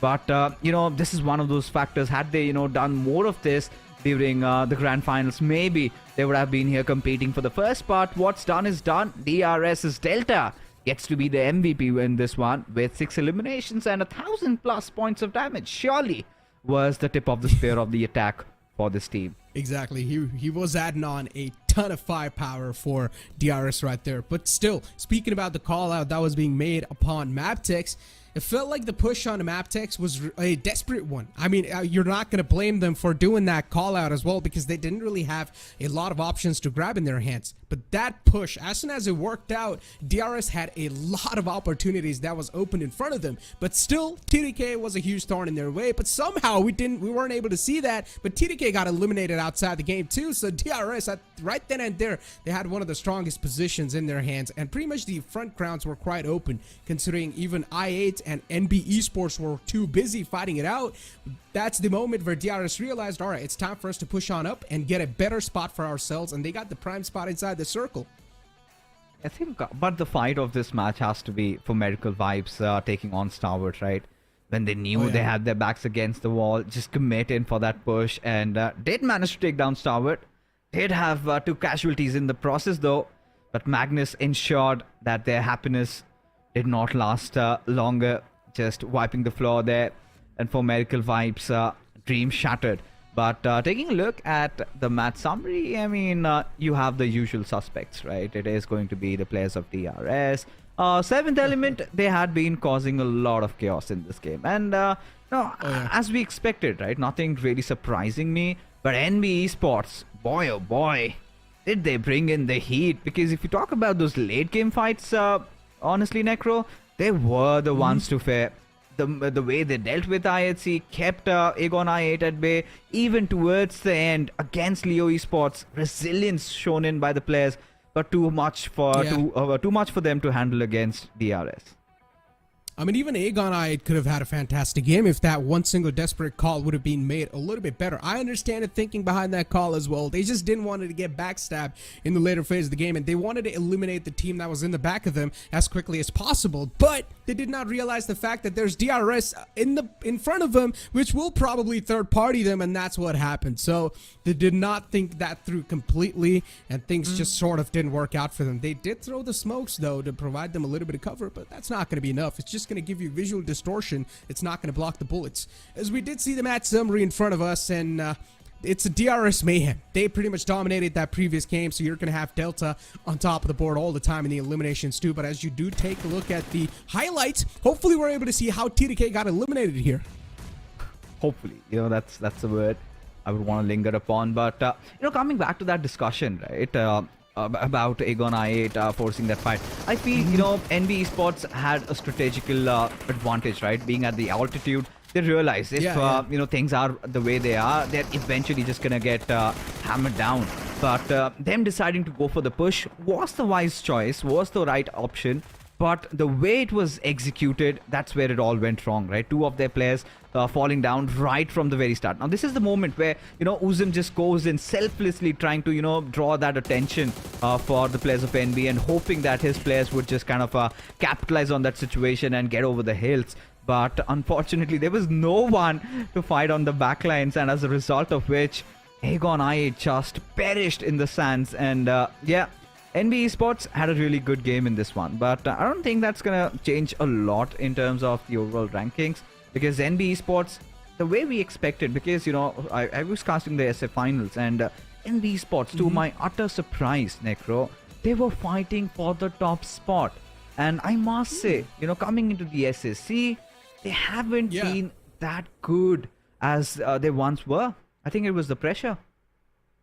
I guess, yeah. Sometimes teams really do tend to crack under that pressure, or sometimes it's just that the opponent has raised up their bars a little bit too much to the point where you're not able to catch up to what sort of updates they've brought inside their playing, and it really does get into those nitty-gritties off those mechanics of the game. And if you're able to capitalize upon it, if you're able to read exactly where your opponents are trying to bring inside the table or not, considering these teams have played with each other for such a long time, PMPL finals, I mean, overall, everything these guys have played, they have been with each other. There has been a lot of research going on probably onto each other, so it makes a lot of sense that these teams are now able to tackle each other quite easily compared to what happened before. But I forgot to ask you this question, right? Considering you were here pretty much for a lot of the PMPL, I wanted to ask you, have you seen like any of the changes in some of the top teams so far compared to like back in the PMPL and now? Changes in what aspect are you talking about? The way they're playing, or the way they're just approaching the game. Yeah, I mean, a lot. I mean, for Medical Vibes, right? That raw aggression sort of has diluted a lot, and now they're playing a lot conservatively. They've been quite careful with the pushes, and that was the one drastic change that we did get to see. The next one would be DRS, when pretty much they were kind of under heavy fire, when a lot of fingers were being pointed. We kind of got to see them quite desperate, right? Getting quite aggressive. There have been moments where DRS have been forcing the fights, because for DRS they had one secret sauce, right? That is all about just playing around the circles, just be patient. But this time we have seen them forcing the fights. We have seen them bring the heat to their enemies, and they've done that. Stalwart, I think, it's just been doing Stalwart things, to be honest, right? They give you those first day hiccups. They make you feel like they're not in the competition. And come at second day, in those final games, they kind of climb back. In the third, they completely turn it over. And the fourth day is where they dominate and take the championship. Oh, yeah. And I'm pretty sure we're not going to be able to see the overall rankings too, to find out how much difference is going to be there, because the production crew always likes to keep a suspense. So we all are going to be here sitting with a huge suspense. We don't know how much difference is there to go for the first spot or not, but I highly doubt that NB Esports is going to be too close. They probably need to go all out in the final game to even have a chance to take that first spot in the hand. Before Stalwart Esports, all they need is a consistent finish. A decent finish is all they're going to be asking for. If it is going to happen inside the final game, then you guys pretty much know who's going to be the champion of the South Asia, right? For sure. I mean, I think the viewers do have that picture built up for them, and I'm not gonna lie, we're not gonna mislead them, right? And we all know that Stalwart has got a rocketing lead, and it's going to be very difficult for Medical Vibes. I mean, they will have to get, let's say, around 50 plus points in this game to kind of try and surpass them, which pretty much means they have to wipe out the entire lobby. And I really haven't seen that happen ever in my casting this game for almost around 4 or 5 years. So yeah, I don't know what we're gonna expect from Medical Vibes in this one, but I surely do know that we still have a fight going up for that third spot, Necro, and it just could be anybody from maybe DRS, MABETEX, and T2K, with Aegon Ide also into the mix. Considering now DRS, they have woken up. The Giants have woken up. You never know what's going to be able to get that third spot in the hand. But one thing is for sure, T2K, they need to wake up. And somehow this is the final game, ladies and gentlemen. As you all know, the final chance to grab the opportunity for Miracle Vibes to get the first spot in the hand, or for any other team to get that third spot in the hand, which is closer to that spot, of course, as we have the plant fly path in front of us from Fairy Pier all the way to our shooting range. It is tilted on the left side, so for teams, if they do want to go to the right side, it's going to be a little bit of struggle for them, especially for Stalwart Esports, as they do like to go towards No Reply. There might just be a little clash between Miracle Vibes and them. I don't know. I mean, I've seen this happen in the past where Stalwart just kind of opt for the safer route. They kind of tend to go towards the southern side and get those vehicles. They kind of well versed with all the spawn locations, and for Medical Vibes, they're gonna do what they have been doing. But maybe for one last time, just for their utter satisfaction, they might want to force a fight against Stalwart. I'm pretty sure even the viewers would want to see that happen for one last time. Final game, but DRS. All right, dropping down on the southern island, and understandably so, because once you're looking at the 12-pack compounds, you get a lot of these teams kind of competing for those vehicle spawns, and it sort of is futile to go in and engage over there. But this is one of the circles, I guess we did see in the first game of Erangel, but action just whizzing past Gante, but no killer. He's on the chase, Negro. I mean, I just watched Fast and Furious a couple of days ago, and I guess this is another part of it. A good one. DRS able to shut down the man in the front. Not a stall. This is not a start they wanted to have, but for DRS, I guess the stars are aligned once again. They've got the blood on their hands right off the bat.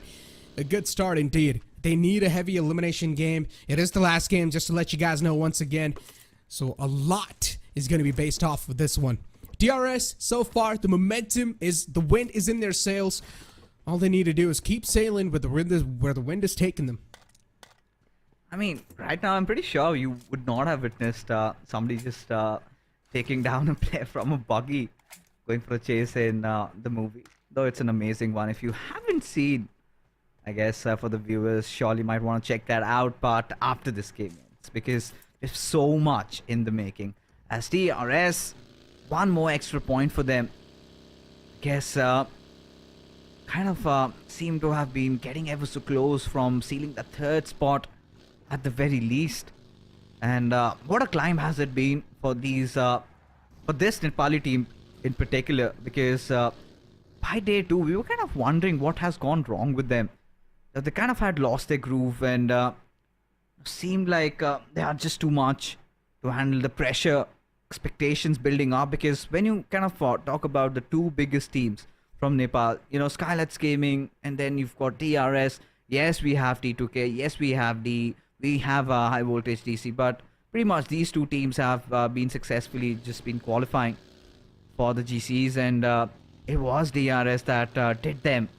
In fact, get South Asia its biggest honor, second spot. Stalwart has been trying to achieve that for a long time. I mean, they have been settling with the third. But DRS did something that nobody expected in their very first maiden run.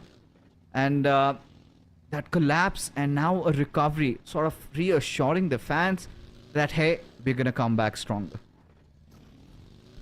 We're still here. DRS is like, we never left the competition. We're always here. For Merkel vibes too, they've left out in the military base quite easy this time, quite early. Because they heard a couple of bullets being shot away, so they would probably want to scout the areas out. Before Stalwart, they're going to already start this game off with a difficult mode, considering they've lost out on one of their players quite early off, and it's also Action who adds on so much firepower to the entire roster. So yeah, indeed, it's going to be a hard mode for that team. DRS, they're making their way towards the bridge. Now they will need to try and make it on the other side of the bridge as quick as possible. This circle is tilted to the northern side, and you would never want to be one of those teams that makes a late rotation to the circle. There's still chance, right, Necro, for the likes of Medical Vibes and DRS to still play the World Invitational. I think now they're to the viewers' mercy, right? You know, the voting lines are still on, and might as well vote for your favorite team, whoever you deem to be the fittest for representing South Asia. So we still have that one slot for the All-Star stage. Guess the favorites will be DRS, but for Miracle Vibes, boy oh boy, did they bring in that heat. Surely would want to see them playing at the biggest stage. Be a heartbreak if they don't. Surely who do they have to blame but themselves? Now, after having almost 50 to 60 points of lead and then just choking in that third day. And this is where their worst nightmares have come true. Even the way they started things off today with the chicken dinner felt like, you know, they still have a lot of gas remaining. But Stalwart coming in, getting a really good finish.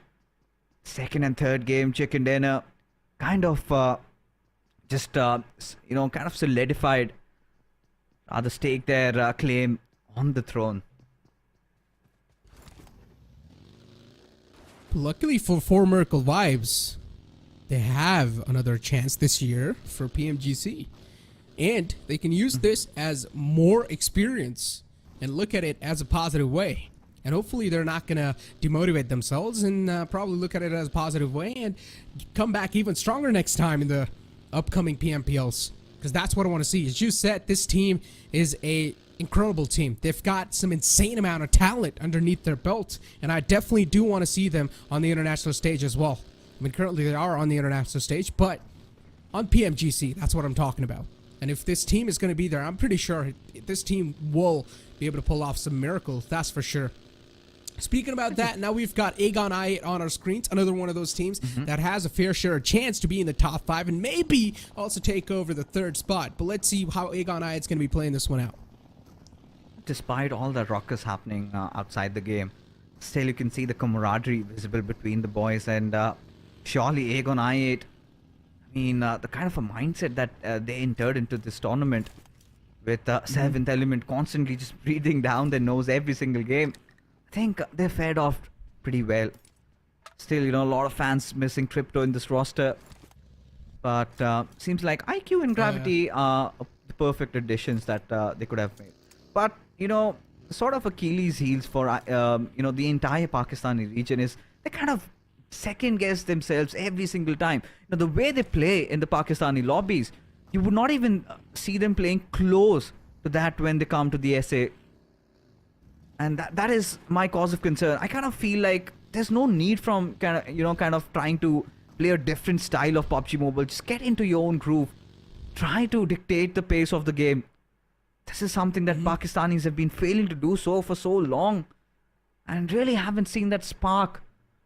Aegon I8, whatever name they represent in the past, they've been ever so close. The flag bearers of this region. But when time has come, still haven't conquered the South Asian region.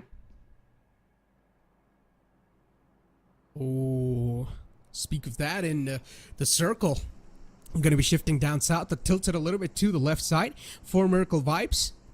Shouldn't be a struggle for them to get a decent spot inside the circle, considering all the lands in the front seems quite open and empty. Look at DRS and Stalwart Esports. These two teams are going to make it to the circle so late. Opting out for that late rotation, I really want to see what Stalwart Esports or what sort of a game plan this team's going to be able to come up with. The rotation has to be a perfect one. They cannot lose out on any more bodies anymore. And as I said, this game needs to be ended on a consistent note. For Miracle Vibes, on the other hand, they're true enemies. They found themselves a comfortable spot. But as you said, considering it is the final game of the day, every single team should try to play with their comfort zone. They should not try to pull something out of the box. They should play their natural game. Considering I was kind of expecting Madmen to come into the server and just wreak havoc, I've been wrong, Necro. And this is where, teams are playing like their lives depend on this matchup. Surely, Yeah. Extra few prize money could change lives. When you've got a lot of dollars involved, convert it into your region's currency, surely does amount to much. But yeah, haven't really seen this game come alive yet. Everybody just coiling up, getting into their position, not really going all out with the fights. Especially thought the bottom 8 teams would kind of want to go all out. Especially not a lot of difference in the prize pool there. But everybody sort of playing this game in a proper fashion. And talking about for Miracle Vibes, I kind of expected that they would kind of try and force fights, which they have failed in doing so. But Highvoltage DC, trying to reduce that gap. One of the players of Magnus, I guess, changed his name in the last moment. Kind of wondering who he possibly could be. Is this Zibyan? Highvoltage. So far, just playing for the information. Trying to rack up as much as possible. But speaking of the late breachers inside the circle, there's actually quite a lot of them. Even NB Esports is one of those. At least good enough for Stalwart Esports. They've found themselves a little footing and a little piece of area that they can play around with. Quantum Rage way too low for T2K. And speaking of T2K, they've been having a rough time inside the final day so far. So they need to pick up the pace, amp up the pace. On the other hand, you've got NB Esports still navigating their way inside the circle. They are taking a lot of damage from the Wall of Death. And also one of the players knocked out.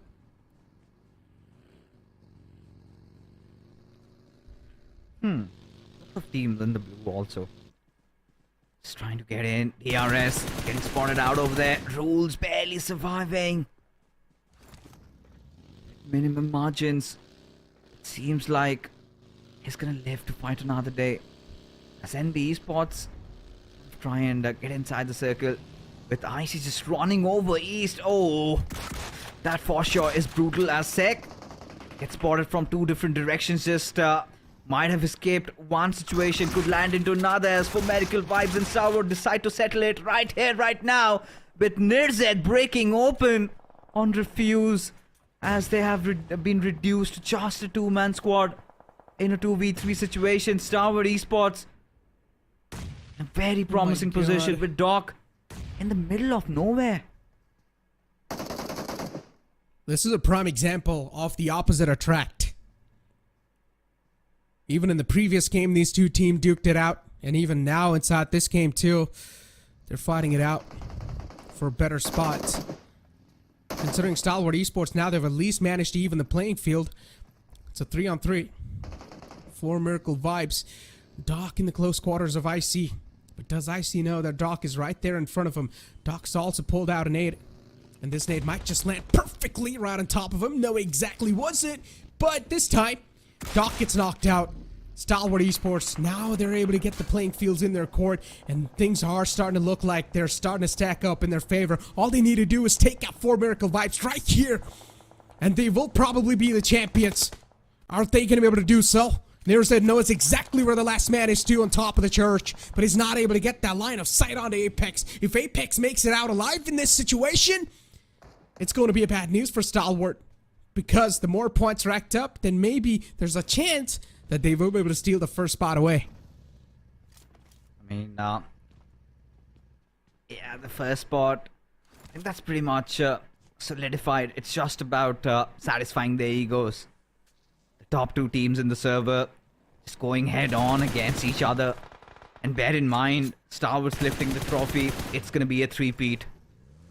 The last year, in 2022, they won both the fall and the spring splits. And now they're on a path of getting this one again in this particular split. As Praveen spawning out, Mondo just cracks his skull open. Has that high ground advantage favoring him, as Jiggle barely surviving with any HP at all, as IC gets exploded in the part of fray.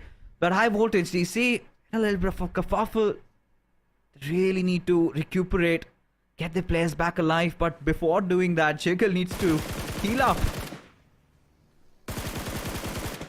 We gotta say one thing. Now the playing field is starting to get even more bloody. Aegon I8, even they spot out a couple of teams trying to make the rotation. It's in the name of DRS, as Delta lost out. A man who put up so many numbers in the previous game is not going to be in their belt anymore. And it's going to be in the name of Aegon I8 who take him out of the game. Before Stalwart Esports, they've almost managed to take out the enemy team. They went from terror and fear to find that sweet relief. And also maybe the championship's in their hand. As Aegon I8, they're able to take out another man in the back lines. This team is really able to get the kills underneath their belts. The eliminations are starting to stack up for them. And this time it's going to be against the players of Magnus. Oh, surely, 2 Pakistani teams going up against each other again. That similar bait and switch strategy being followed on by Aegon I8 does not work out as faster. Just explodes gravity out there. As Aegon I8 need to kind of re-strategize in this particular fight, as Magnus certainly refusing to bow down as gravity meets his maker's finisher, getting that confirmation as Uzum from the backlines trying to provide the cover fire. Faster gets knocked out. But still, Aegon I8 kind of a little reluctant in trying and going in for the push. Will have to certainly try to commit and get inside the circle, which I believe they're doing right now. Magnus still there in the back lines.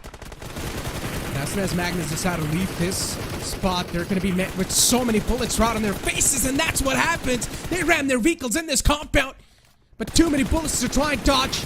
Aegon I8, those 2 players inside the building trying to fight back for their lives as Uzum gets knocked out. But out of nowhere, the entire enemy team of Magnus, they get taken out of the game. And now even the wall of death is starting to close up. Right behind the players of I8, it's starting to close in. And I8, they need to find a comfortable spot yet again. But this time, they might just crash against 2DK. Ooh, things are starting to heat up over here. So it's just about to crown the champions as the circle forms in front of us. With Leo Esports taking over the Everest, they know they have to calm down. IHC just holding on to the squad houses, and there you go. For Miracle Vibes, they're out of this game. And with that, they're out of this contention for the top spot. It is now set in stone as Stalwart still live to fight, and yeah, then they're gonna enjoy their glorious moments. could prepare for the party tonight that awaits these lads. What a comeback has it been. The hat-trick coming in. Tops, the last player alive, and surely he's just smiling, knows that he's going to taste the victory. Is going to be the first player to have achieved this trophy, the South Asian Championship trophy, for the third time, a hat-trick, which no other team has managed to accomplish so far. For now, though, Quantum Rage getting approached by Illuminate Viper. But the instant refrag is there on the board. Goku able to also get the confirmation instantly. Leo Esports 2 now wanting to chime inside the action. Get a little piece for themselves, too. Woofy's is low, but safe and sound for now. Too many teams in the similar vicinity. And even if they're not here, they're also getting shot at in the back line. So you need to watch every single angle possible. And then you've got nades as well just raining down upon you. Woofy's too much pressure to deal with. And eventually even he gets knocked out of the game. And Illuminate crew, they follow it up. And even Quantum Rage, they're going to get knocked outside the game. Leo Esports, king of the hill so far. Oh, indeed they are. But the moment the zone gets away from them, they're going to be on the crosshairs of every single team down below. Clearly need to have all the smokes remaining. We'll have to find out a way to sort of get through. But, alright. Cloud is inside the waters, enjoying himself. Highvoltage DC, they had a phenomenal start into the grand finals, but really fizzled out pretty soon. And I was kind of surprised that I really expected a lot of this, a lot of good performance from this particular team, especially having so many veterans. And there have been moments where we've seen them explode, burst out. Those games where they've kind of got 18, 19 eliminations, chicken dinner. And could not just be consistent, as Top, still enjoying himself, Yeah. has managed to accrue 3 finishes to his name.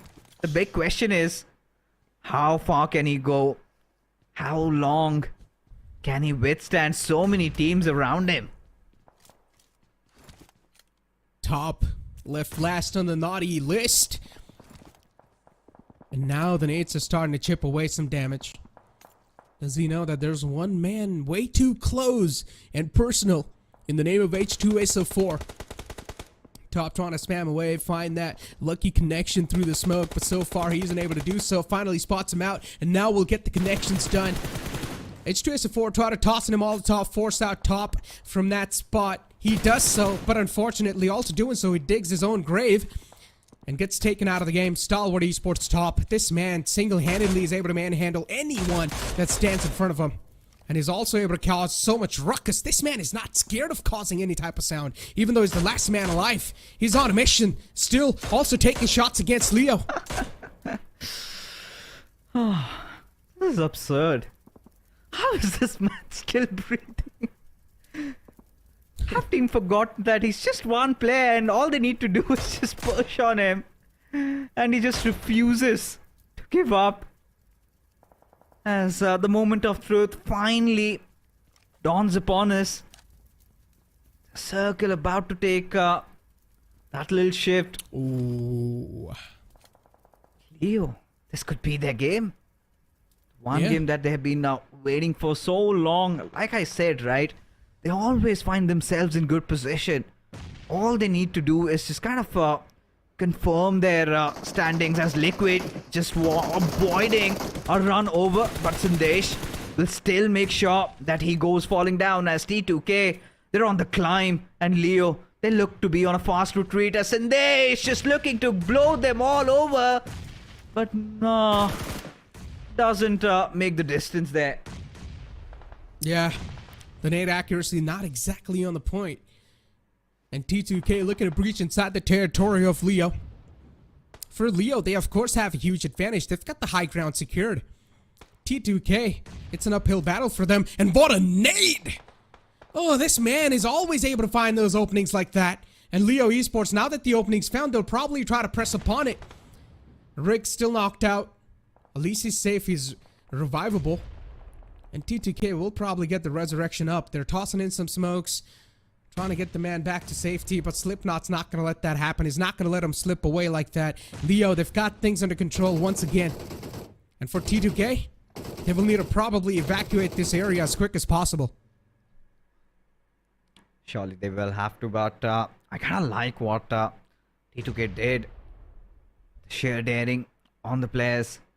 It's now DRS Esports. I think, this is what I was talking about, right? When it comes to those frontal battles, you could see that little bit of reluctance from their side. When, clearly Necro, they had the upper advantage, right? They could have controlled the situation. They could have kept them at bay. Such a massive advantage, and that seems to have been thrown off by them. Yeah. But the amount of information Leo is able to gather from this initial area is incredible. They know 3 players are posted right next to him. The rest of the players' position as well, sort of, they roughly know exactly where every single person is. And for the late game scenario, for them it's going to be a date with destiny, considering they have all the information available in this world. But still, IHC and T2K are probably going to be a massive thorn. They will need to take him down, or pretty much mechanically diff him. For T2K though, they're still taking things quite cautiously, quite safely. They don't just want to force anything right now. They want to take their time. They want to get to know each other. Yeah, the other news is that Tops has been dealt with, right? And he could just pretty much prepare his winning speech. What a player has he been. This time did not get to see him on the MVP leaderboards, but surely one amongst the Stalwartians, right? Could be... It's okay. Sacrifice. Yeah, it feels good to see Action and Icy back in the list, right? There's been a selfless player at top, one of the finest supports in the game we've ever seen, but Haidami spotting out Joker and putting him down to the ground, as Demo could be next on his hit list. As Yol and Demo, they're kind of creating quite a wide distance over there. Still banking upon the fact that the circle might take a shift down below the mountain. And that is where IHC at least look to walk off with their heads held high. But for now, T2K is still alive. And Leo Esports is giving them that space.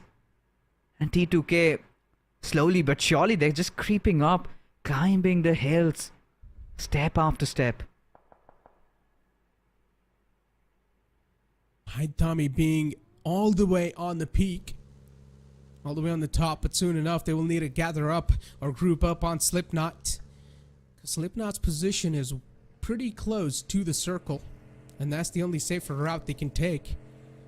For IHC though, all they're doing is reposition themselves, find a better spot, find better covers, preparing for the late game scenario. And they are doing so successfully so far. Look at the amount of spread IHC has. A classic IHC moment. And it's really good. It feels really good to see IHC this late inside the game. And as soon as I say that, they lose out on one of the players. Godless, knocked out in the back. A big casualty for them. I'm sorry, I didn't mean to curse you guys. Just when we were hoping, right? Things could go down well. And of course, you enjoy themselves. Still that sweet spot up top. Suyog will manage to administer that first aid. And they're still up with him. As Alex looking for anybody who's just peeking over with his heads out wide. As IHC still inside the circle though. Where do they go from here? The tree is protecting them from the King of the Hills. Rather slow game over here. Top 3 secured. IHC taking some massive amount of damage on Zeol. Leo Esports in such a commanding position. T2K still somehow surviving. I do not know what's going on in this game. These fights are just so awkward. And finally, we've got something on our hands here. Leo Esports able to get their hands bloody early off now in these final circumstances. Only 3 teams alive. And we've also got Godless getting knocked out. Leo Esports able to just stack them up on top of each other. I'd see 2 more players to go, 2 more players left over, but they can be a game changer if played properly. For Leo Esports, though, every step has to be in the right direction. TDK as well, you can see them wrapping around from the back lines. They're probably going to try to third party this entire scenario that Leo Esports has created for themselves, and they need to watch out on their backs because TDK, they're sort of also looking over them. They should not try to be way too crucial or eager to find those confirmation on the players of IHC. And once again, the dust's going to start to settle.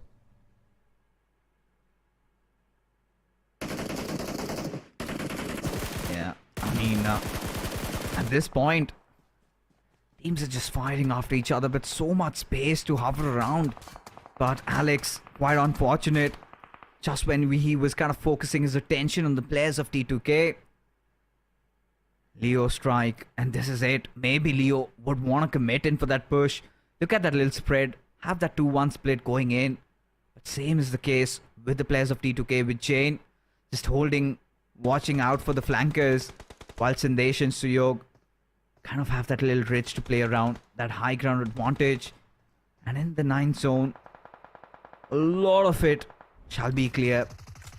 Whoever has the biggest chance to get a chicken dinner in this one. But for now, Aidami just slowly slithering his way. And IHC haven't really paid attention. No. Demo just out in the open. Aidami gonna show no mercy. Shifts onto his DBS. Surely have to get a bit closer as Alex gets the trade. And this is the moment that T2K, they have been waiting for. Yeah, the moment of truth, ladies and gentlemen. And this is where both the teams are quite vulnerable. TDK to strike in. They spring back into life as they have swung into action. But a couple of knockouts have happened on both the sides as Jane goes down and Suyog now is in the front. Even IHC, they're able to spring back to life once again. Both the players are back up on their feet. Alex and Demo. IHC, the weight game so far, the patience game sort of has worked out in their favor. Leo Esports, Slipknot, the last man alive, the final glimmer of hope, as Suyog's gonna close on up towards Jane to get the fallen man back up. Maybe he will be able to do so, but now Slipknot will peek out and get him done. I'd see the 2 players also having the man advantage stacked up with them. Slipknot, the last man alive for Leo Esports, but a world of trouble to face. Oh my goodness. Where have we come down to just when we thought it is gonna be T2K, but suddenly things have changed in IHC. The winds have turned into their favor. Taking on the high grounds, clearing all the edges. Trying to find out the whereabouts of Slipknot. As there you go, the grenade does the deed. Wow. As IHC get the final chicken dinner. But you can clearly see, not quite pleased with themselves. Surely no, they could have performed better over here. They were still fighting for that top 3 though.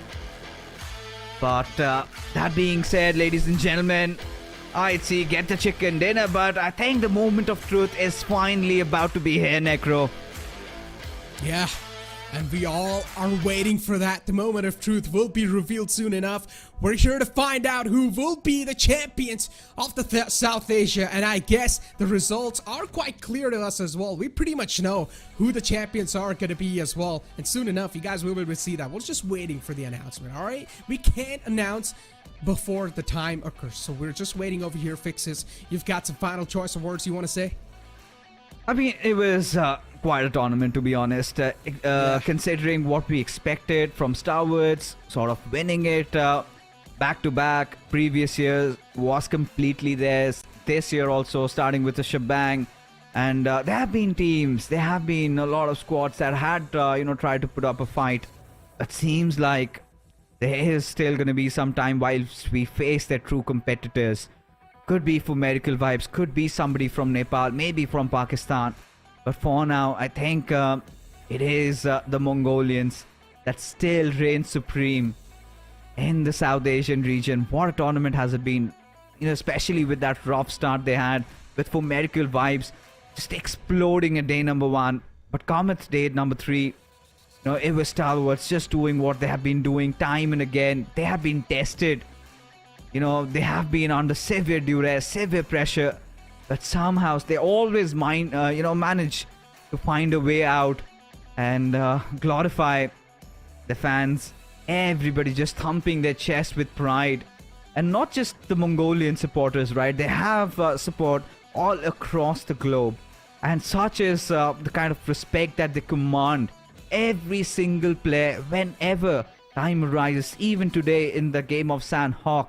Look at what IC did during the SA finals. Yeah. Look at what Nirzed did. Every single time you need somebody to clutch, there is that one player. You need somebody to rely upon. You've got a player like Top. Action, yes, there had been those phases where we had seen that dip in form. But when it was needed, when we wanted the true Stalwart to rise, he was also there in the mix of things. And when you combine every single aspect, every single element together, you're looking at an unfathomable force of nature. And that is Stalwart Esports. Stalwart Esports indeed. The Kings rule over their kingdom once again. And then you talk about IATC. At least they have ended things on a good note. Maybe they will have some smirks on their faces at the end of this tournament. But as I said, the teams that were not really able to get that first spot in their hands, hopefully we're going to be seeing them come back even stronger in the future, because every single team in this stage that we saw today, in the grand finals that we saw so far, was deserving. They had it in them. They had every single mechanics down to the earth. They were doing such a great job so far, but unfortunately sometimes it's about the click, and if things are not able to click well enough, you are going to be pretty much losing out on the entire stuff. And that's probably what has happened to a lot of teams. Crack under the pressure, so many things that can go wrong with a lot of those teams and with a lot of those aspects. But as I said, every single team has given it all they had. So there's no need to hate if your favorite team did not win. Just make sure that you're supporting them emotionally, because that's all that's going to be needed. But ladies and gentlemen, soon enough, the moment of truth will be in front of us. And yes, we've got the champions in front of us. It's going to be Stalwart Esports. As I said, the Kings rule over their kingdom once again, Defending their title, and the hat trick comes home.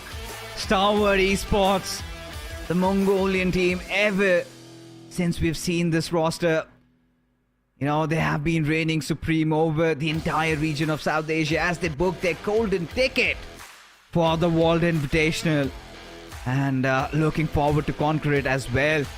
The Mongolians, with such rich past, such heritage, and Stalwart Esports at the front of it all. Every single player, take a bow coming in from action. There's it, IC and Top.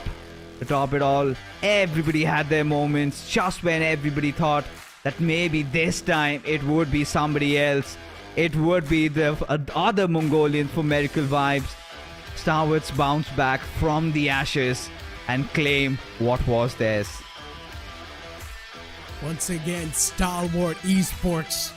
As you said, now they've got a chance to represent the entire South Asian region and also the Mongolian region in the PMWI, and I'm pretty sure this team will make us proud.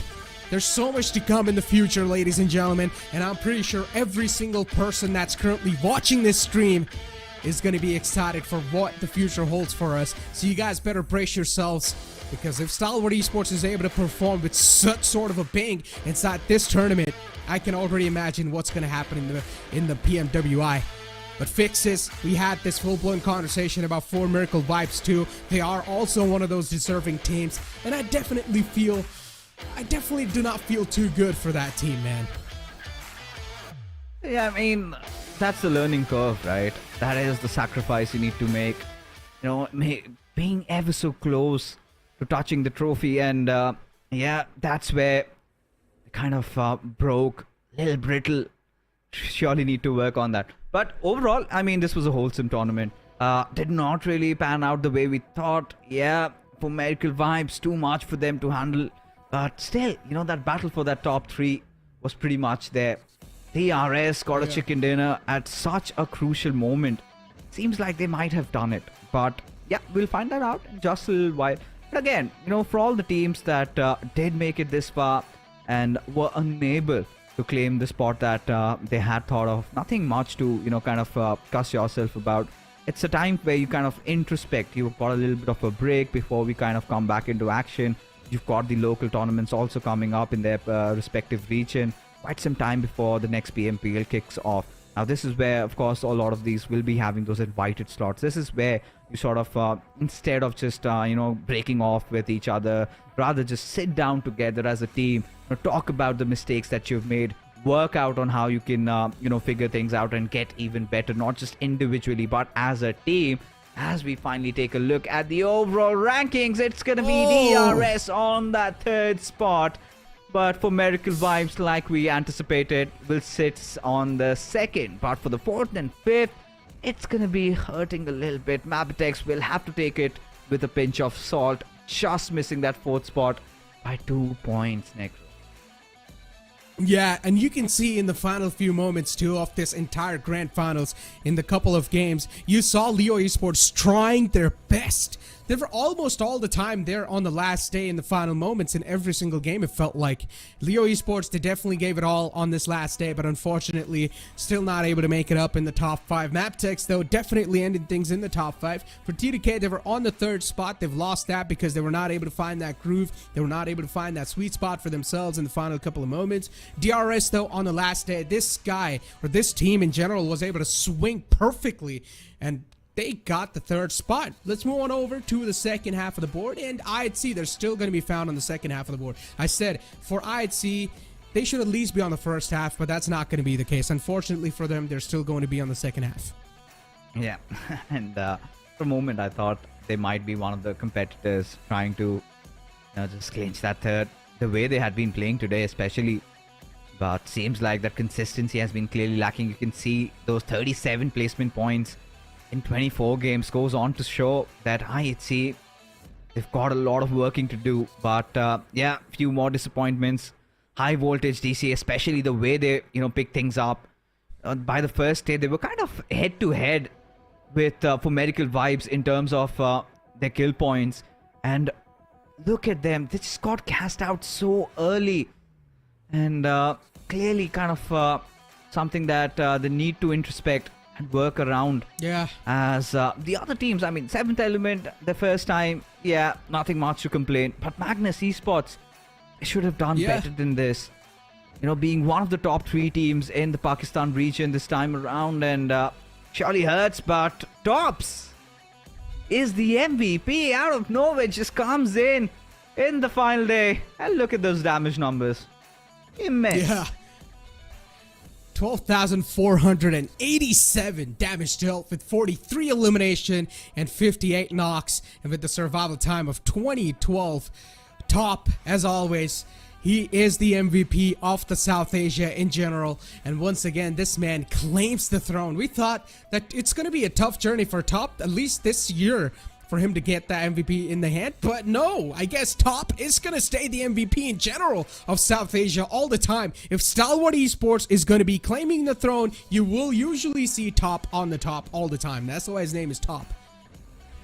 Yeah, even during the SA finals, he was the MVP. This time around, nothing really changes. It's just another day in the office for him as we take a look at the MVP ranking.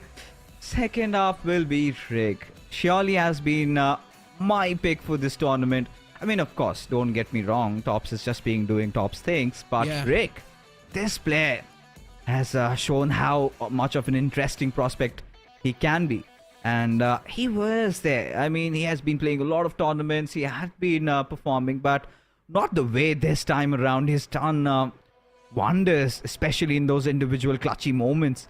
But then you've got Doc, another player watch out for, along with East. But I see Nirza also making it into the list, along with Killer and Refuse. Killer, surely the one firepower, bringing in the heat for DRS. Had such a crucial role to play in all the games that they managed to win. 36 finishes is where he's gonna find himself at. I'm quite surprised that we're not seeing Delta over here from DRS too. I mean, usually he's always there in the MVPs as well, and I'm way too used to seeing Delta over there as well. But this time, I guess Killer YT is going to be the only man from DRS to be on the MVP list. But Fixes, I'm not gonna lie, it's been quite a hell of a ride. And with every single viewer as well that's currently watching in the chat, it's probably been a hell of a ride as well, a roller coaster of emotion, if you guys would like to say. A lot of teams that we expected greatness were not able to deliver to the expectations, but teams that we knew exactly would be able to deliver, Stalwart Esports and 4 Miracle Vibes, they lived up to their name. But once again, whenever I take For Miracle Vibes' name, oh man, they are definitely a deserving team, and I feel like they should be there in the PMWI. But Fixes, I guess it's time for us to close on up the show as well. Have you got any choice words, any final words that you want to let the viewers know? You know, again, it was a privilege casting this tournament, and likewise, you know, reuniting with you guys. And yeah, it has been a spot of emotions out there for every single team, every single fan out there.